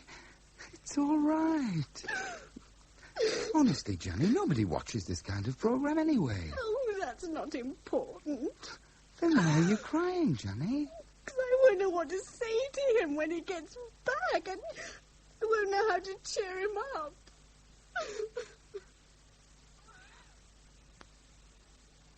I really didn't know I had it in me. Bob, Janny, tell me, how did I really look? Oh, you were fine, John. Fine. You're not just saying that. I really was all right. We just said so, John. Good. Top up the glasses, Bob. There's a good tap. Right. No, the point is, I actually enjoyed it. I could have gone on all night. You should have seen the others. We did, John. They were shaking with nerves. Hardened performers like Frank Body, even Norman Ward Westerman were petrified. I didn't use my notes at all. Oh, you were fascinating, John. Absolutely fascinating. What? Yes. Yes, I was absolutely in my element, wasn't I? So, you really thought I came over well? I've just said so, John. very well. Do you think I was a bit strong? Cut in, perhaps argued too much? Why, did you think you did? Well, for a brief moment I thought, I thought I might be overdoing the controversy. Bob? Oh, you certainly weren't doing that, John. Ah, that's all right, then. I'm really exhausted. One for the road, Bob? No, thanks, no. Thanks for the supper, Jenny. I'll see you out then. No, you stay. I'll see you in the morning. Night. Sleep well, Bob. You know, Jenny, there's no way I can explain. Television, it's so alive, it's so much more vital than journalism. Suddenly, I know exactly what I've been missing. Cigarettes. You noticed that, did you? Yes. Yes, I did. Well, you thought it looked odd? You've not smoked since university. Exactly, Janny. That's why it was sheer inspiration. A box of cigarettes was there, everyone else was smoking, and suddenly I knew with absolute certainty that I should smoke as well. I think it absolutely made my performance. Don't you think it made my performance? Oh, John, why? Why did you do it? Well, because they wanted me, Janny, you know that. I'm not talking about the bloody programme. Well, then what are you talking about? What you did with all our friends and relatives watching. Janny, please, what did I do? You sat there saying absolutely fascinating with 3 cigarettes and tried to smoke them all at the same time.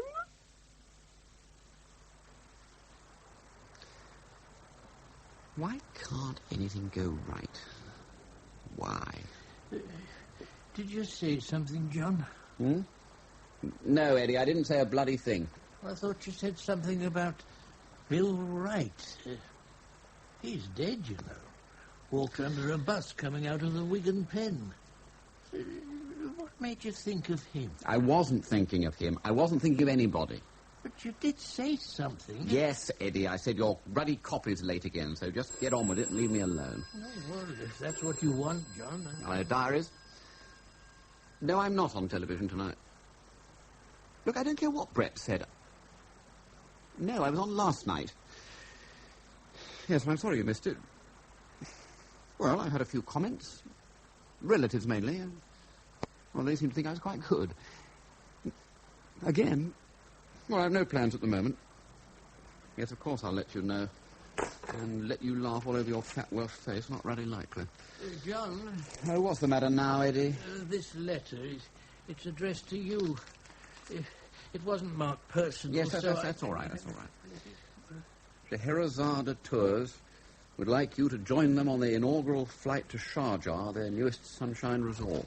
Oh, sorry I'm late, John. I had a bit of a crisis. You had a bit of a crisis. I had one all ruddy night.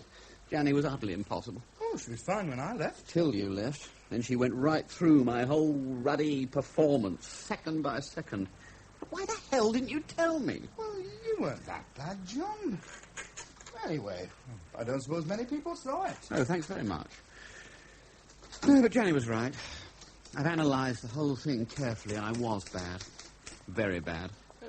I think it was very good, John. What did you say, Eddie? I said it's very good. But you saw it, Eddie? You actually saw it? Well, I'm reading it now, John. Of course, it's a bit long, but I can cut it all right. Oh, just go back to sleep, will you? Oh, what was your crisis, Bob? Tessa. Tessa? Well, you hadn't split up. Well, almost. She was at the flat when I got back, chatting happily with Glenda Mount. Oh. Well, I thought she was going to write and say when she was coming. Well, she did. So? Well, we were busy, remember? I put her letter on one side and I forgot all about it. Where's Tessa now? With Janny. We're meeting at your house for supper. Well, if that's okay with you. Oh, yes. Well, as long as you bring some wine. Oh. What did you tell her parents? White lie, that she'd been invited down by friends. She gave them your phone number, just in case. Well, suppose they ring. Tell them she's out, that she'll phone back. Oh, yes, well, that's fine by me. You told Janny? Oh, not yet. Well, then I'd warn her, just in case. It's your turn for an overseas trip, isn't it? Oh. Golf. Looks like Eddie's in line for some sun. Eddie. Eddie! Oh, for heaven's sake, Bob, shake him up, will you? Eddie. Eddie? Eddie? Hey, John, I think Eddie's sick. You better phone for a doctor. What? Eddie? Wake up, Eddie. We're too late, Bob. Old Eddie's gone. He's dead. I know John said bring some wine, but this... Stand clear, everyone. Hey, glasses. I can't even remember the last time we had champagne. Can you, Janny? It was at your sister's wedding, remember? Oh, yes, so it was. There we are. Thank you. Well, let's drink to Tessa. Eh? Tessa. I say, and to Bob for being ruddy extravagant. You're going to have to watch that, you know, Tessa. What, John? Extravagance, especially his. Oh, I don't spend very much, John. There's never enough money, Bob. Not once you're married. But even so, it's something that I am strongly in favour of. Yes, I think everybody should marry. Marry anybody. Just anyone? Yes, forget all this nonsense about one and only soulmate. It's the state of marriage that counts. It's rather a stupid thing to say, John. Why? Well, a bad marriage is much worse than no marriage at all. No rubbish, Janny. The only thing that counts is adaptation. How do you mean, John? You adapt to the idea of marriage. That's what I mean. You ought to look at some of our friends' marriages, then. You'd soon find out about adaptation. Honestly, Bob, women, eh? Just think about it statistically, Janny.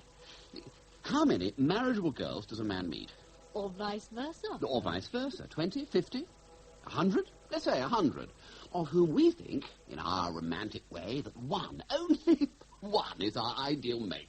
Now, the population of the world is 4,000 million. Right? Divide that by 2 for members of the opposite sex, and what do you have? 2,000 million. Exactly so. Pro-bloody-rata, even by our own romantic criteria, singling out just one girl from 100 we meet, well, there'll be at least 20 million others who would also make an ideal mate. So, you see? All I see is that you're trying to shock poor Tessa, and I won't allow it. So you and Bob, out of the kitchen. We girls have work to do. I don't care what you say, Bob. They're trying to marry us off. Oh, it was the champagne, Tessa. And besides, they feel they know you. Well, I speak about you often enough. That's not what Jenny said.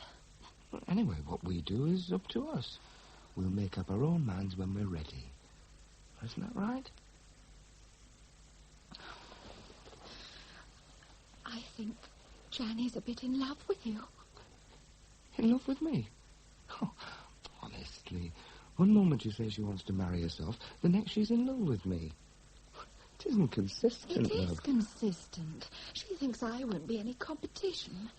And she thinks you don't love me. Well, Jenny said that. No, but that's what I think. Why? Because if you cared about me, you'd have read my letter. You'd have met me at the station. Look, I explained all that. I didn't read it because, well, I keep your letters. I read them in bed at night. But if it's that important, look, I'm sorry. Now, come here. Oh, I'm sorry too, Bob. It's just everything's so different from the way I imagined it. I wanted to come off the train and leap into your arms. And all I got was Glenda Mouse. She's a dreadful woman, Tessa. Well, I thought that at first, but then she was really sweet. You know, she has a really hard life. Well, Glenda has a Poor hard woman's life. frustrated. Did you know her husband's impotent? Well, she told you Reg was impotent. I'm terribly jealous. You know, if she has an affair and he finds out, he flicks her. He does what? Flicks her with the back of his fingers, like this. Ow! She says it hurts terribly. She's dead right. If you had an affair, I wouldn't flick you. You'd be whipped. Oh, you needn't do that. Oh? Why? Because I'd never have an affair. And I know you're not impotent.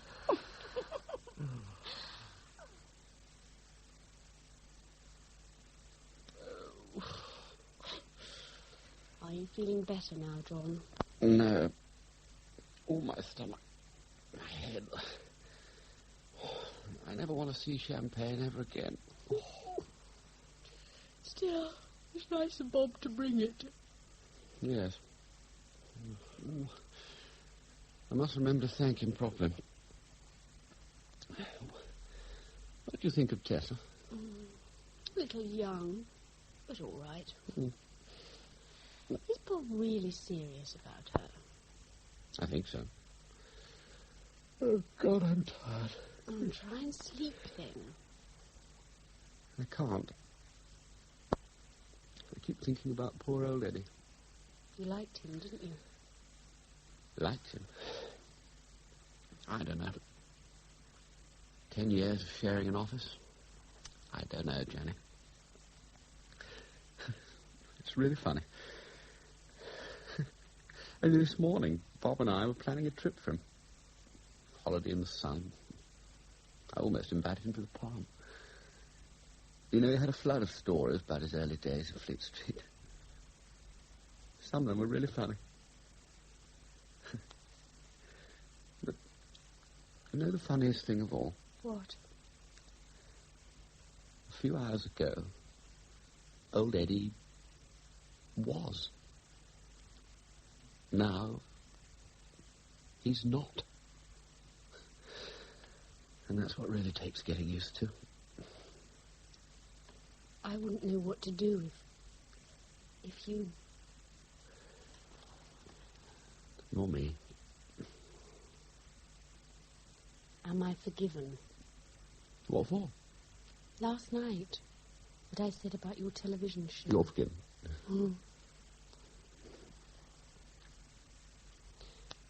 You're not still thinking about it? No. As far as I'm concerned, I never want to hear the word television again.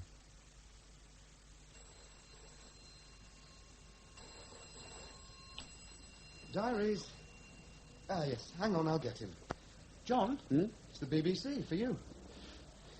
Dyson here. Yes. Oh, yes, I do appear on television from time to time. A program on race relations? Well, yes, I suppose I do know something about the subject. Well, the problem is I am rather heavily committed. The 18th. Well, hold on while I check the diary.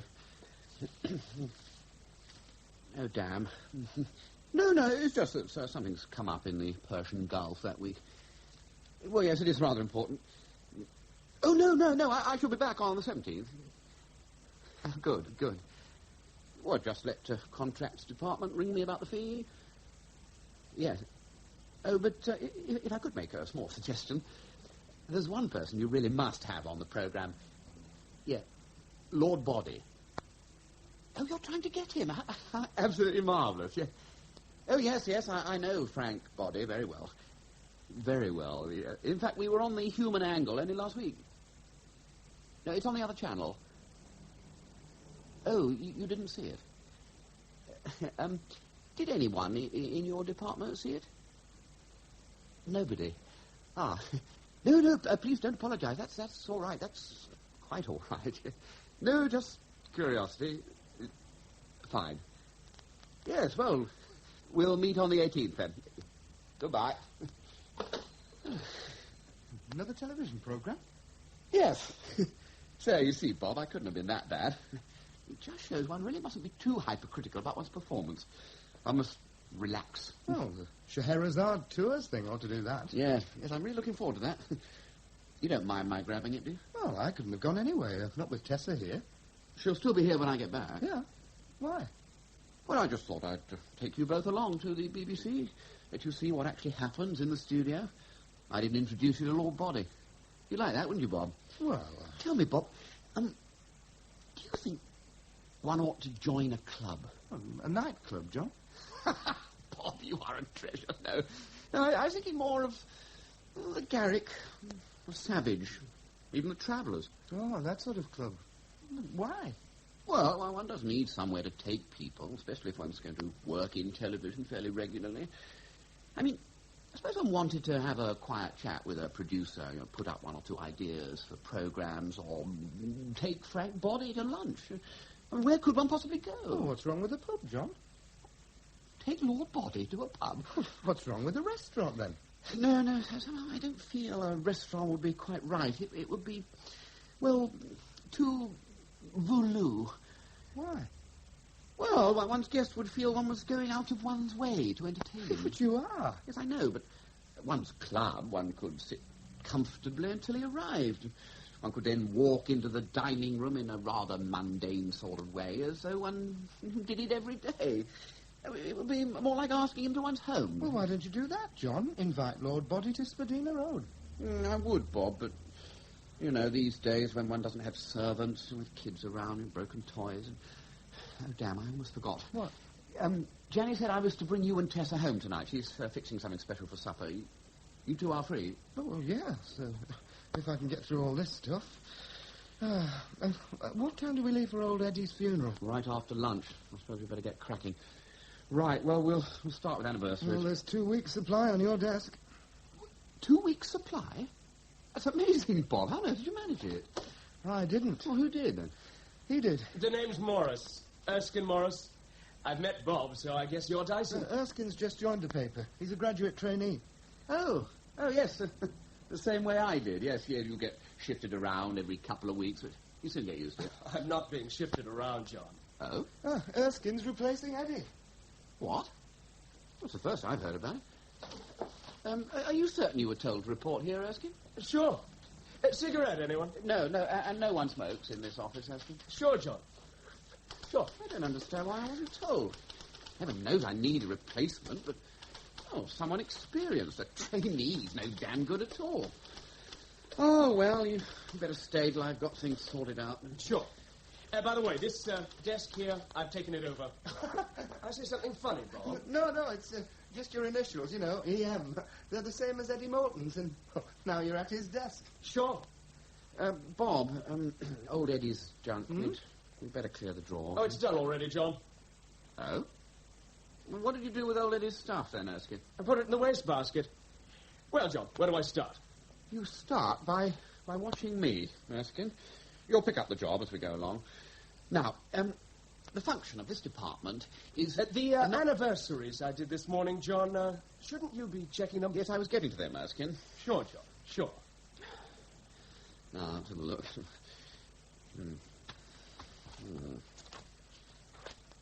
Well, this is all right. This is quite good. It's quite good work. But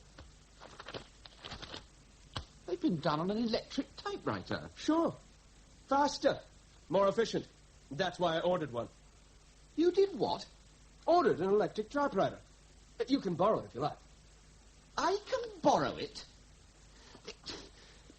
Year in, year out, Bob and I made do with one reconditioned manual typewriter, and you, a trainee on your first day here, get an electric. Well, I won't bloody stand for it. It goes back to the stores now. It doesn't belong to the paper, John. Well, then who does it belong to? It's mine. You own an electric typewriter? Sure. How did you get it? I ordered it from a shop. I mean, if you pay Schedule D income tax, it's deductible.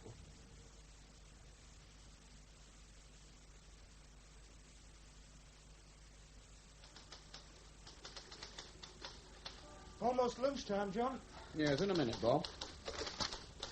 What's this? Terry had been on tea for 4 years before he first used horse. What the hell is this, Erskine? Oh, sorry, John. That shouldn't be in there. Well, it is. So what is it? It's an article on drugs for Features Department. You're writing for Features? They asked you to do it? Sure.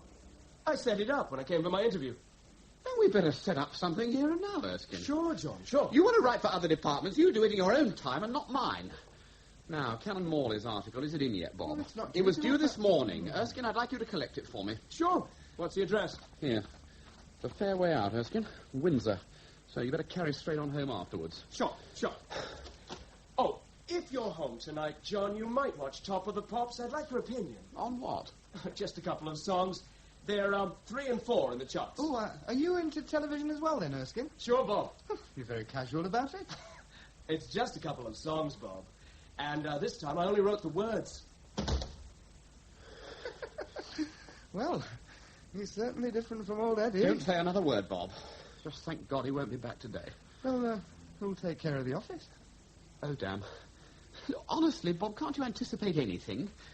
Well, I'll just have to miss old Eddie's funeral. Unless... Tessa. Tessa? Yes, get her over, Bob. I'm sure she'd like to play journalist for a couple of hours.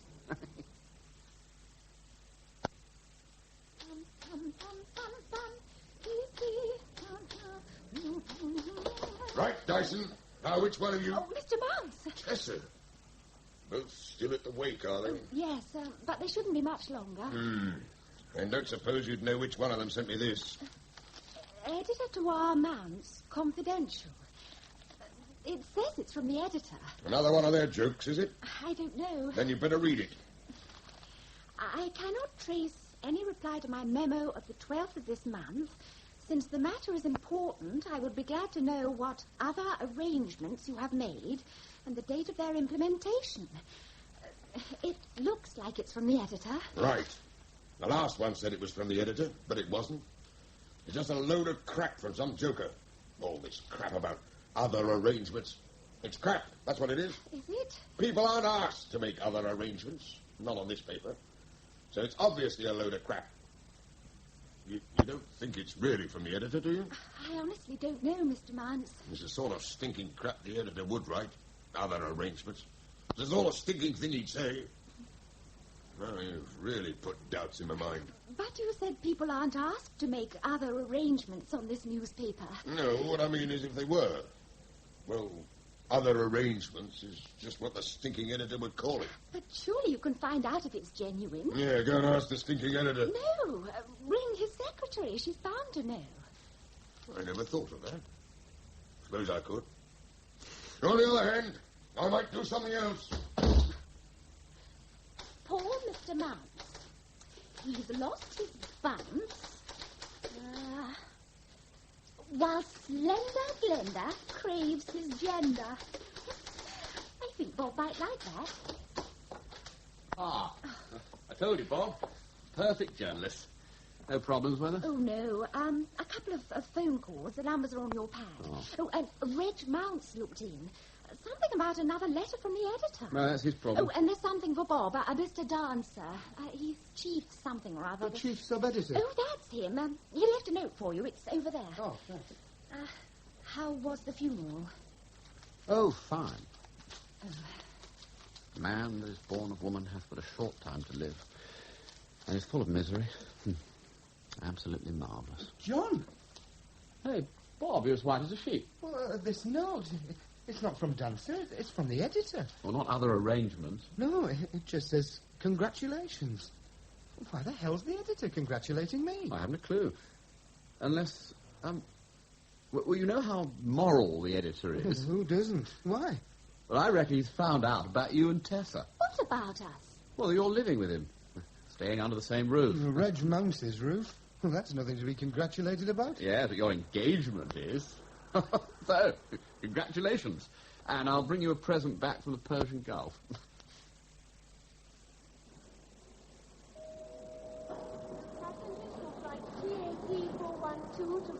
Snap! Bloody snap! Good Lord, Reg Mounce. What the hell are you doing here? Same as you. Flying Scheherazade to a stinking magic carpet. Oh, for the newspaper? You must be joking. No, it's for a stinking bit of crap called Leisure and Pleasure magazine. It's bloody marvellous.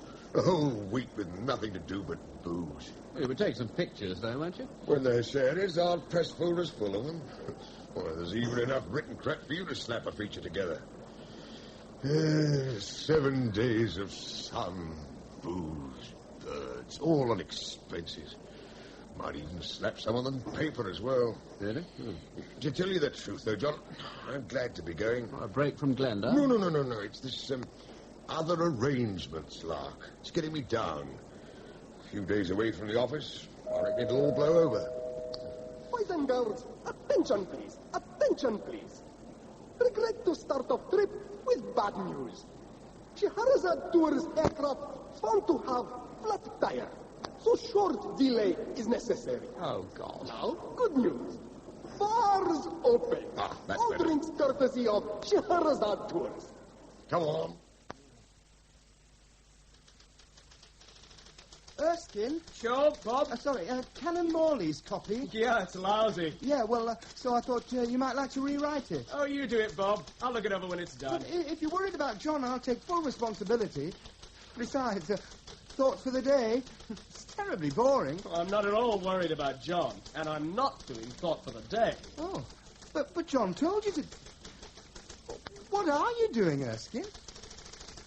Writing to the editor. Oh? What about?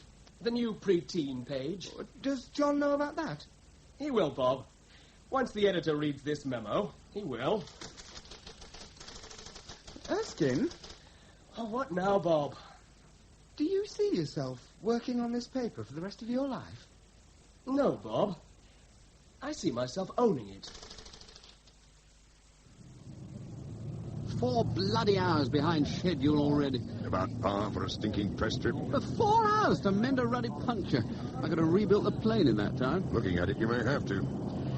Anyway, I always wanted a trip to Paris. Paris?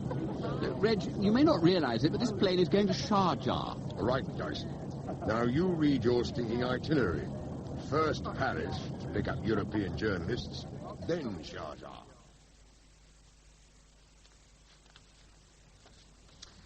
John's really good at checking his facts. Much better than me. And that's why he's so good at subbing.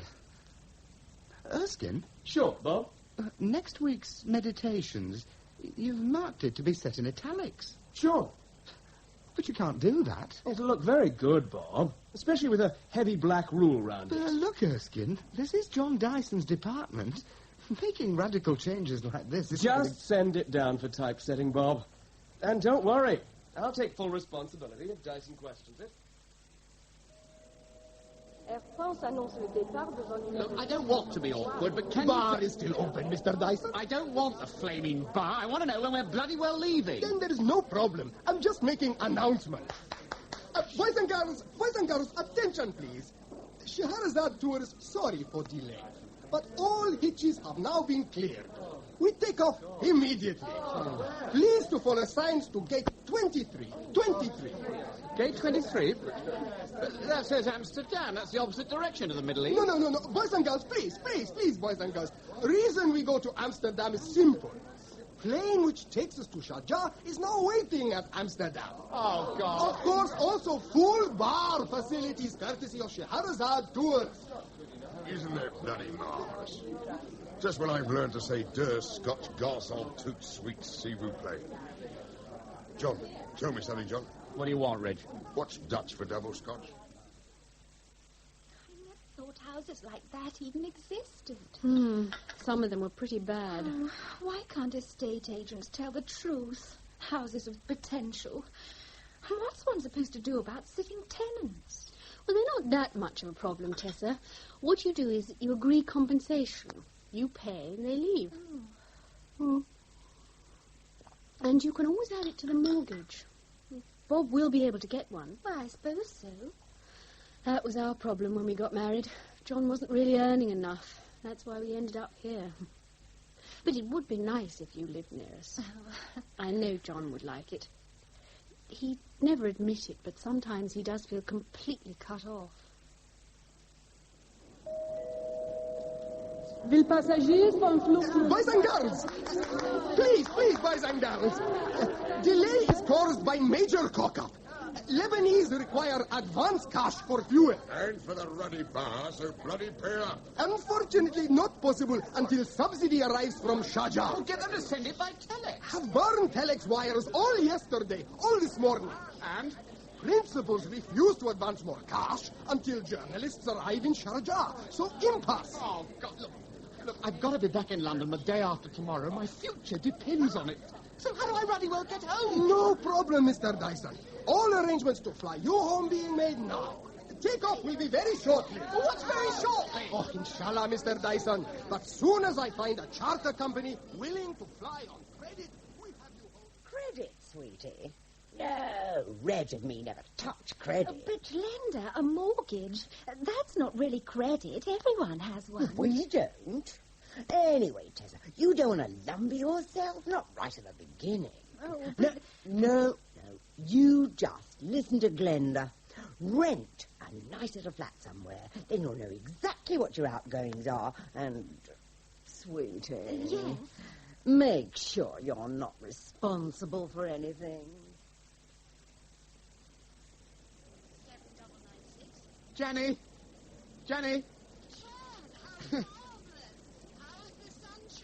It's not. It's pouring down outside. I'm not in Persia. I'm in Ljubljana. I thought even Cruddy Ridge Mount thought. 56 hours of departure lounges, Jenny. Paris, Amsterdam, Beirut.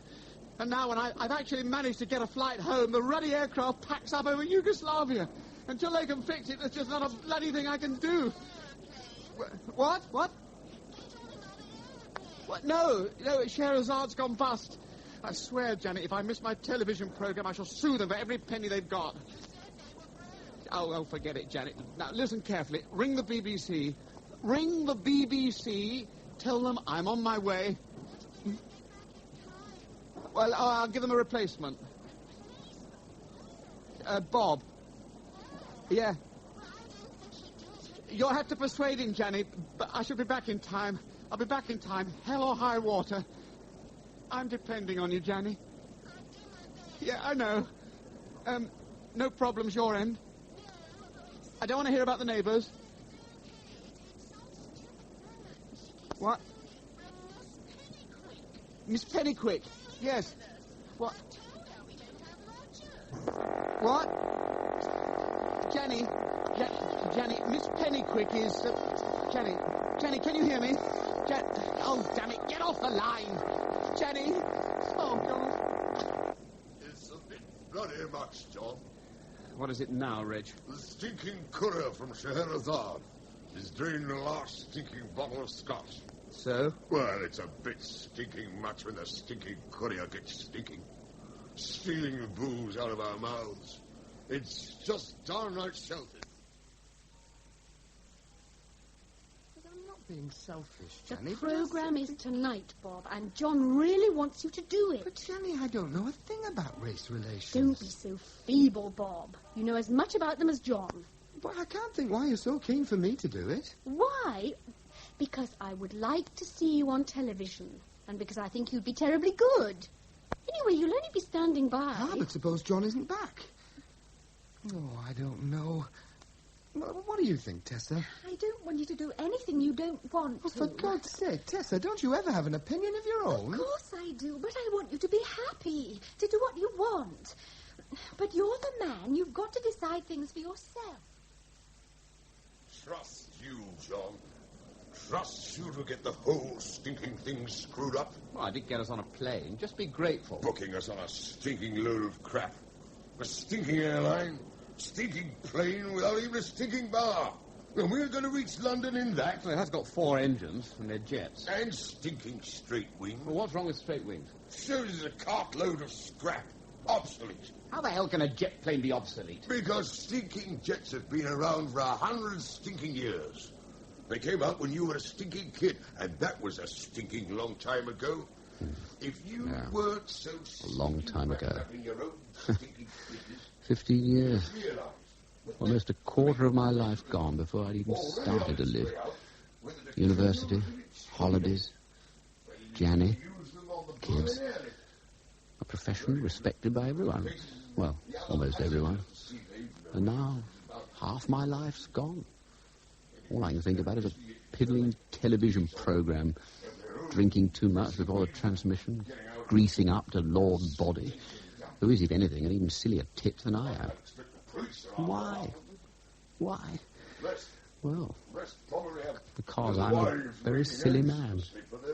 Vain, tetchy, passionately devoted to futile objectives. Sitting by the fireside, waiting for me. So, Dyson, don't think you're the only one. Oh, shut up, Reg. Anyway, I don't know what the hell you're so worried about. That plane doesn't leave soon. You know what happens. Bang goes my television programme. Bang goes the rest of my life. Your life? You're a selfish sod, John. Not a thought for me. What am I going through? Wondering if I'll ever see my Glenda again. Diaries. Bob, it's Glenda. Darling, I just had to ring you. Oh, look, is it important? I wouldn't have rung if it wasn't, sweetie. Reg has just phoned. He's stuck in Glutonia or something. No, Ljubljana. Clever you are, sweet. Anyway, John Dyson wants you I know all about that. Mrs. Dyson's with me now. Well, it's nothing to do with me, darling, but you can't turn down a chance like that. Opportunity doesn't knock twice, especially when you've a family to support. Well, I'm thinking about it. You better think of Tessa as well, sweet. But I am thinking of her. Good. So don't waste any more time. Just ring the television people and say yes. Promise. Well, I'll think about it. Oh, honestly, why is everyone trying to mother me? Somebody's got to mother you, Bob. Make you do something with your life. Well, I suppose it is an opportunity. And I suppose one should make an effort to get ahead. What do you think, Erskine? Sure, Bob, sure. Well, I know you think that. But now tell me something honestly. Sure. Would you do it? Would you appear in this bloody programme? Sure I would, Bob. Sure I would. Oh, for heaven's sake, Reg, move. In this stinking traffic? Oh, come on. 2 stinking days. You've spent 2 stinking days saying you didn't care whether you got back or not. But you've had enough of this television crap. Yes, well, that was in Ljubljana. Well, then. Oh, God, if only we'd left Ljubljana 20 minutes later. Well, we wouldn't be here. We'd have missed the stinking connection from Amsterdam. Exactly. Then everything would have settled itself. What? No, I just don't know. Oh, come on. The stinking consistency, Dyson. You just about take the stinking cake.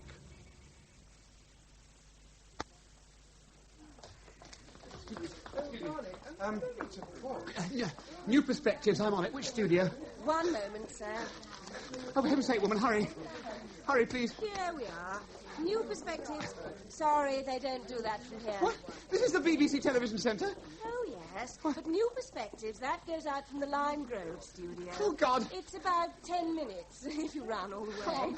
But there's no need to rush. They started half an hour early. Oh.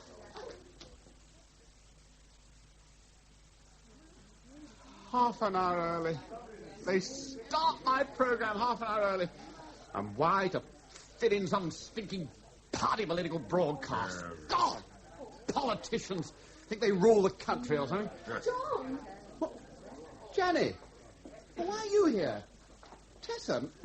Mrs. Mount? We came to watch Bob. Oh, we all came to watch Bob. Oh, you did you? Well, don't hold me in stinking suspense. He didn't do it. He didn't what? Didn't go on. John, you got back okay then? Yes, Bob, I got back okay. A little late, but I got back. But all the time, in Paris, Amsterdam, Beirut, Ljubljana, I stayed calm. Do you know why, Bob? Because I knew the programme was in good hands, yours.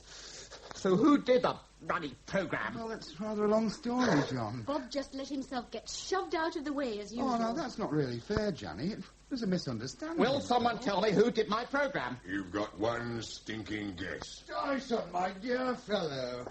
Oh, Lord Body. Janny, this is my wife, Janny, some friends. This is Lord Frank Body. Great pity you're delayed, Dyson. But, well, ill wins. The BBC really appreciated your suggestion. Oh, all I did was give them your name, Frank. Said we'd work together. Hi, John. Erskine. As you were saying, Frank? Oh, just that you were damn good at spotting talent. Young Erskine here was brilliant. Facts right at his fingertips. Erskine? You did the programme? Sure. Now, if you'll excuse us, Frank.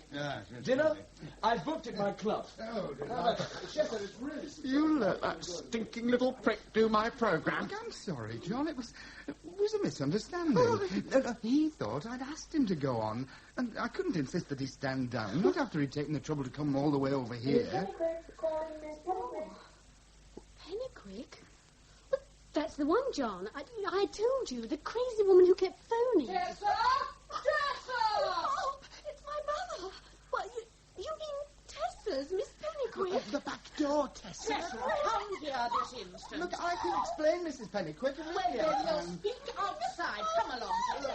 Don't blame Tessa. Reg, sweetie, I think Bob could do with a little help. Right.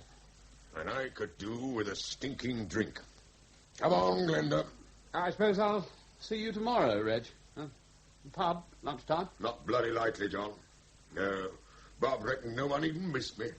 So I'll take another couple of months off. Maybe even stay away permanently. You know, let that other arrangements lark really sort itself out. Besides, you won't have much time for pubs. No? You mean Bob didn't tell you? Tell me what? About Erskine Morris. The BBC. They're giving him his own television program. Twice a week.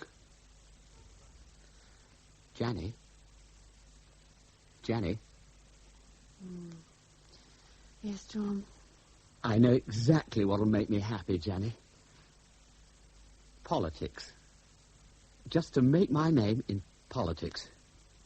I mean, take Frank Boddy. Who'd heard of him before he got into politics?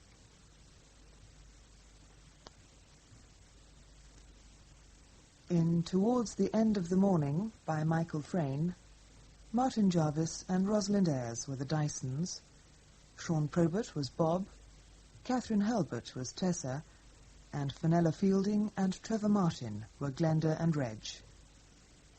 Peter Whitman was Erskine Morris, John Green, Starfield and the editor, Sean Arnold, Norman Ward Westerman, and Lockwood West was Eddie.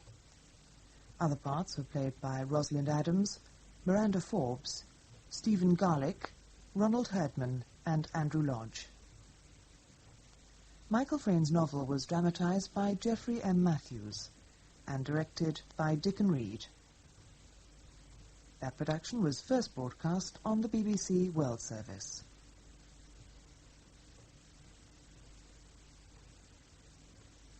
Saturday Night Theatre. We present Heathcliff by Emily Bronte, dramatized by Constance Cox from the novel Wuthering Heights, and based upon a scenario by Rodney Ackland, with Paul Daneman, Gudrun Ure, and Meg Wynne Owen.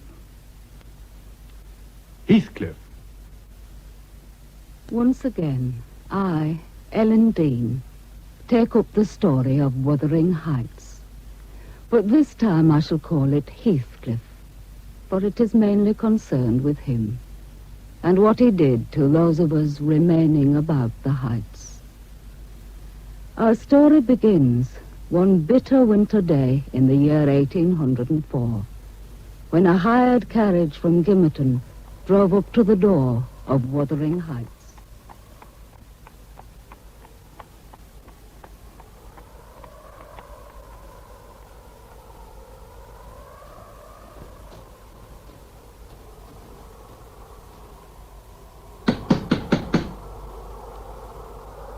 Knock again, Linton. I have knocked. I keep on knocking. There's no one here. There must be. Try again. Oh, no, wait a moment. There's someone coming from that stable yard. Call to him. Hi, you fellow. Come over here. What do you want? I wish to see Mr. Heathcliff. He weren't in the house. He went out on moor this morning. Then we must wait till he returns. Kindly open the door for us. Hey, I don't know about you coming inside. Don't be absurd. He summoned us from London. Please, let us in. Thank you. Now, if you'll take us somewhere where there is a fire. You best come into the parlour. Are you very cold? I think I caught a chill on that beastly journey. I can't stop shivering. Here'll be parlour. You can wait in here. Come to the fire, Linton. Don't take off your cloak until you're thoroughly warm. I wish we'd never come here. I think this is a horrible part of the country. Well, don't stand there staring at me, you lout. Bring in the luggage if you've nothing better to do. Hey, I was wondering what'd be the matter with you. My son is far from strong, and the journey from London has tired him. He ought to get out on moors for a bit. He looks as if he hadn't the guts of a rabbit. Kindly keep your observations to yourself, fellow. We didn't come all this way to listen to impertinent remarks from servants. Who are you calling a servant? If that's what you'll be thinking I am, you're wrong. What's that? There's someone upstairs. Is it Mr. Heathcliff? Nay, that ben master. 'Tis my father. Your father? He's bad today. But there's naught to be feared of. He's not likely to come down. He keeps mainly to his room nowadays. Is he ill? 'Tis one way of putting it. He'll be all right. He's quieting down. Look, ma'am, I've no orders to get you out, but maybe I can find some food in the kitchen. Thank you, I want nothing. Then I'll be about my business. Wait a moment. Well? I was wondering, you said your father lived here. Aye. I, too, lived in these parts many years ago. It's possible I may have known him. Would you tell me who you are? Now, what's it to us who he is? Can't you see he's nothing but a servant? I tell you once again, I'd be no servant. Then why are you dressed like one? Why are you doing work that servants do? Now, see here, you puling, whining, way-faced creature. Don't call me names, you Oh, lout. Linton, be quiet. But you heard what he said. It's your fault. You should know better than to say such things. Please, forgive my son. He hasn't been in Yorkshire before. He doesn't understand your ways. It was a natural mistake. Then tell him to keep a civil tongue in his head. He won't offend you again. He'd better not. Now, won't you tell me, please, who you are? You be made curious. I told you I lived in these parts many years ago. I was Isabella Linton then. You may have heard of me. There be a Mr. Edgar Linton at Thrushcross Grange, about 4 miles from here. Thrushcross Grange was my home, and Mr. Linton is my brother. Then you know him. How is he? Is he well in health? If he be your brother, you should know more of him than I do. He has never seen or written to me since I married Mr. Heathcliff. You married Heathcliff? 18 years ago. Didn't you know he had a wife? Nay, he's never spoke of one. That's natural, I suppose. I left him a month after our marriage. Now, won't you tell me your name? I have a feeling I may know you. Harriton Earnshaw. Harriton. Then you're Henry's son. Aye. But I knew you, Harriton, when you were a child. Oh, I've seen you so often when my brother and I were visiting here. My brother was courting Catherine, and your father would be so pleasant. And his gay little wife would make us laugh and laugh. Oh, poor Francis. Poor Catherine. Who was Catherine? Don't you know? Haven't they told you about her? Nay. She was your father's sister. She lived here before she married my brother Edgar. She was the only being Heathcliff ever loved. There was a carving on the mantelpiece. She showed it to me once. Yes, here it is. Catherine Earnshaw. Haven't you ever looked at it, Harriton, and wondered about it? Nay, I know nought about no carving. But here it is, so plainly. Do come and read it, Harriton. 'Tis all foolery. I don't believe he can read. That's why he doesn't want to look at it. You hold your rush. There, I knew I was right. He can't. Look at his face. Fancy a great fellow of his age not being able to read. Linton, don't. That's cruel of you. Harriton, is it true? Can't you read? What if I can't? What use be all this book learning? Oh, Harriton, who has done this to you? Done what to me? I'd be content with what I am. But don't you realize the stock you come from? The Earnshaws was the first family in the county. They've been here for generations. Who has denied you education? No one's denied me out. I do as I please. Harriton, was it Heathcliff? I must get back to the stables. I've got work to do. Harriton, you called him the master. Why did you do that? Because he be the master. Of Wuthering Heights? Aye. But your father's alive. Wuthering Heights should be his. What's happened all these years? Why are you like this? I'll tell you nothing. Harriton. Don't Harriton me. I never asked to know you. What's it to you what I be here and what I look like? And as to my father being a gentleman born, I'll tell you this. If 'tweren't for Heathcliff, I'd not have a roof over my head nor a bite in the stomach. So don't he come to me insulting him. Don't you talk to my mother like that, you impertinent lout. And as for thee, young whippersnapper, if you be staying here, keep out of my road or I'll break thee across my knee as I would yon sticks of firewood. And if you'll tell me nothing, I shall go to Hindley. You said he was upstairs. Linton, wait here for me. Stay where you are. Heathcliff. Well, well, well. One cat and two puppy dogs all ready to fly at one another's throats. A pleasant domestic scene for a man to come home to. I were only telling her that Get back to your work, Harridan. But she spoke of you as Get if... back to your work. I can guess how she spoke of me. I'm well able to take care of myself, as my dear wife knows. Go to Longmeadow. I've reason to believe some sheep have stumbled in a snowdrift. I'll be along to help you presently. Aye, Heathcliff. Well, Isabella, have you no word of greeting for me? You were not so quiet during our short period of matrimony, I seem to remember. Otherwise we might have continued together. Never. Let me look at you. Come here by the light. Push back your hood. No. And I must do it for you. The years have dealt unkindly with you, Isabella. You were fairly personable once, but now... Why did you send for me? What do you want with us? You'll know. In time. Is this my son? I demand to know now. I asked you a question, Isabella. Is this my son? Yes. Come here. Let me see you plainly. My son, Mama? I said come here. Yes, sir.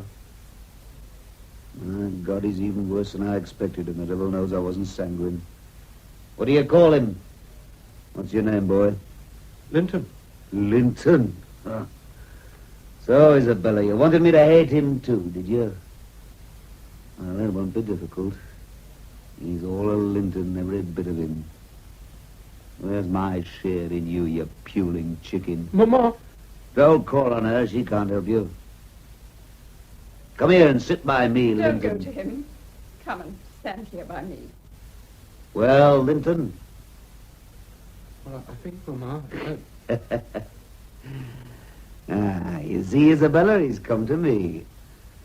I fancy Linton knows already which of us it's safest to obey. Sit down. That's right.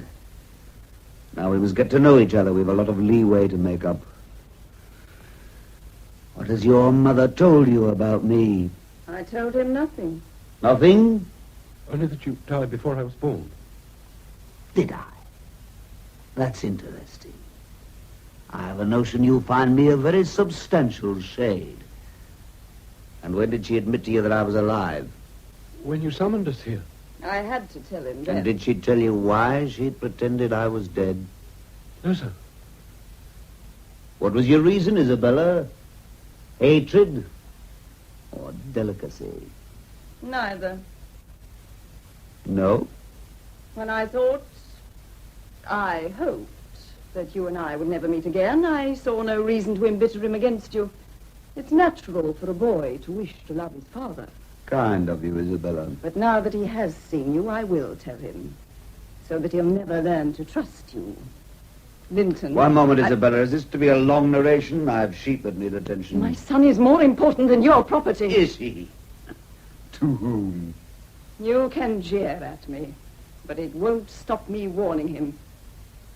Linton, I told you he was dead because I was ashamed of ever having loved him.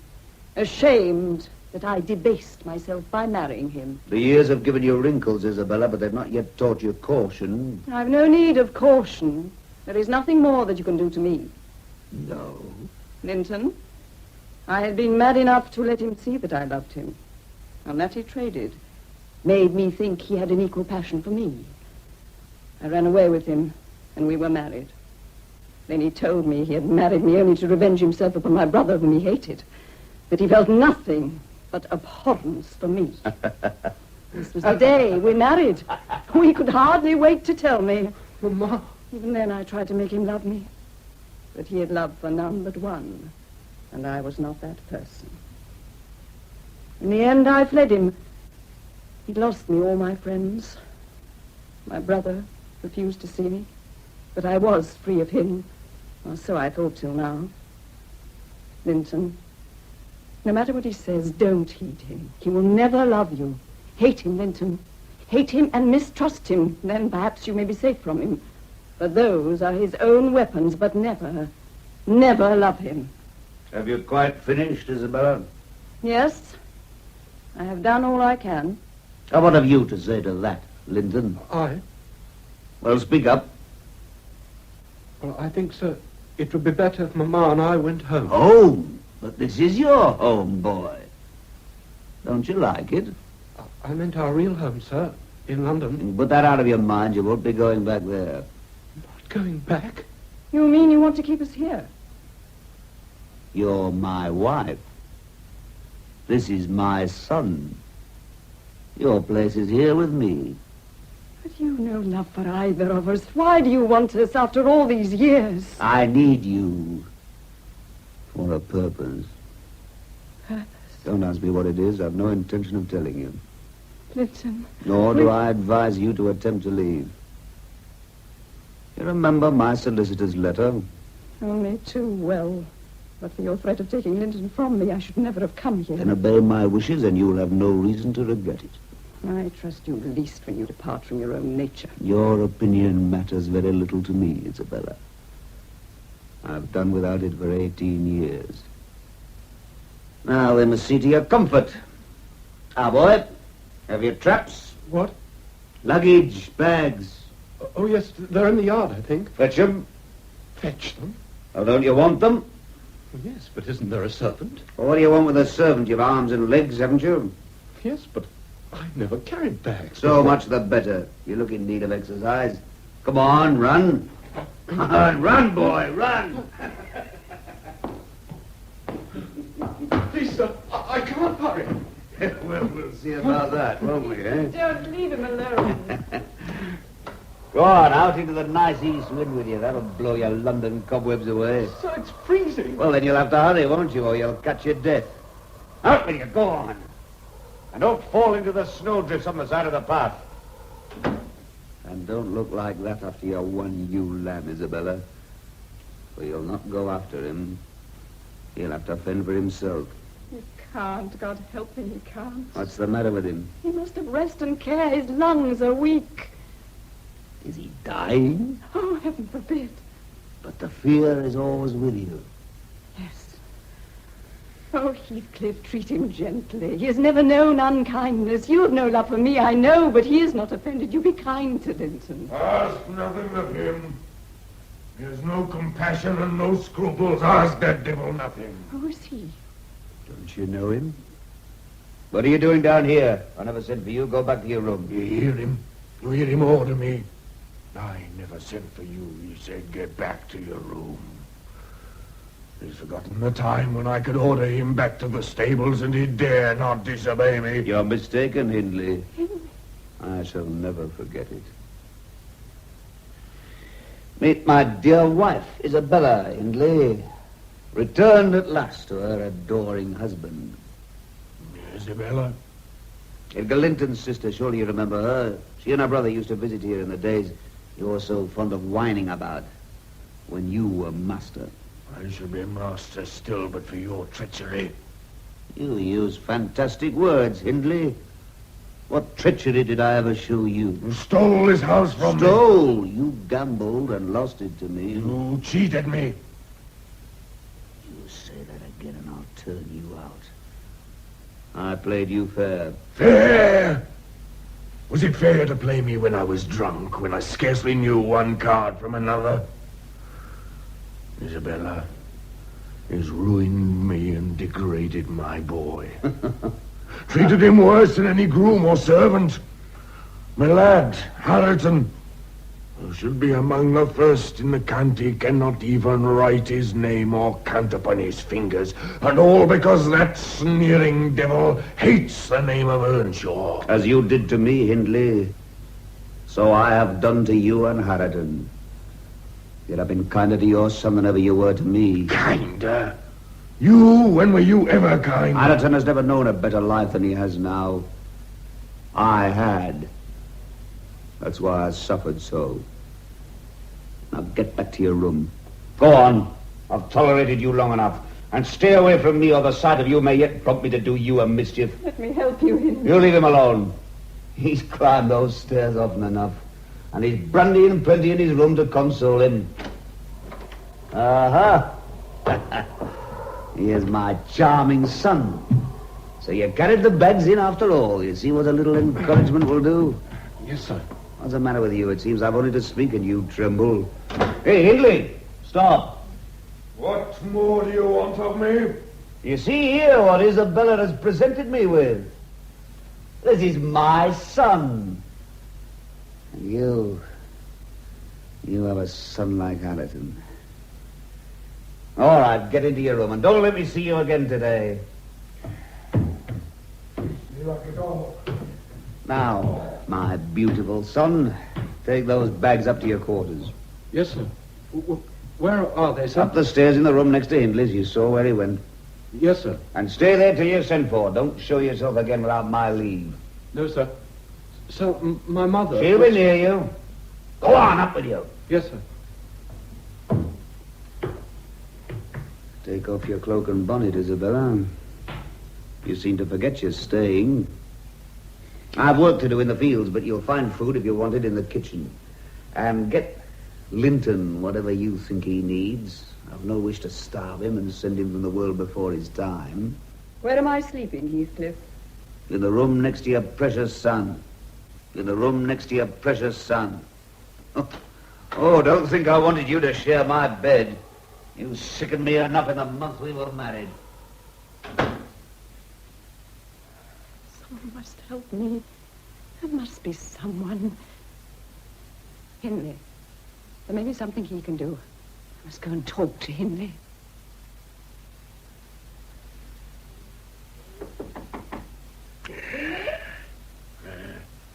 Who is it? Me, Isabella. Let me in, Hindley. I must speak to you. Is that devil gone? Out to the fields. Come in and speak softly. One never knows when he's about. Take a glass of brandy. No, no. I shall. I take it all the time. It dulls your brain, and then you forget. Forget. Oh, Hindley. I need help so desperately. You must help me. Help you? How can I help you when I can't even help myself? But you may know his mind, Hindley. Has he ever told you why he wished me to come back to him? Him, he says nothing. Least of all to me. And you don't know what he wants with me. I didn't say that. I know well enough. He needs you, Isabella, for a plan he has. A plan? What plan? He wants your property. I have no property. No, not yet, but you soon will have. Didn't you know your brother's health was failing? My brother? No, I never knew. He wouldn't answer my letters. But he has a daughter. Hey, forgotten the entail. When your brother dies, the Grange will pass to you and your issue. Of course. I'd forgotten. Heathcliff hasn't. It's the ambition of his life to control our two houses. Already he has mine. Now he seeks to have yours. But if I died, the Grange would come to Linton. Do you think your son would be a barrier between that man and his ambition? You can't mean that he'd... Oh, no, I wouldn't believe that. Even Heathcliff wouldn't stoop to murder. Murder would not be necessary. Your son could never stand against him. Heathcliff could make him sign away anything. Money. Has he designs on that as well? What money? My brother Edgar's fortune. That doesn't come to me. It'll go to his daughter, Catherine. Can Heathcliff have forgotten that? He may not know of it. He may have thought the whole estate entailed. I don't know. And that, at least, will never be his. Nor shall the Grange, if I can help it. I'm going to Edgar. He shall know what Heathcliff has been planning. Don't be a fool. You'll never reach the Grange that drifts to 6 foot deep in places. I'll get there somehow. I know the way. You'll risk your life for nothing. Then I must take that risk. We go, Hindley, before Heathcliff comes back. Wait. There is another way. Another? You and I each have a score to settle with that man. We might settle it now without stirring from this house. How can we? Follow me downstairs and I'll show you. Tread softly now. You shall protect your son and Harriton. Yes, Harriton too shall have his rights. What's in your mind? See there? Over the mantelpiece. That gun. Henry. I saw Heathcliff loaded this morning. Happened to lift it down. So, pull back the hammers. Henry, no, that's murder. Hold your tongue, that's all you need to do. He's coming up the path to the door. Stand well behind me. Henry, no. Heathcliff, take care. Henry has a gun. Ah, you fool! Get away from me. Let me kill him.